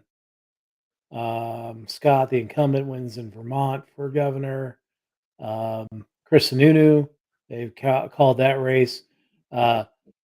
Great news in this race is that Kelly Halderson, the rational Libertarian candidate, beat Carolyn Borisenko, the irrational, whatever the hell she is, in votes, almost a 2-to-1 margin. So good on you, Kelly. Appreciate that. That is awesome. I'm glad That to is see awesome. the same doing well. Yeah. So, oh, this is, it's 44% in. Um, yeah. So Hassan is leading this race, which I don't mind. Balduke is another one of these weird Trumper things running. But Jeremy Kaufman getting 1.3%. I think just because he, he's such a reprehensible person. Mhm. It makes me sad that 1.3% of New Hampshire cast their vote for this guy. And I hope he goes back and crawls back under that rock that he's been under once this election's over. Was there a sane option? No, there was no. There was a guy who was running. Can't remember who it was, but he had to drop out for personal reasons. Um, the same way that Kelly was running as a rational libertarian. If anybody out there knows how Nick Sarwark's race is going, let me know for Yeah. Hillsborough County Attorney or something like that.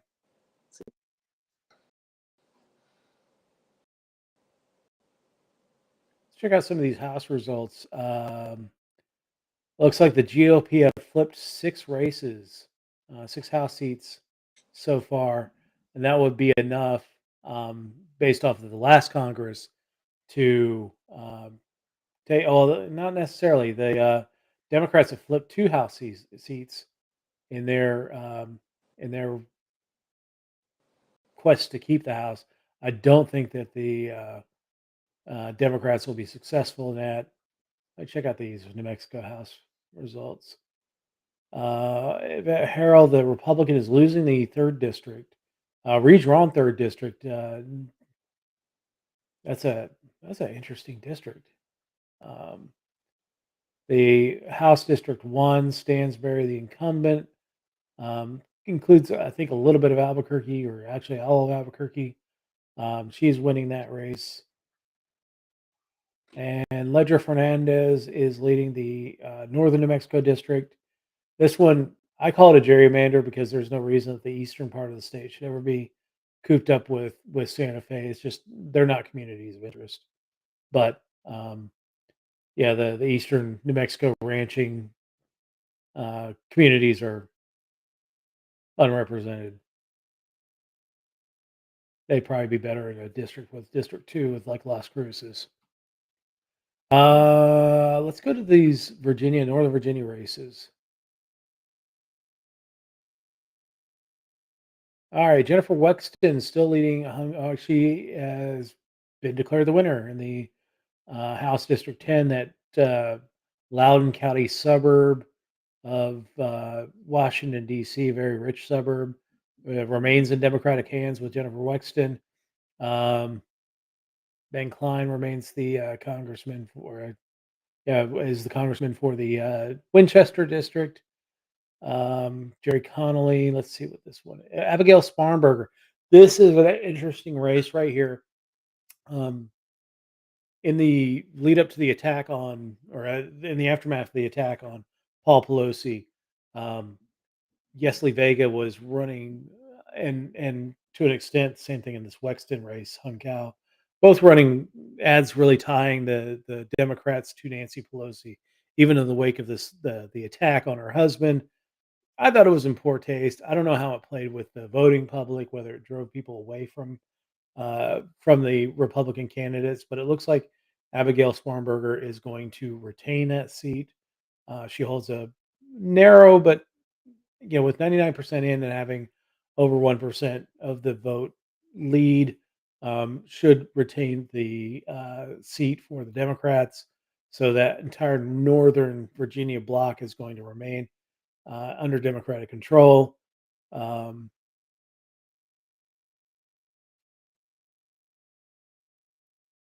This might be a flip here. Jen Kiggins versus Elaine Luria. I think Luria is the incumbent in this race.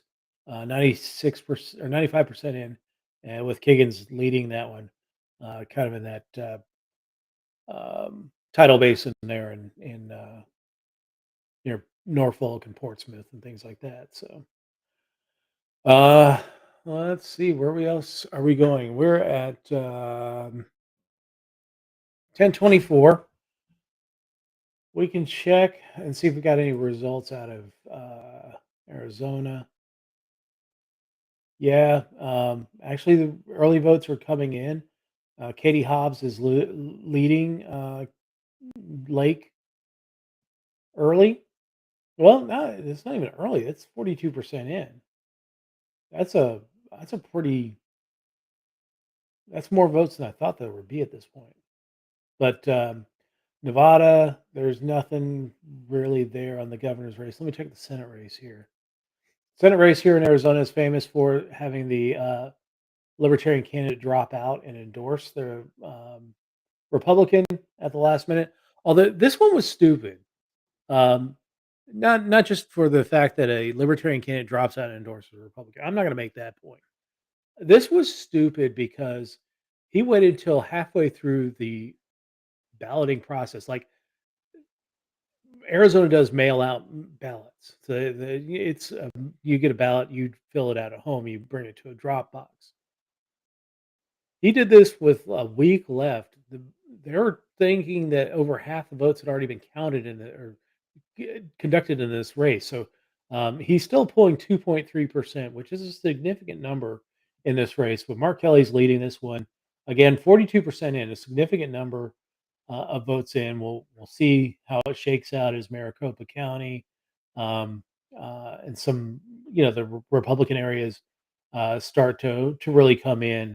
Whether Kelly can keep this lead, whether the Victor endorsement helped, I don't think it did. Um, but I think Kelly wins this race. The other race in Arizona is the Secretary of State's race. That's the one where it's got one of those weird election deniers. Which of all the races that you could have an election denier win, Secretary of State is probably the worst one because they're the ones who control the voting process, and so Fontes is leading that race over Fincham pretty handily right now. So Democrats are looking good in Arizona. Again, Democrats have gotten out to some pretty good leads in a lot of these votes because the early voting does skew very Democratic. We've seen it in all the states. Hell, even the West Virginia's second congressional district showed a lead for a Democrat at the beginning because the early voting really does skew Democratic. Um, can they maintain these leads? We didn't see it in. Good to see that Brad Raffensperger is still is leading his race. The way he stood up to Trump, and good on Ted Metz, longtime libertarian activist in Georgia. Ted Metz has run for governor. I think he's run for Senate. Running for Secretary of State, getting 2.7% of the vote. Great number. Polling higher than Chase, I believe. But good to have. Good to see that the election denying folks are not winning um, the Secretary of State's races. That's very good. That's also odd to me, being the state is appointed by the governor. You know that you're voting for someone that controls the elections. Yeah, to make it a partisan office does seem counterintuitive. We Yeah. actually had a debate today on the radio. We were talking with the one of the lawyers for one of the Educators Association, one of the labor union for part of the educators in West Virginia, and she was talking about the fourth uh, amendment number 4 on the ballot, which would put the state legislature in charge of the state board of education. And the board of education in West Virginia is nominated by the governor to serve 10-year terms. So not the governor doesn't get to nominate all 10 or all members of the board, but on a 10-year rotating basis, gets to put people on the board. Um, I don't oppose having some kind of oversight. Um, I kind of oppose this legislature from having any oversight because they are the reverse Midas. And what I proposed was instead of having a state board of education that's chosen by the governor, have it be nonpartisan elections. All the races, break it up by districts and have nonpartisan races.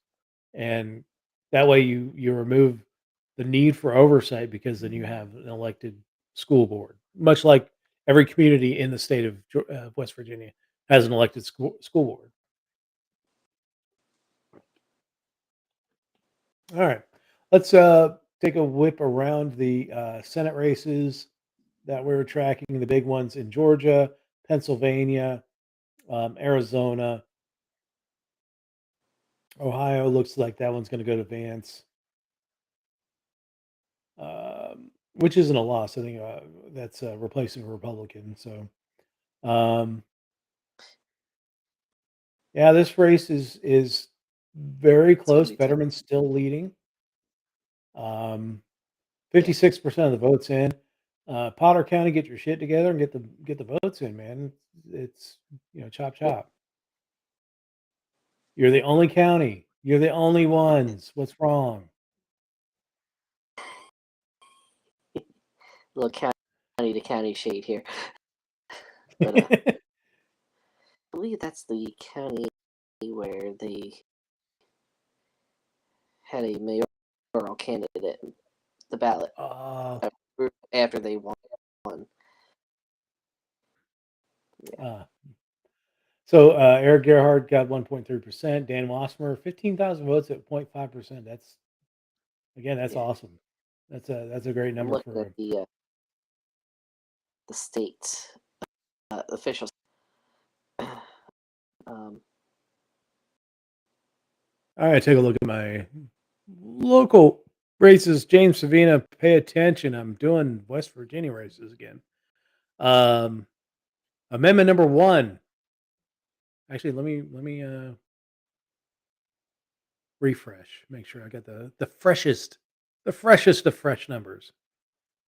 Amendment number 1, which is the clarification on judiciary's role in impeachment proceedings, basically saying that the judiciary can't step in to an impeachment proceeding.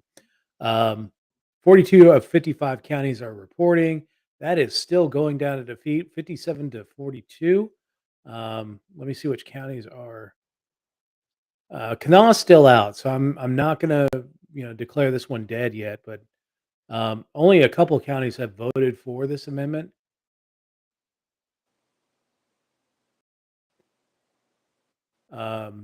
My county, which is where the Senate president and a lot of people have been campaigning for it. Um, the county next to us, they are represented by the head of the Judiciary Committee, who's also been campaigning for it, and the very tip top of the Northern Panhandle. Those are the only 3 counties that have voted for this so far. The rest of the counties are vehemently opposed to the changing the impeachment proceedings. In the amendment number 2, this one also against, and this is even by a wider margin. This is the property tax modernization amendment. On principle, I agree with pulling the taxation stuff out of the West Virginia Constitution. I'm wholeheartedly do that so they can do stuff with changing the tax rates and changing personal property taxes and equipment and inventory taxes. But there was not enough specifics, and it seemed more of a giveaway to corporations than anything. So this one's going down 64 to 35. Again, 42 of 55 counties. Kanawha has not reported, which is the state capital. For those who don't know, uh, this weird one, the amendment number 3, incorporation of churches. I think West Virginia is the only state that doesn't allow churches to incorporate. Um, and so that one's going down 54 to 45. It's doing the best of all the amendments on the ballot. The Educational Accountability Amendment, which allows the state legislature to lord over the state board of education, that one is going down to defeat 57 to 42. That is a surprise for a lot of the. It surprised me in a lot of these races. I thought most of these would have passed. Trying to see any Senate leadership that. Oh, it looks like Ron Stallings is losing his race for senator. Only half of his counties are reporting though.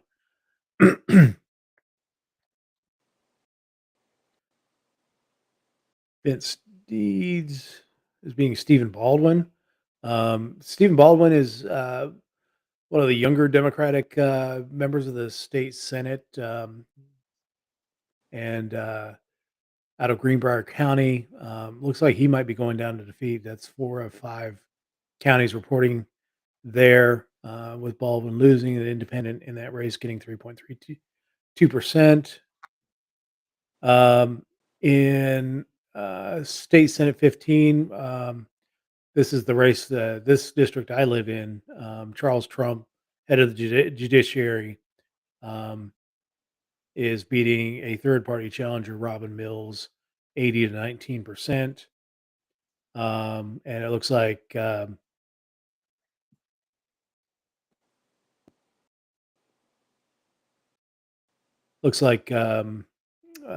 Jason Barrett is going to beat Hannah Geffert and remove the last of the Democratic vestiges of the Eastern Panhandle from the legislature. We will have no Democrats in the state legislature unless somebody wins out in one of the last districts.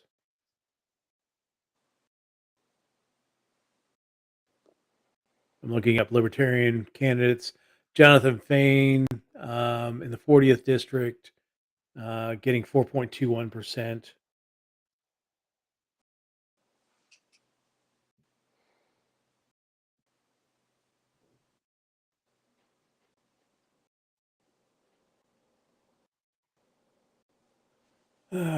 So they went to like they used to have multi-member districts here in West Virginia, and it was easier to scroll through election results. But yeah, uh,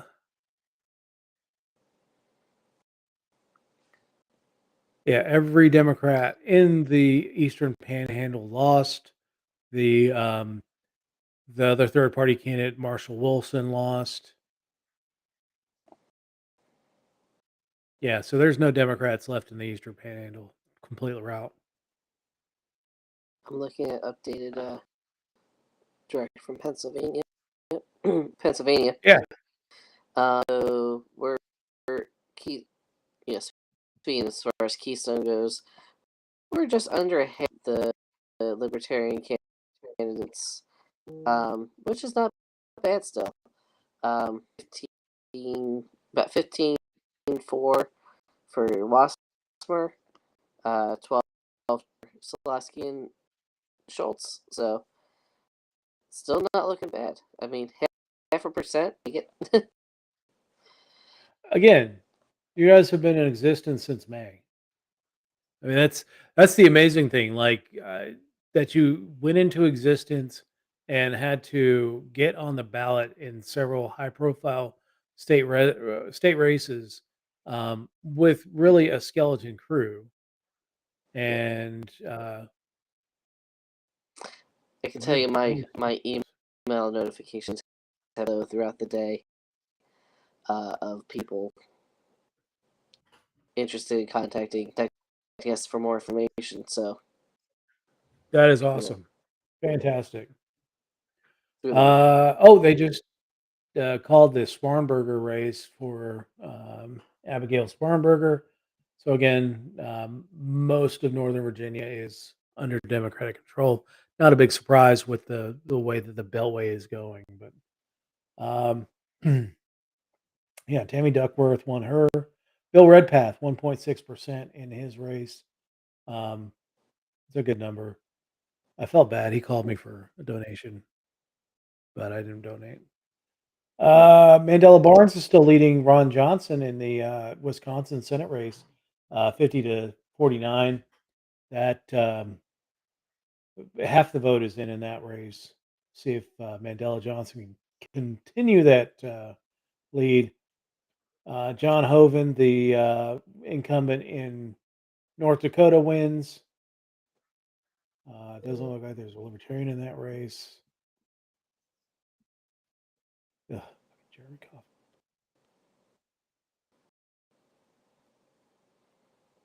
Looks like Blumenthal is going to run back to the Senate from Connecticut. I like this. Hey, Craig, if you're still on, can you get us updated numbers on the treasurer race? Don't know who this Vomit Sunshine is from YouTube. That is But, John Arnold. Don't know. Okay. Yeah. Makes sense. Love his comment there. Hoping that Keystone Party is. Me too, buddy. Absolutely. Because Lord, we needs one. Same one. That also, yeah. How are the polls in when you or did you go by mail? Oh my goodness. So I think our county clerk is basically at the point of stealing paychecks now. She lost the primary election, and so I live in the part of the county that has just seen exploding growth, northern part of Berkeley County in West Virginia, and our polling place at this elementary or middle school had two machines for just a massive precinct. And then for half the morning, one of the machines was down. So by the time we got there, usually if you go to a polling place at 11 o'clock in the morning, that's like the golden hour. Like 10:30 to almost noon is like the golden hour to go vote because you've missed the people who are there for morning voting, going before they go to work. You're there before the lunch rush. It's the golden hour to get in there, give a vote, and walk out. We got stuck. It was an hour and a half to vote um, because there were two machines, and then there's always that person that sits there who didn't do any research ahead of time before they came to the polling place. They read every word on the ballot, and there was like this one bond measure for the school board that was like 2 pages, and I think she just read it all. She was standing there for it must have been 15, 20 minutes voting at that one machine. And when I got up there, I was like, "Hey, check out how fast I do this." And I went, "Doot, doot, doot, doot," voted, walked out. I was out in there like 2 minutes. So are your machines cast it right there on the machine, or do you No, not on the have like machine. ballots? So we feed in a ballot. Um, we cast it on the machine. It prints out the ballot, and then we take it to another machine to feed it in to count. We switched Right. a couple years ago to all paper ballots. Every county is different, but ours is a single sheet, can be two-sided, Sharpie, and then we feed it through a machine. My little precinct, surprisingly, plus the ADA machine, and and pretty solid turnout for such a small borough.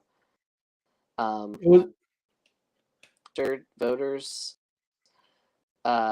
we had just over 60% turnout, includes about 50% if you don't include those. yeah. And so, I mean, we had a line out the door around the block first thing in the morning at 7. And We had a lot of people went- early voting. yeah, it came and went in waves, but best turnout I've ever seen for the borough. So I was happy with that. Yeah. So interesting results continue to pour in. Mike Kelly's leading pretty handily in that Arizona race, 58-39, over half the vote in. Again, when we talk about some of these places, it depends on where the vote is coming from. Maricopa County, Kelly is leading with about half the vote in there. Apache County is always very slow to report results, but looks like a pretty solid Democrat win here. Mojave, Yavapai, Gila, and Graham County, all going for masters. But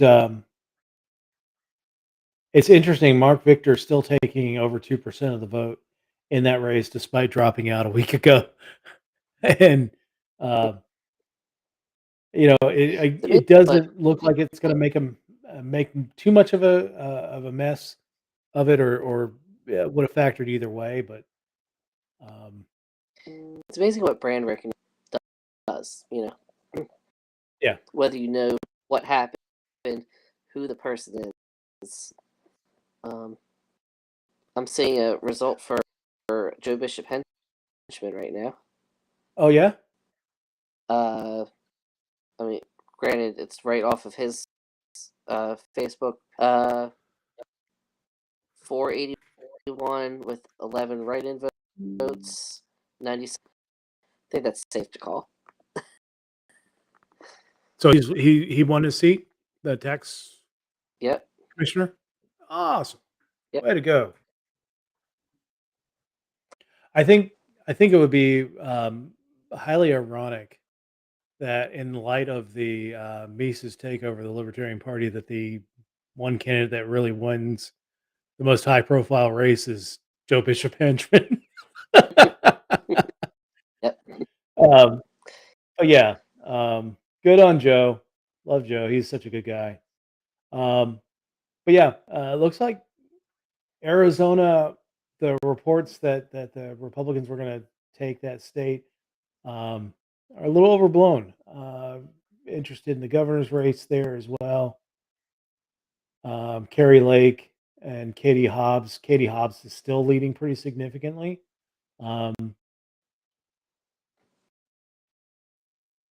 Yeah, that's an interesting race. A lot of people were afraid that Carrie Lake was going to win that.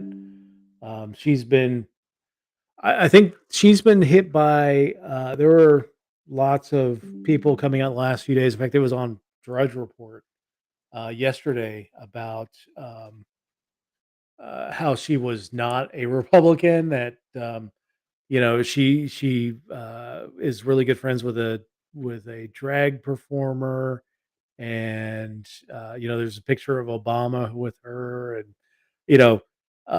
maybe that's driven some of the MAGA Republicans away from her, or were they not as enthusiastic to get out and vote for her.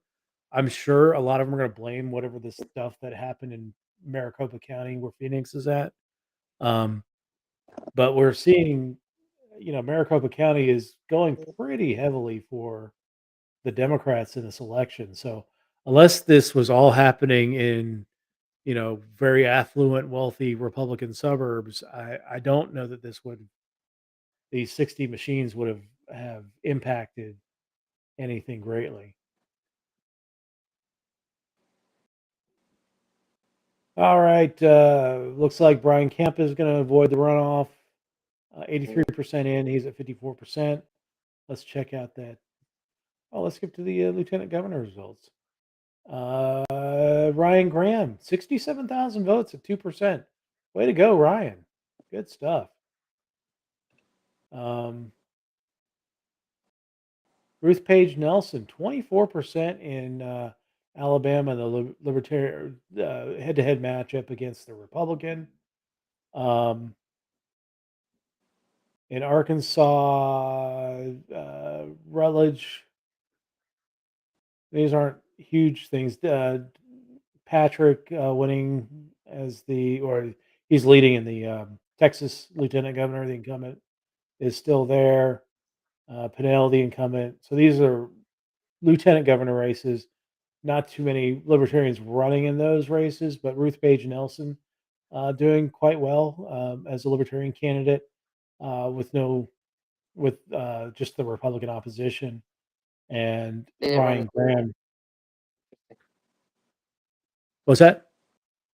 I said they didn't run it. Yeah. That's interesting. Okay. The state too, where the lieutenant governor and are chosen separately in the primary, and then they're on the single ticket. It's always interesting. In Outside well, in West seeing other states do. Virginia, yeah, in West Virginia, our lieutenant governor is just the president of the Senate. So the whoever is elected president of the Senate is de facto lieutenant governor. Would if something happened to the governor, he would be the one that steps up. One of our local Yeah. senators is the current lieutenant governor of the state. We interviewed him this morning. So Yeah, interesting dude. Our lieutenant governor presides over the Senate too. Let's see, nothing new updated in West Virginia. Hop back to the Senate results. Again, tightening up again. 65% in. Fetterman still leading 49.6. Mehan Oz, Dr. Oz Shyster is at 47.9%. So about a point and a half separating the two. Eric Gerhardt at 1.4%, Weiss at 0.6, and Wassmer at 0.5 with 18,000 votes. Yep. Curious where they're Let's see how getting their numbers. State Department was a little bit off, but so Philadelphia at less than 50% of the vote in. If that percentage holds in the city of Philadelphia, which I don't nothing find in any reason Philadelphia will for not. ever go for Republican. Yeah, it's going to stay about 80 20 in Philadelphia. So if you double what he's got now, that's another 200,000 votes in Philadelphia. Pittsburgh, Allegheny County is pretty much in. They got 10% more, and it's a little closer in Allegheny County, but I believe let's see. Braddock is in Allegheny, so that's Fetterman land anyway. Yeah, Dauphin, that's Harrisburg. yeah. So that's heavy Democrat. Well, and surprise me. that's only 50% in there, so there's a good chance that Fetterman pulls out some support there. Some of these smaller counties are all very close to being done. Clearfield still got a little bit of ways. Cambria, Bedford. Yeah, I mean, so Lancaster's got a little bit of ways. That's a good one for Oz. Okay, where's Berks. Chester show? Going Which straight one? down from Chester, right there. Yeah. Chester. Yeah, so halfway there, and Fetterman's leading Oz by a few percentage points. Okay. I was hearing some stories. Montgomery coming out County. of Chester. That's me. So Montgomery County is only 31% in, and Fetterman Montgomery, is very purple. okay. Norris County, very heavy Democrat. Our county commissioners are Democrat majority. Northern end, where I am, it's very heavy Republican. Same with Bucks County, Republican. Southern or Democrat. So I mean, there's votes to be had out there. Can Fetterman keep all these counties blue? I believe so. Okay. Just based on what I'm seeing. I live in that upper corner where you're so I literally could walk across the street and be in Bucks County. So okay. So you're in Montgomery? I'm in northern Montgomery. Okay. I'm in walking distance to Bucks County. All right. Like 5 minutes. Yeah, the northern end is very heavy Republican though, but I mean, based on the signs and door knocking, I could see it going to Fetterman at this rate. This would have been honestly. I know people say that candidates shouldn't duck out on debates, but if Fetterman had not done that debate, I think he would have won this race. It would have Not been comfortable. yeah. That debate was, I mean, it was painful to watch, awful. Yeah. But you know, it looks like he's got enough to carry him over. I think it's because Shapiro has enough coattails to drag him over the line It in this it one. helps being the standing lieutenant governor. You know, Yeah, so he doesn't lose either way. You know, yeah. he's still for another 2 years. Looks like Walker is taking no, a no, pretty. no. What am I saying? Sorry. Because yeah, he my dum is setting. All right, Sumter County, Georgia. What is wrong with you? Get your shit Yeah. together. Right? But Walker Maybe is that's taking a good. pretty significant lead here. Walker is That's now okay. at 49.7, so he's only 3.3% from that avoid the runoff cutoff line. I predicted this evening that Walker would probably win the vote. Oh, and Chase is up to 2%. Way to go, Chase. But All right. it looks like Walker dropped back a little bit, but um, I predicted that Walker would win the vote tonight, but get into the runoff and lose when the Democrats focus all their money and efforts on Georgia in 4 weeks. Isn't that line from Augusta going down diagonally? Usually all What's that? that line from Augusta west, so blue to blue. I don't know what Yeah. counties those are, but going Uh, down traditionally blue. I'm surprised how mixed that is. yeah, Taliaferro, Clark. I'm trying to remember. Glasscock. Where is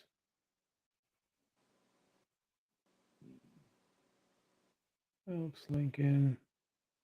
Anyway, so I mean, a lot of these counties. This is where Gwinnett still half the votes out. Warnock's winning that one pretty good.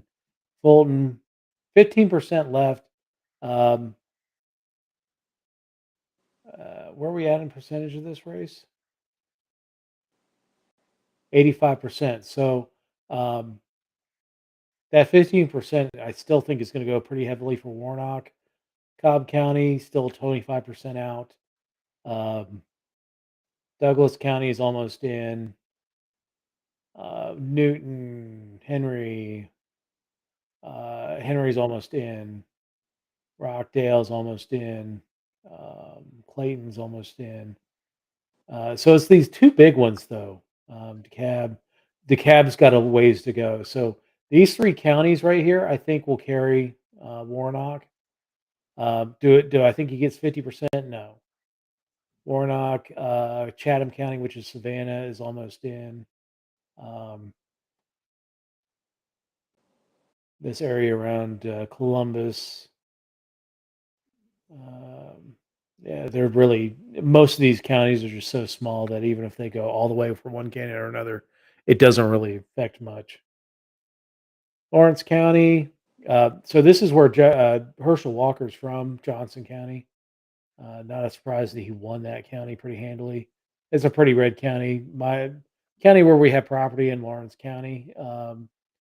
That is, in fact, our property in Lawrence County backs up to Walker's property in Johnson County. We're right on the border, and so they're technically our neighbors. Um, but Miss Judy there. yeah, uh, let's go back to the governor's races. See where we're going here. I'm surprised. Still surprised they have not called this New York governor's race. 60% for Kathy Hochul, 39.4% for Lee Zeldin. We are at 50% of the vote in. I just don't think that there's enough vote out there for Lee Zeldin to make up. I mean, you got all the right areas showing blue right now for them. Yeah.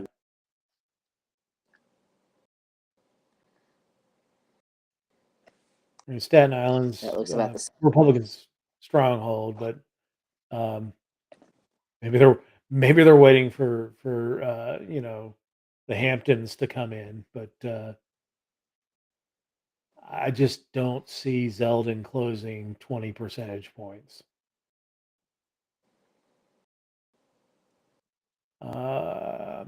Michigan governor. This one I've been looking at particularly because both candidates are kind of hot. Gretchen Whitmer, 52%. Tudor Dixon at 45.7%. They're saying, yeah, it's only 33% of the vote in. I'm not surprised they haven't counted this one yet. Libertarian Mary Bazuma at almost 1%. Should look like. I don't know. But I would say I'm jealous of Michigan because I'm stuck with Alex Mooney and Jim Justice and Craig Blair. And it's not just the governor candidates, like all of the statewide office holders are attractive women. So they doing something right in Michigan. Kansas, the Democrat incumbent is still leading there. Kansas kind of fired a shot across the bow as far as voting this year in the primary election when there was a amendment on the ballot to restrict abortion access, and it was defeated heavily in Kansas. Kansas got a little bit of a blue streak in it because they're they've got a lieutenant, or they've got a governor that's a Democrat. Some of these House races that we were looking at earlier, now they flipped now. So the Western one, Tracy Mann beat Jimmy Beard. That was early going for Beard because that was probably the college towns that are located within the district. This is the kind of ritzy liberal suburbs of Kansas City here. Not surprised that one's flipped, and it looked like it'll be kind of status quo as the previous election, where there's one Democrat and three Republicans in the state, or in the House of Representatives for the state of Kansas. But governor is still leading her race.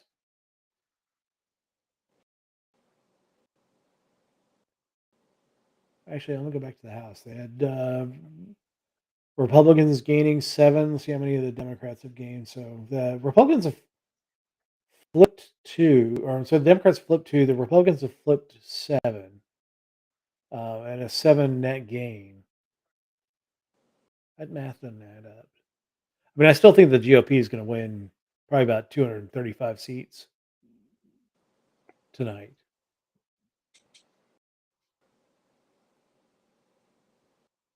So far, so I'm looking at my congressional district right now.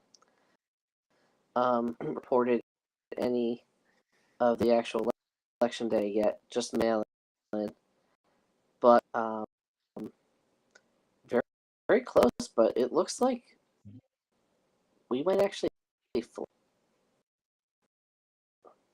Which one is it? This Madeline Dean? CD. No, Dean is actually not far from me, but no, right above that, right there's House 1. Yeah, Oh, He's has for yeah. Fitzpatrick. That's He the has. one. The Oh, ran the Republican that could because she lost the primary.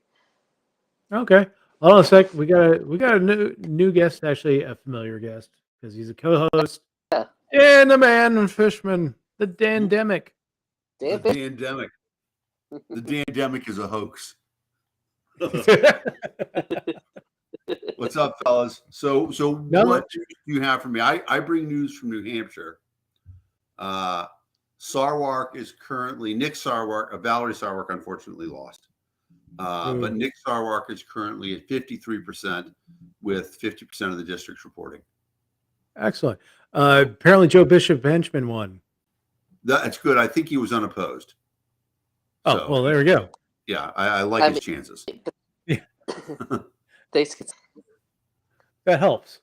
Yeah. Chase Oliver is at 2%.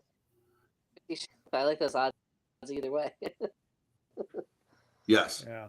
Well, so Nick's, what's interesting about it is right now they're not separating the votes that he got between the Democratic ticket and the Libertarian ticket. So we can't see that breakdown. But he is performing better than a lot of other candidates in the various races. So like the undervote is not particularly high on his ticket. So it looks good. And what'll be interesting about that, of course, is that then he's going to be he's going to get to appoint a full staff. That's awesome. Yep. And focus on the right stuff. Yep. As a county attorney. So right. When we say the right stuff, we mean the people who are going to be in the Mercury astronaut program. Yeah, exactly. So Chase Oliver's at 2%, 70,000 votes.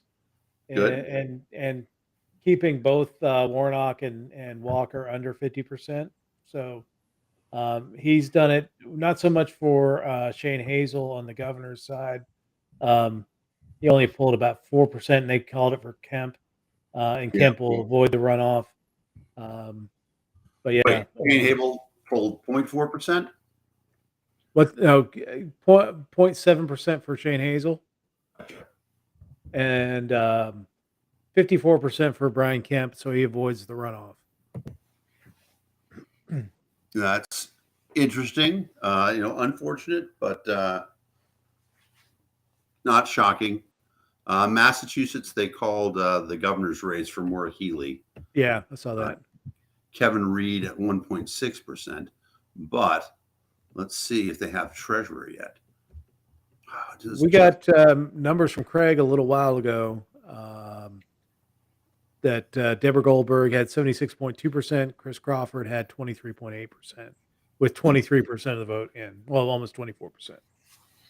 That's probably the way the rest of the state would break then. I doubt that we'll see much change. It'll be interesting to see what that means in terms of raw numbers. It looks like it's going to be about 3 million votes cast. So if Chris comes in at 25%, she won't break 1 million votes, which is what the campaign is hoping for. Friend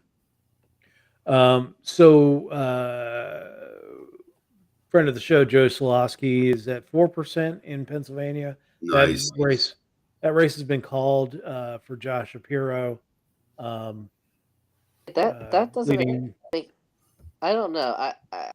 I think NBC is getting ahead of themselves right on the state's reporting, and Shapiro hasn't even broken 2, which. So state reporting. One of the things I will say, these news organizations have folks in every county pulling the results as soon as they come out of the county, and they're feeding them to the network. So they're going to have more. They tend to have, like in West Virginia, it's famous that West Virginia Metro News has results well before the state ever posts them. So I'm not surprised that the media in a race as close as this has their pulse at each county level to Yeah. pull numbers. Right. The Um, Hannah, we have over at least 8 million red.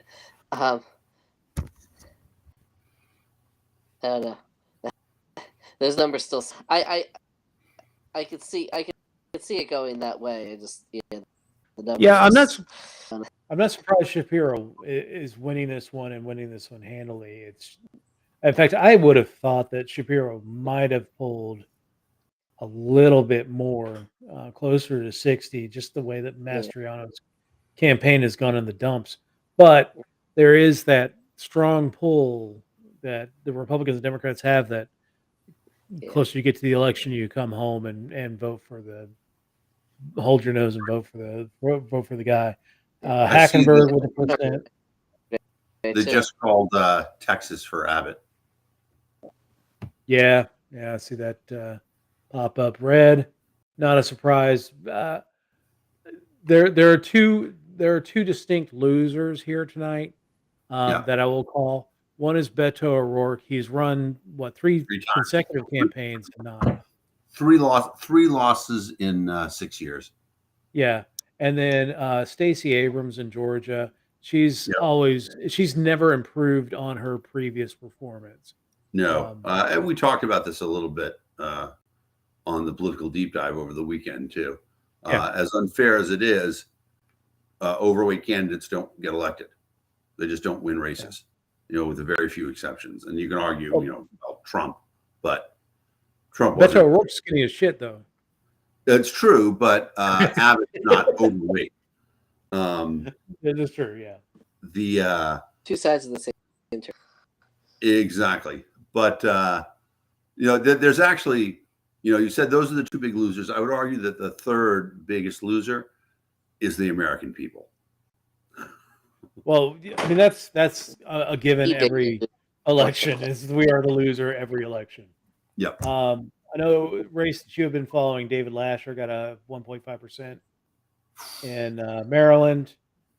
Wes Moore is the new governor, flipping that state from red to blue. I tell you what, Wes Moore ducked that debate, the League of Women Voters debate. Turns out, although bad for the people, a great decision for him. Probably, yeah. Michelle Lujan Grisham. Grisham has won re-election in New Mexico over Mark Ronchetti. Not a surprise. I mean, there should have been more.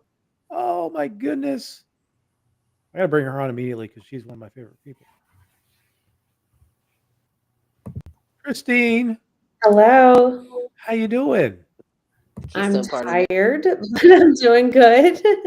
Good. Well, good to see you. How did What's up, things go Christine? tonight? I'm sorry, what was that? How did things go tonight? Not exactly what we had planned, but we definitely got out there and did the work, and it laid a foundation for me to run again in 2024. So, and that was kind of the key there, was to get my name out there. It's my first time ever running for office, and I ran for state representative. So we knew it was an uphill battle. So right now, I think I'm sitting around 2.5 or 3%, something like that, almost 3%. With, I think, a decent amount of the precincts still needing to report. Okay. Well, I mean, again, I was talking with John about what has happened in Pennsylvania with Keystone, that you've gone from not existing in May to drawing, thousands and thousands of votes for Senate, House, or Senate and governor. You're pulling at 2.5% or 3%. That, I mean, that's an amazing accomplishment. Like just the idea of starting a political party Yeah. with 6 months left before the the actual election, fielding candidates, getting the signatures just to appear on the ballot as you know, from our past political lives, we all know is a pain in the ass. And doing what you're doing and getting out in the community and making a name for yourself. I have nothing but respect and hope for what you're doing. Um, uh, one of my favorite candidates this cycle. You're one of the few that I actually contributed to, and so happy to see you doing well. I don't see this what has happened tonight as anything other than a stepping stone to the future. Yeah, it definitely is a stepping stone. You know, I had a lot of people who supported me, but I think with how intense this election was, with everything, at stake, people felt like they were obligated to vote one way or the other. And I got I got support. We just checked it. It's 2.84% is what I'm sitting at currently, with about 10 more precincts still needing to report. But what really happened during this election cycle is I got youth motivated and energized. I had high schoolers taking the day off of school to go and stand outside of a polling location to hand out literature for me. And that's not something we see very often as someone who is a freshman in school or a senior. We usually typically see or a college and higher, if even that young, getting out there and participating. So I think that um, the youth that I have compared to my opponents, both of them are in their late 40s and I'm 35. I think that I'm able to attract a younger demographic. And I think that going into 2024, that I've already stated to a lot of people with my intention to run, I think we will see a significant increase. And I don't know if John's mentioned it at all, but Dave Coker, who is our other candidate for state representative for Keystone in Pennsylvania, is in a two-way race. And last I checked, he was in like 20%. So, I mean, granted, it's a two-way race, so obviously it's either one side or the other. But I mean, these are numbers that are going to help kind of set the platform for Keystone moving forward, which is, why we did all of this, why we fought for ballot access and everything like that. And Joe, Nicole, and Dan are doing okay too, considering that they're third party in a very high contested gubernatorial and U.S. Senate race. So I think all in all, it was a productive season. Is it what we would have wanted? Probably not, but everyone wants to shoot for the stars. So, but I appreciate everything that you did for my campaign, Dave. All of those donations definitely went to good cause. I mean, we got the signs, we have a ton of literature, and some of that literature is going to hold on so that I can continue to promote myself over the next 2 years, prepping for 2024. That's amazing. And all those people that voted for you for the first time in their lives voted for the Keystone Party, and now you have made that inroad that it's not a weird thing to vote for the Keystone Party. Yeah. And so next time you're just going to build and build and build. And I'm so bullish on the future of the Keystone Party and what you guys are building there in Pennsylvania and hopefully elsewhere in the U.S. Yeah, I mean, I get the emails, and I think John gets them too, for the Keystone mailing list, and we have been bombarded all day with people, joining our mailing list, requesting to join Facebook group and new followers and things of that nature. And I think that that's only going to grow. I mean, personally, when I was out at the polls today, I converted some of the poll workers for my opponents into wanting to check out Keystone, wanting to support me going forward in 24. And so, especially at the end of the day, that was a pretty good location. That hopefully will turn into a really good asset to have in Keystone. So, yeah, it's a big foundation laying for the party in Pennsylvania and maybe even national. So I think that the work that we did here was tremendous, and it took a team effort. And I think we're just going to move up from here, and that's what we got to focus on. Yeah, absolutely. Well, get some rest. I know you've earned it. Well, wake up sometime next Tuesday, I think. You'll be fine. I still have to be a mom, No, so I give still her gotta another. get my son to school tomorrow. Yeah. Well, focus on being mom and having getting back into the cycle of a normal life and rest up because What 2024 will be here before you know it. a normal life. I start another campaign managing in like 2 weeks. So Oh my goodness! Wow. All right. Well, yeah. Like that, Political she's lives the never end. man.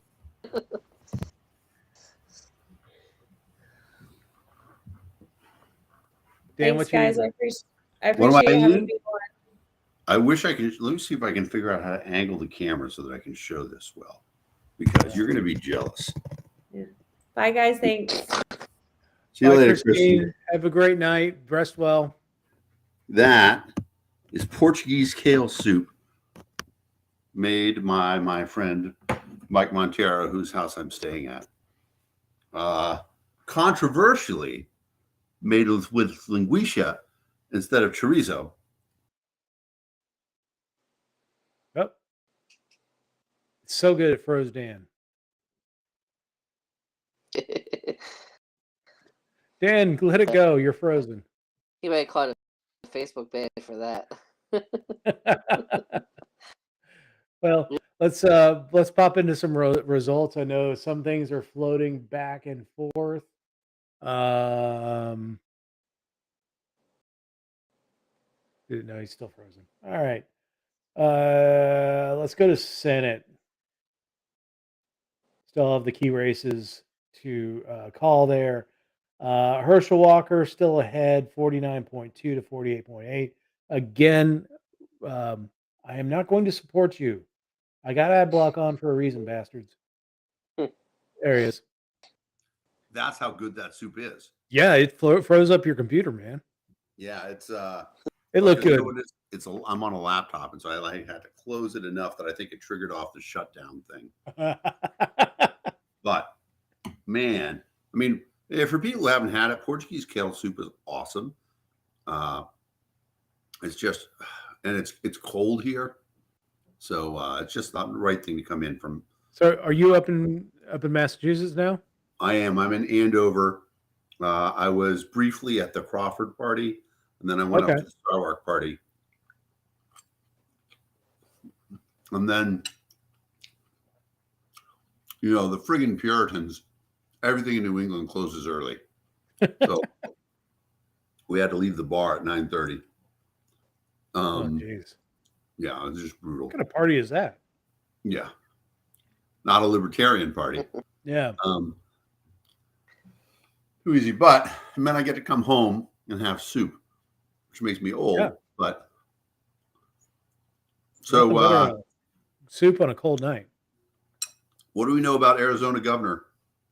Arizona governor. So the results in Arizona have been pretty surprising. They're about 50% in. Actually, this is the House race or the Senate race.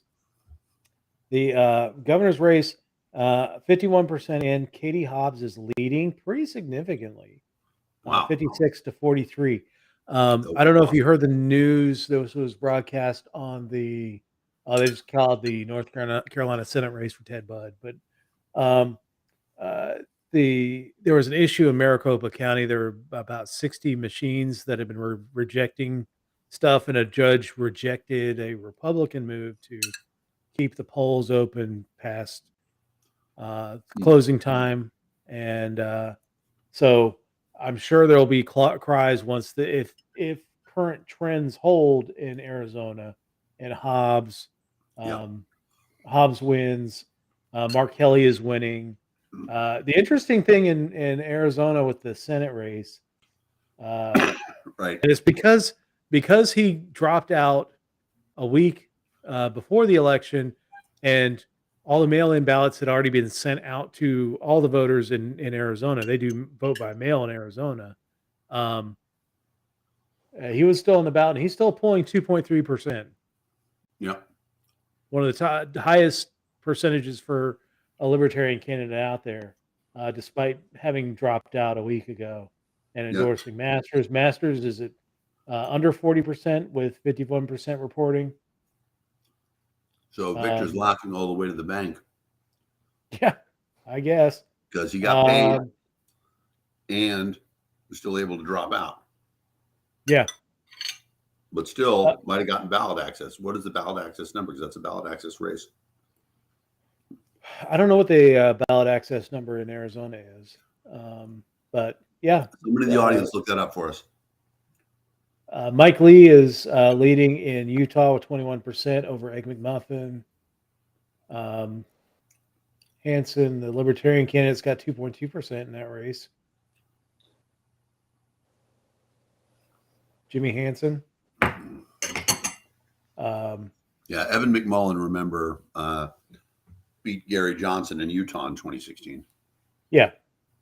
Really ridiculous. Never forgiven him. Yeah. But he went Uh, that breakfast sandwich at McDonald's. So Egg McMuffin, yeah. The Wisconsin Senate race, that is flipped now. Ron Johnson, the incumbent, now 51-48 over Mandela Barnes. 60, very nice, 69% in that race.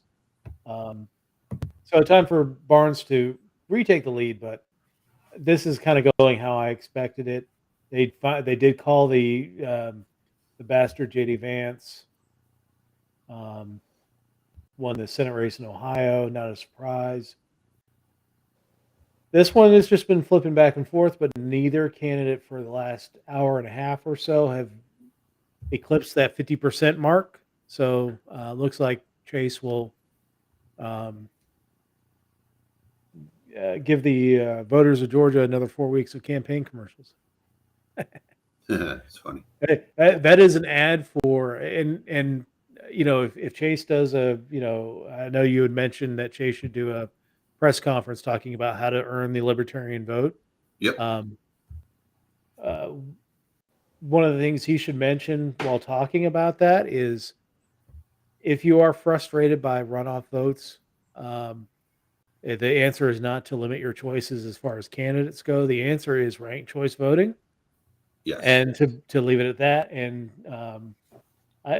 the thing is, the media is not going to support ranked choice voting in Georgia because right, they because make, the media, right, that's make too much money. Right, that's the talk to take about it. Say, look, the media loves runoffs because now there's all this extra money spent on advertisement, etc. Yeah, they love this. Yep. Yeah, I still think we're going to be at 50-50 Senate. After the Georgia runoff, I think Raphael Warnock will get a benefit from being in a one-on-one race against Herschel Walker. They may have another debate. Just really, I think the money is just going to pour in. No matter, it's going to be on both sides, but I don't think you're going to squeeze much more out of the GOP side in Georgia. You might get more support out of the Democratic side in Well, Georgia. it's interesting though because Kemp's numbers are pretty good. I mean, Kemp's are. So what is the difference between the Kemp voters and the Walker voters? I mean, aside from 10 IQ points. I think the big issue is the hypocrisy that Herschel Walker, wants to portray himself as this good Christian husband, father, and then, wants to influence the abortion debate, and then also has paid for abortions and abandons his children, and has never really lived that good Christian father life. I think, Walker's his own worst enemy. So, I don't know. But it might be interesting to see Kemp campaigning. We'll see. Yeah, I mean, there's nothing to lose for Kemp. He's now term limited, so Right. And already won election. So there may not be a cost for him to campaign for Walker. I don't know that Brian Kemp has. I mean, you're seeing that Brian Kemp doesn't really have the coattails to drag him over the finish line. Yeah. I see they just called Ohio for JD Vance. Yeah, JD Vance is persona non grata in West Virginia because of hillbilly elegy. Um, Nobody likes his ass. Interesting. Um, but yeah, Pennsylvania is still tightening. Fetterman is now at 49.2. Thankfully for the people of Pennsylvania, there isn't a 50% requirement. We'll have to have 4 more weeks of campaigning. But yeah, this is going to go deep into the night, long after we sign off tonight. Yeah. They went This one will So- go long into the night as well, probably into tomorrow. Knowing Fulton County and the way that they count votes, it's going to take forever. This one will get called for Johnson pretty soon, I think. Lee will win this one. This one is the interesting one. We haven't seen any results. They've already called everything on the West Coast. That's interesting in the Senate. That not real surprising, but Adam Laxalt could take this Senate seat. This is Adam one of those Laxalt seats. Paul Laxalt's son? Yeah, Interesting. the whole Laxalt Yep. family. Yeah. This is the state. Nevada is the state that has NOTA on the ballot, and Nice. every state should have NOTA on the ballot. None of these candidates is a firm, solid option that we should all have. I think Kelly wins this one. So it'll be very pivotal. But I think, with Laxalt winning this race, Johnson keeping this race, it's going to be incumbent on Fetterman to maintain his lead and win that race for the Democrats to hold the Senate. But then it's going to be 4 weeks before we get to the final result with all the money. And it really becomes a crapshoot in 4 weeks. But I think Raphael Warnock stands a better chance when he has the entire Democratic Party behind him and focused on that one race.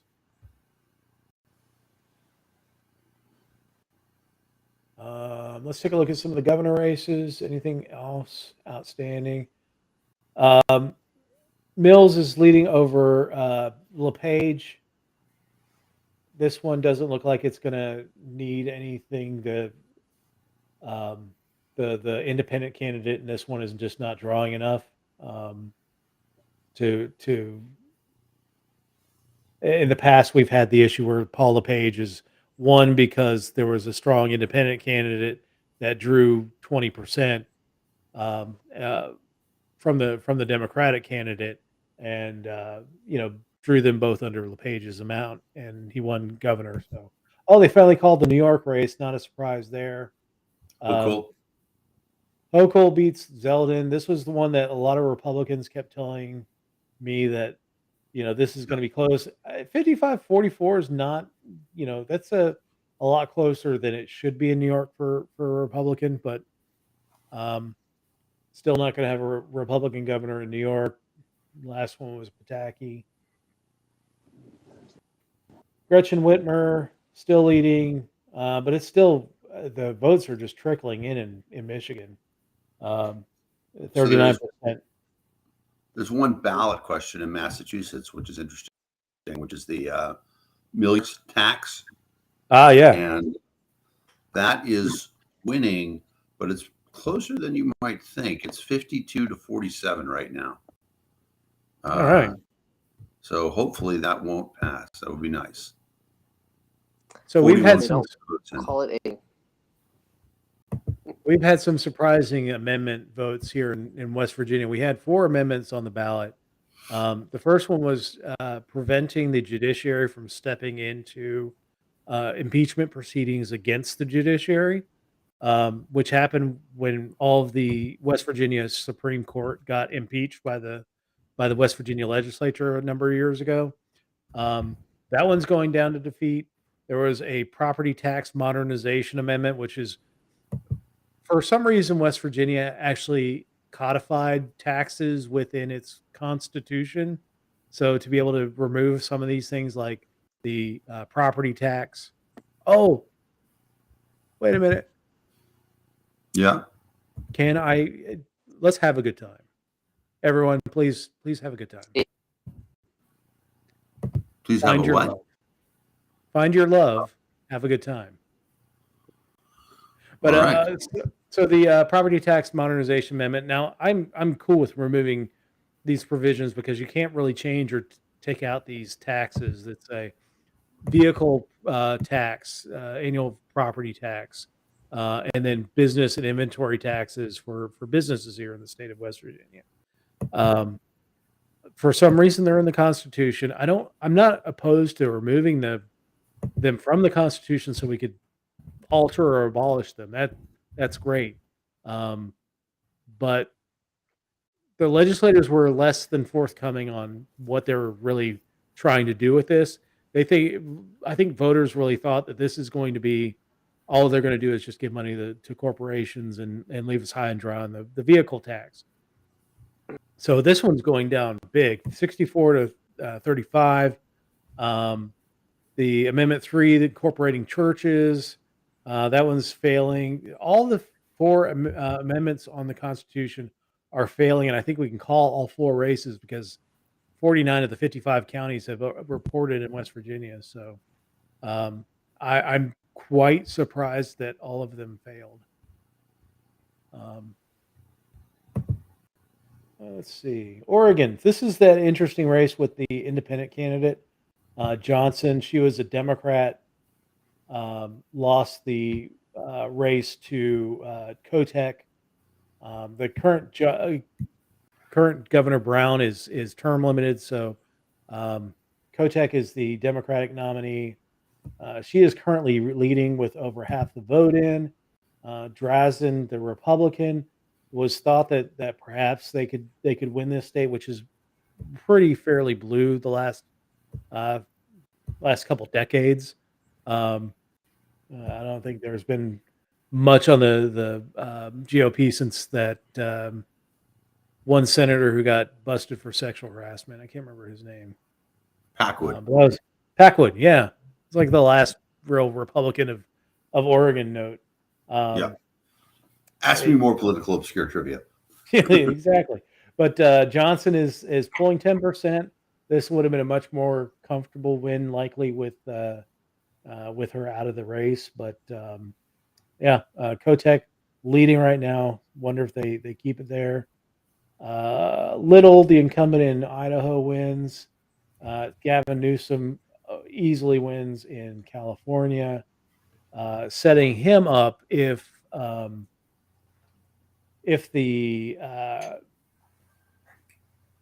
Joe Biden decides not to run, it kind of puts him in a place where he can probably be.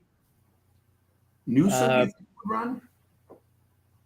No, if Joe Biden decides not to run, Newsom's in a position within the Democratic Party that he could probably, with Kamala Harris, probably be the front runners for 2024. Interesting. Yeah, I don't see the Democrats having much of a primary though. No, I think. Well, it all depends on Biden. If Biden feels like he's healthy enough to run, he's going to run. Well, except that they already told Biden that he's term limited out, and he's believed them, so he's not going to run. They tricked him. Well, Newsom's already been firing shots across Ron DeSantis's bow. So I would not be surprised if this night had gone a lot worse for the Democrats. I mean, it's still going bad for the Democrats. It's still going to be a 50-50 Senate at best. But it could have been a lot worse. I think that would have kind of forced there'd have been a lot more talk about having a contested primary for the presidential election. I think it's really just up to Biden now if he wants to run in 2024. They'll make the way for him and just keep their powder dry for 2028. Yeah, at risk of like certain people, it as they're probably going to run Biden run Harris again, and the identity cards, and use that to sometime after they win. That if it doesn't happen now, sometime in the next year, or I see that's what they'll probably next So year in 24. flipping the, yeah. So I mean, I've thought that if things started going bad, that perhaps Biden steps down and puts Harris becomes president, and that way she can run as run in 2024 as the incumbent. But I think if that happens, there's a contested primary. I don't think that she gets to skate free. She's not been the most adept at being vice president yet. Might Colorado's Jared Polis run for the Democratic nomination? I think. Here's the thing with Polis. I love Polis. I think he's one of the better politicians out there. He is not the most exciting, and that's not a bad thing. I would love to have a politician not be exciting for a while, like that. After coming off of Donald Trump and the nuttiness of our politics the last few years, that sounds kind of nice to have someone that's not a nut. I don't think that he would get past the Democratic primary. We saw what happened with kind of that moderate wing of the Democratic primary in the 2020 election cycle. They got ignored. But I hope. I mean, if the Democrats nominated Jared Polis as their candidate for president, I would take a strong look at it, because I'll say he's better than Dave Smith. Who? That's not a high bar. Who? That is not a high bar. I don't think that's even a bar. I think that's just that's in the the ground. It's just a sampler of 12 shots. Exactly.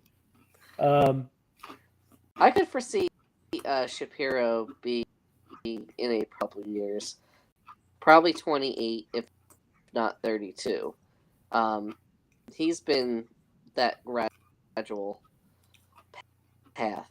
He was a county commissioner here, and then he was attorney general, potential governor now. Now he's governor. See him. At least they called that race. He's 500,000 votes ahead. Yeah, I mean, he could bide his time for a couple of years. Oh, they just called the Maine governor's race for Mills, so LePage is not going to make a comeback. But yeah, I mean, I could see Shapiro in a few years, but there's definitely a pecking order within the Democratic Party, and I think Gavin Newsom's probably going to get a chance. But they've been known to eat their own. And the other thing is that these young and up and coming Democrats have kind of stubbed their own toes. Like, I mean, remember Elliot Spitzer used to be the big hot property. Became New York Attorney General, New York Governor, and then all of a sudden, he's getting high price escorts, and he's being escorted out of the governor's mansion. So, there's some intriguing things. Lujan Grisham might be a vice presidential candidate for someone.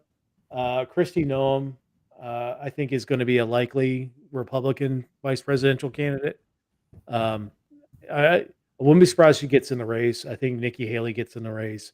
I just don't think that Nikki Haley can get any oxygen when it comes to DeSantis versus Trump.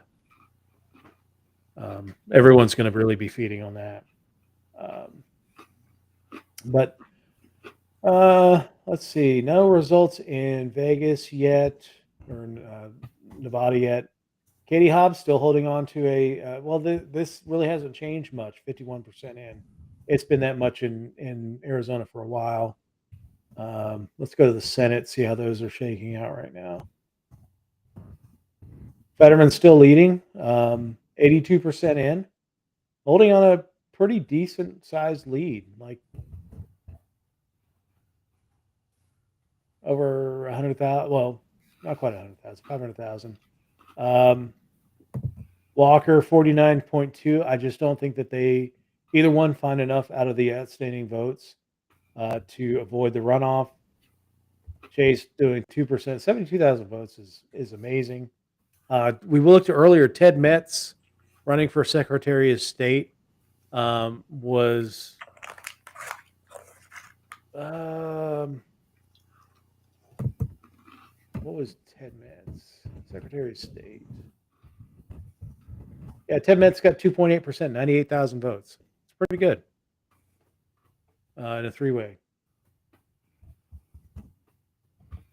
Libertarians did pretty good in Alabama. It was the governor's race, I think. Ruth Page Nelson. No, that was Jonathan Reed Ailes, wasn't it? That's Tennessee.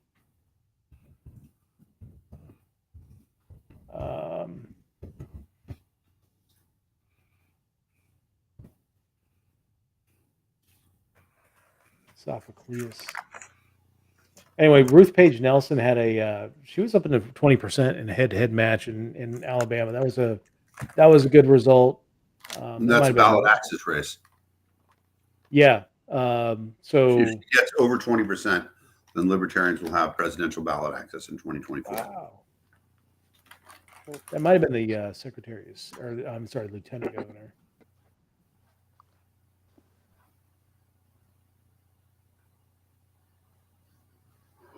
Yep, there it is. Oh no, she's down to 15.4%.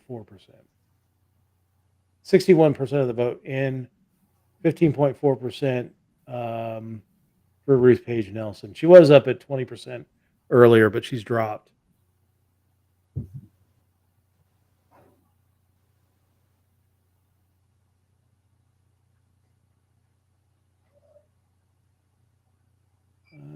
House race in Kentucky.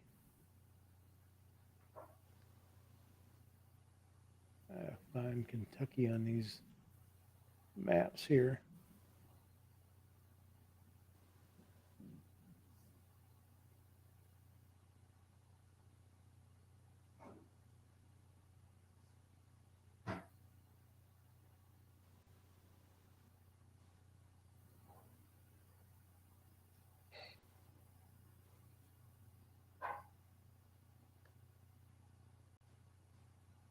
Why won't you show me the race?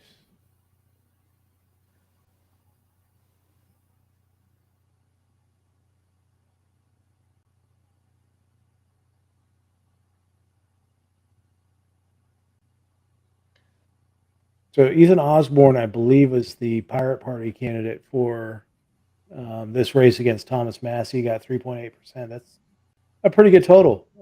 Should be proud. Pirate Party, all right.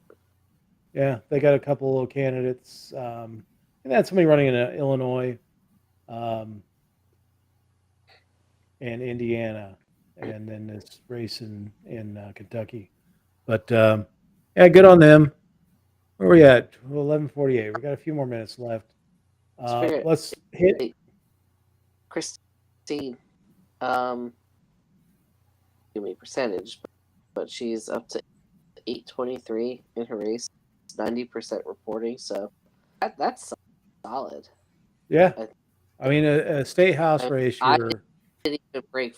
I didn't even 4 in my state rep run, so that's solid. Nice.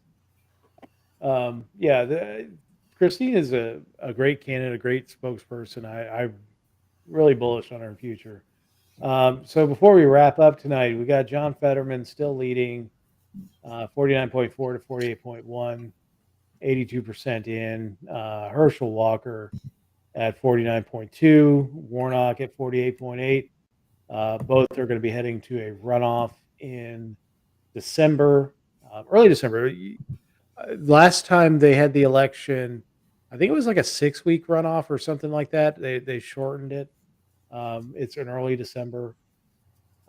Thankfully, you don't have to go through the entire, because remember the Georgia Senate runoffs were like a couple days before the January 6th tirade. This is also the first year that the runoff will not include a swimsuit part of the competition. Damn it. So, Well, thankfully, actually, I don't know if I want to see Herschel Walker in swimsuit. Mark Kelly still leading Blake Masters pretty handily. Again, the numbers are not changing too much in Arizona. Arizona is usually a very slow state to count their votes, so interesting results. We'll see how whether this race tightens up as more numbers come in, or if we seriously overestimated the Republicans in Arizona. Or did the Republicans kind of overstay their welcome in Arizona with all the shenanigans they did with the Stop the Steal stuff? right. Actually having the recount done there and finding that Joe Biden had more votes anyway, and still maintaining that the vote was stolen. Utah, they're too early to tell. Mike Lee's out pretty significantly in that race. 10%. Egg McMuffin is not doing too bad. 43.1%. I don't think that's going to change too much. Still nothing out of Arizona or out of Nevada, even though that's closed. Mel Crapo, the incumbent in Idaho, won his seat. Ron Wyden in Oregon and Patty Murray all held on to their seats. Of course, Padilla, the incumbent, who is the replacement for Feinstein,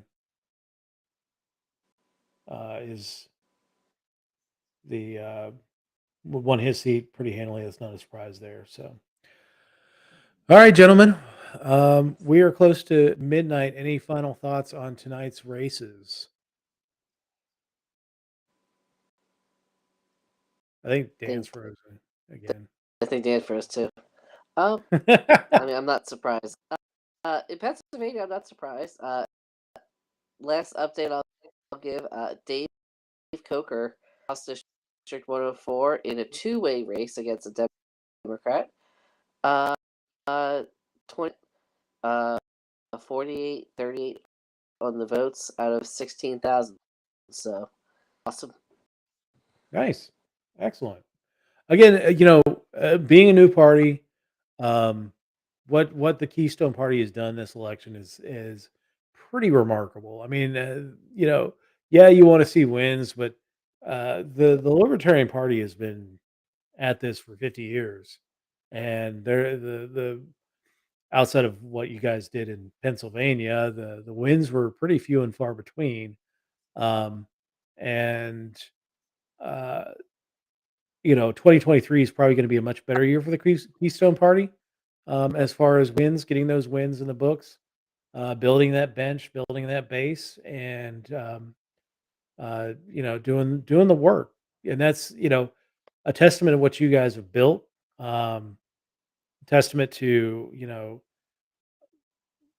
what the people that are involved. Jen and Steve and Joe and Dan and Kevin and all those people that are involved in the Keystone Party, the work that they've done. To Gus, our chair, though.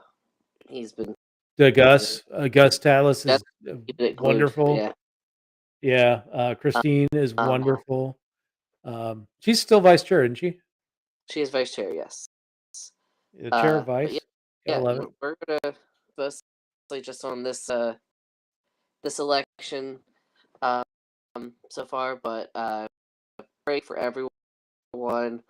We're gonna start hitting the ground running. We got tons of requests from across the country. interested in a national Keystone Party, so keep an eye out for that. Becomes a thing. But we're going to really put to the grit and get organized. We're going to see what we can do in 2023 with some local races. Yeah, I that's think going to be amazing. that's going to be, and if you're watching this and you come across this and you're in Pennsylvania, www.keystone.party. That'll bring you right to our platform. Fill out if you want more information.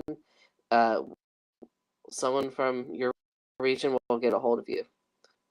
Yeah. Again, keystone.party is the website. There ain't no party like a Keystone Party because a Keystone Party don't stop. There ain't no party like it. Nope. Because Stop. you Keystone. might get some of Steve's lemonade at a Keystone Party. It's Keystone that owns tonight. Hoo. That's right. Hooty hoo. Yeah. But I mean, for me, the tonight's takeaway is that there wasn't a whole lot of movement. Yeah, the Republicans are going to take the House. Still too early on. Well, they've actually flipped enough. They've won 219 seats. So, wow. They're saying that the Democrats are at 216 seats. Yeah. That's an amazing. That's much better than they were predicting. Oh, actually, ooh, that's interesting. Speaking of flipping, you said earlier my House district, CD1. Yeah.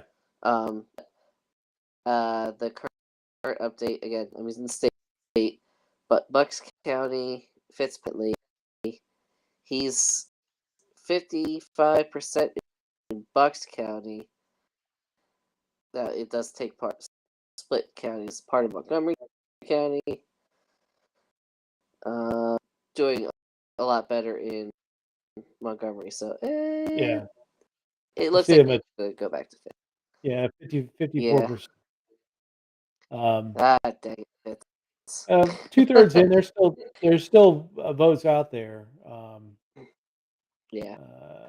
Yeah. So it'll be interesting, but what they've got right now, and I don't know that they've declared all of these races, or this is just who's ahead in these races right now. Their projection is 213 or plus 13. They're at plus 8 or plus 6 gain. They flipped 4 Democrats. But if it's a 219 to 216 House, that is I mean, you want to talk about divided government. You've got a 50-50 Senate and a 50-50 House, essentially.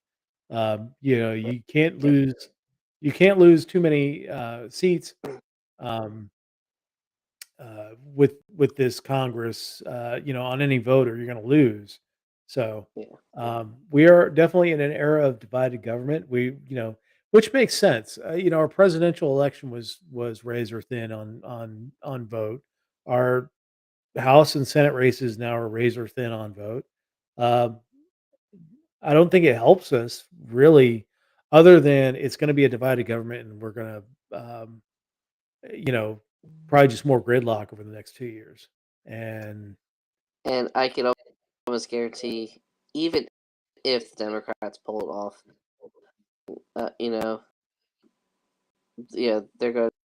they're calling for, we're gonna, row and all. They're not going to. They're going to keep using it to bait. No, yeah. into So voting for them. Yeah. no, there's nothing there's nothing that the Democrats or Republicans are going to do to fix any of these wedge issues, because they're wedge issues, and they keep their people at bay and fearing the other people. If they actually fix something, then they got to find something else to make their people fear the other people. And this isn't a way to run a government. I'll tell you that right now. Yeah, they're going to, like they did with medical marijuana in Pennsylvania, they're going to give us a little bit of an inch. It happens all the time. Yeah, this is the very dysfunctional part that we're living in right now. So, all right, well, thank you so much for joining us. I really appreciate you joining us for the last Oh, half of the show. And glad I could finally and get on with you. yeah, Thank you. man, we'll definitely do it again. We'll have you on the deep dive. As I announced earlier, All right. the next 3 weeks of the deep dive are going to be best of shows. I think one we may not even have a show that night because I'm going to be in Georgia. But it's my anniversary next week, 20 years. So spending more time focusing on the wife the next couple weeks and doing fun things with her and not worrying about a show. But anticipate. I think I'm going to do the Jen Moore show on the deep dive as the best of. Um, and maybe do a little bit of commentary at the end talking about what's happened since, like I did when I reshowed it last June. So um, we'll we'll see everyone on a live show, probably not until December or maybe the last week of November, but I'll keep everyone Yeah. apprised. But thank you so much for joining us tonight. 5 hours of election coverage, and appreciate everybody who's been watching me on Facebook, YouTube, on Twitch. Thanks, James Savino. I know you're out there on Twitch. If you're on YouTube, give me a like, a share, a subscribe, hit that little bell to get a notification when I'm online broadcasting, whether it's my hockey show or the political deep dive. We really appreciate it. So talk to everyone soon and have a great night.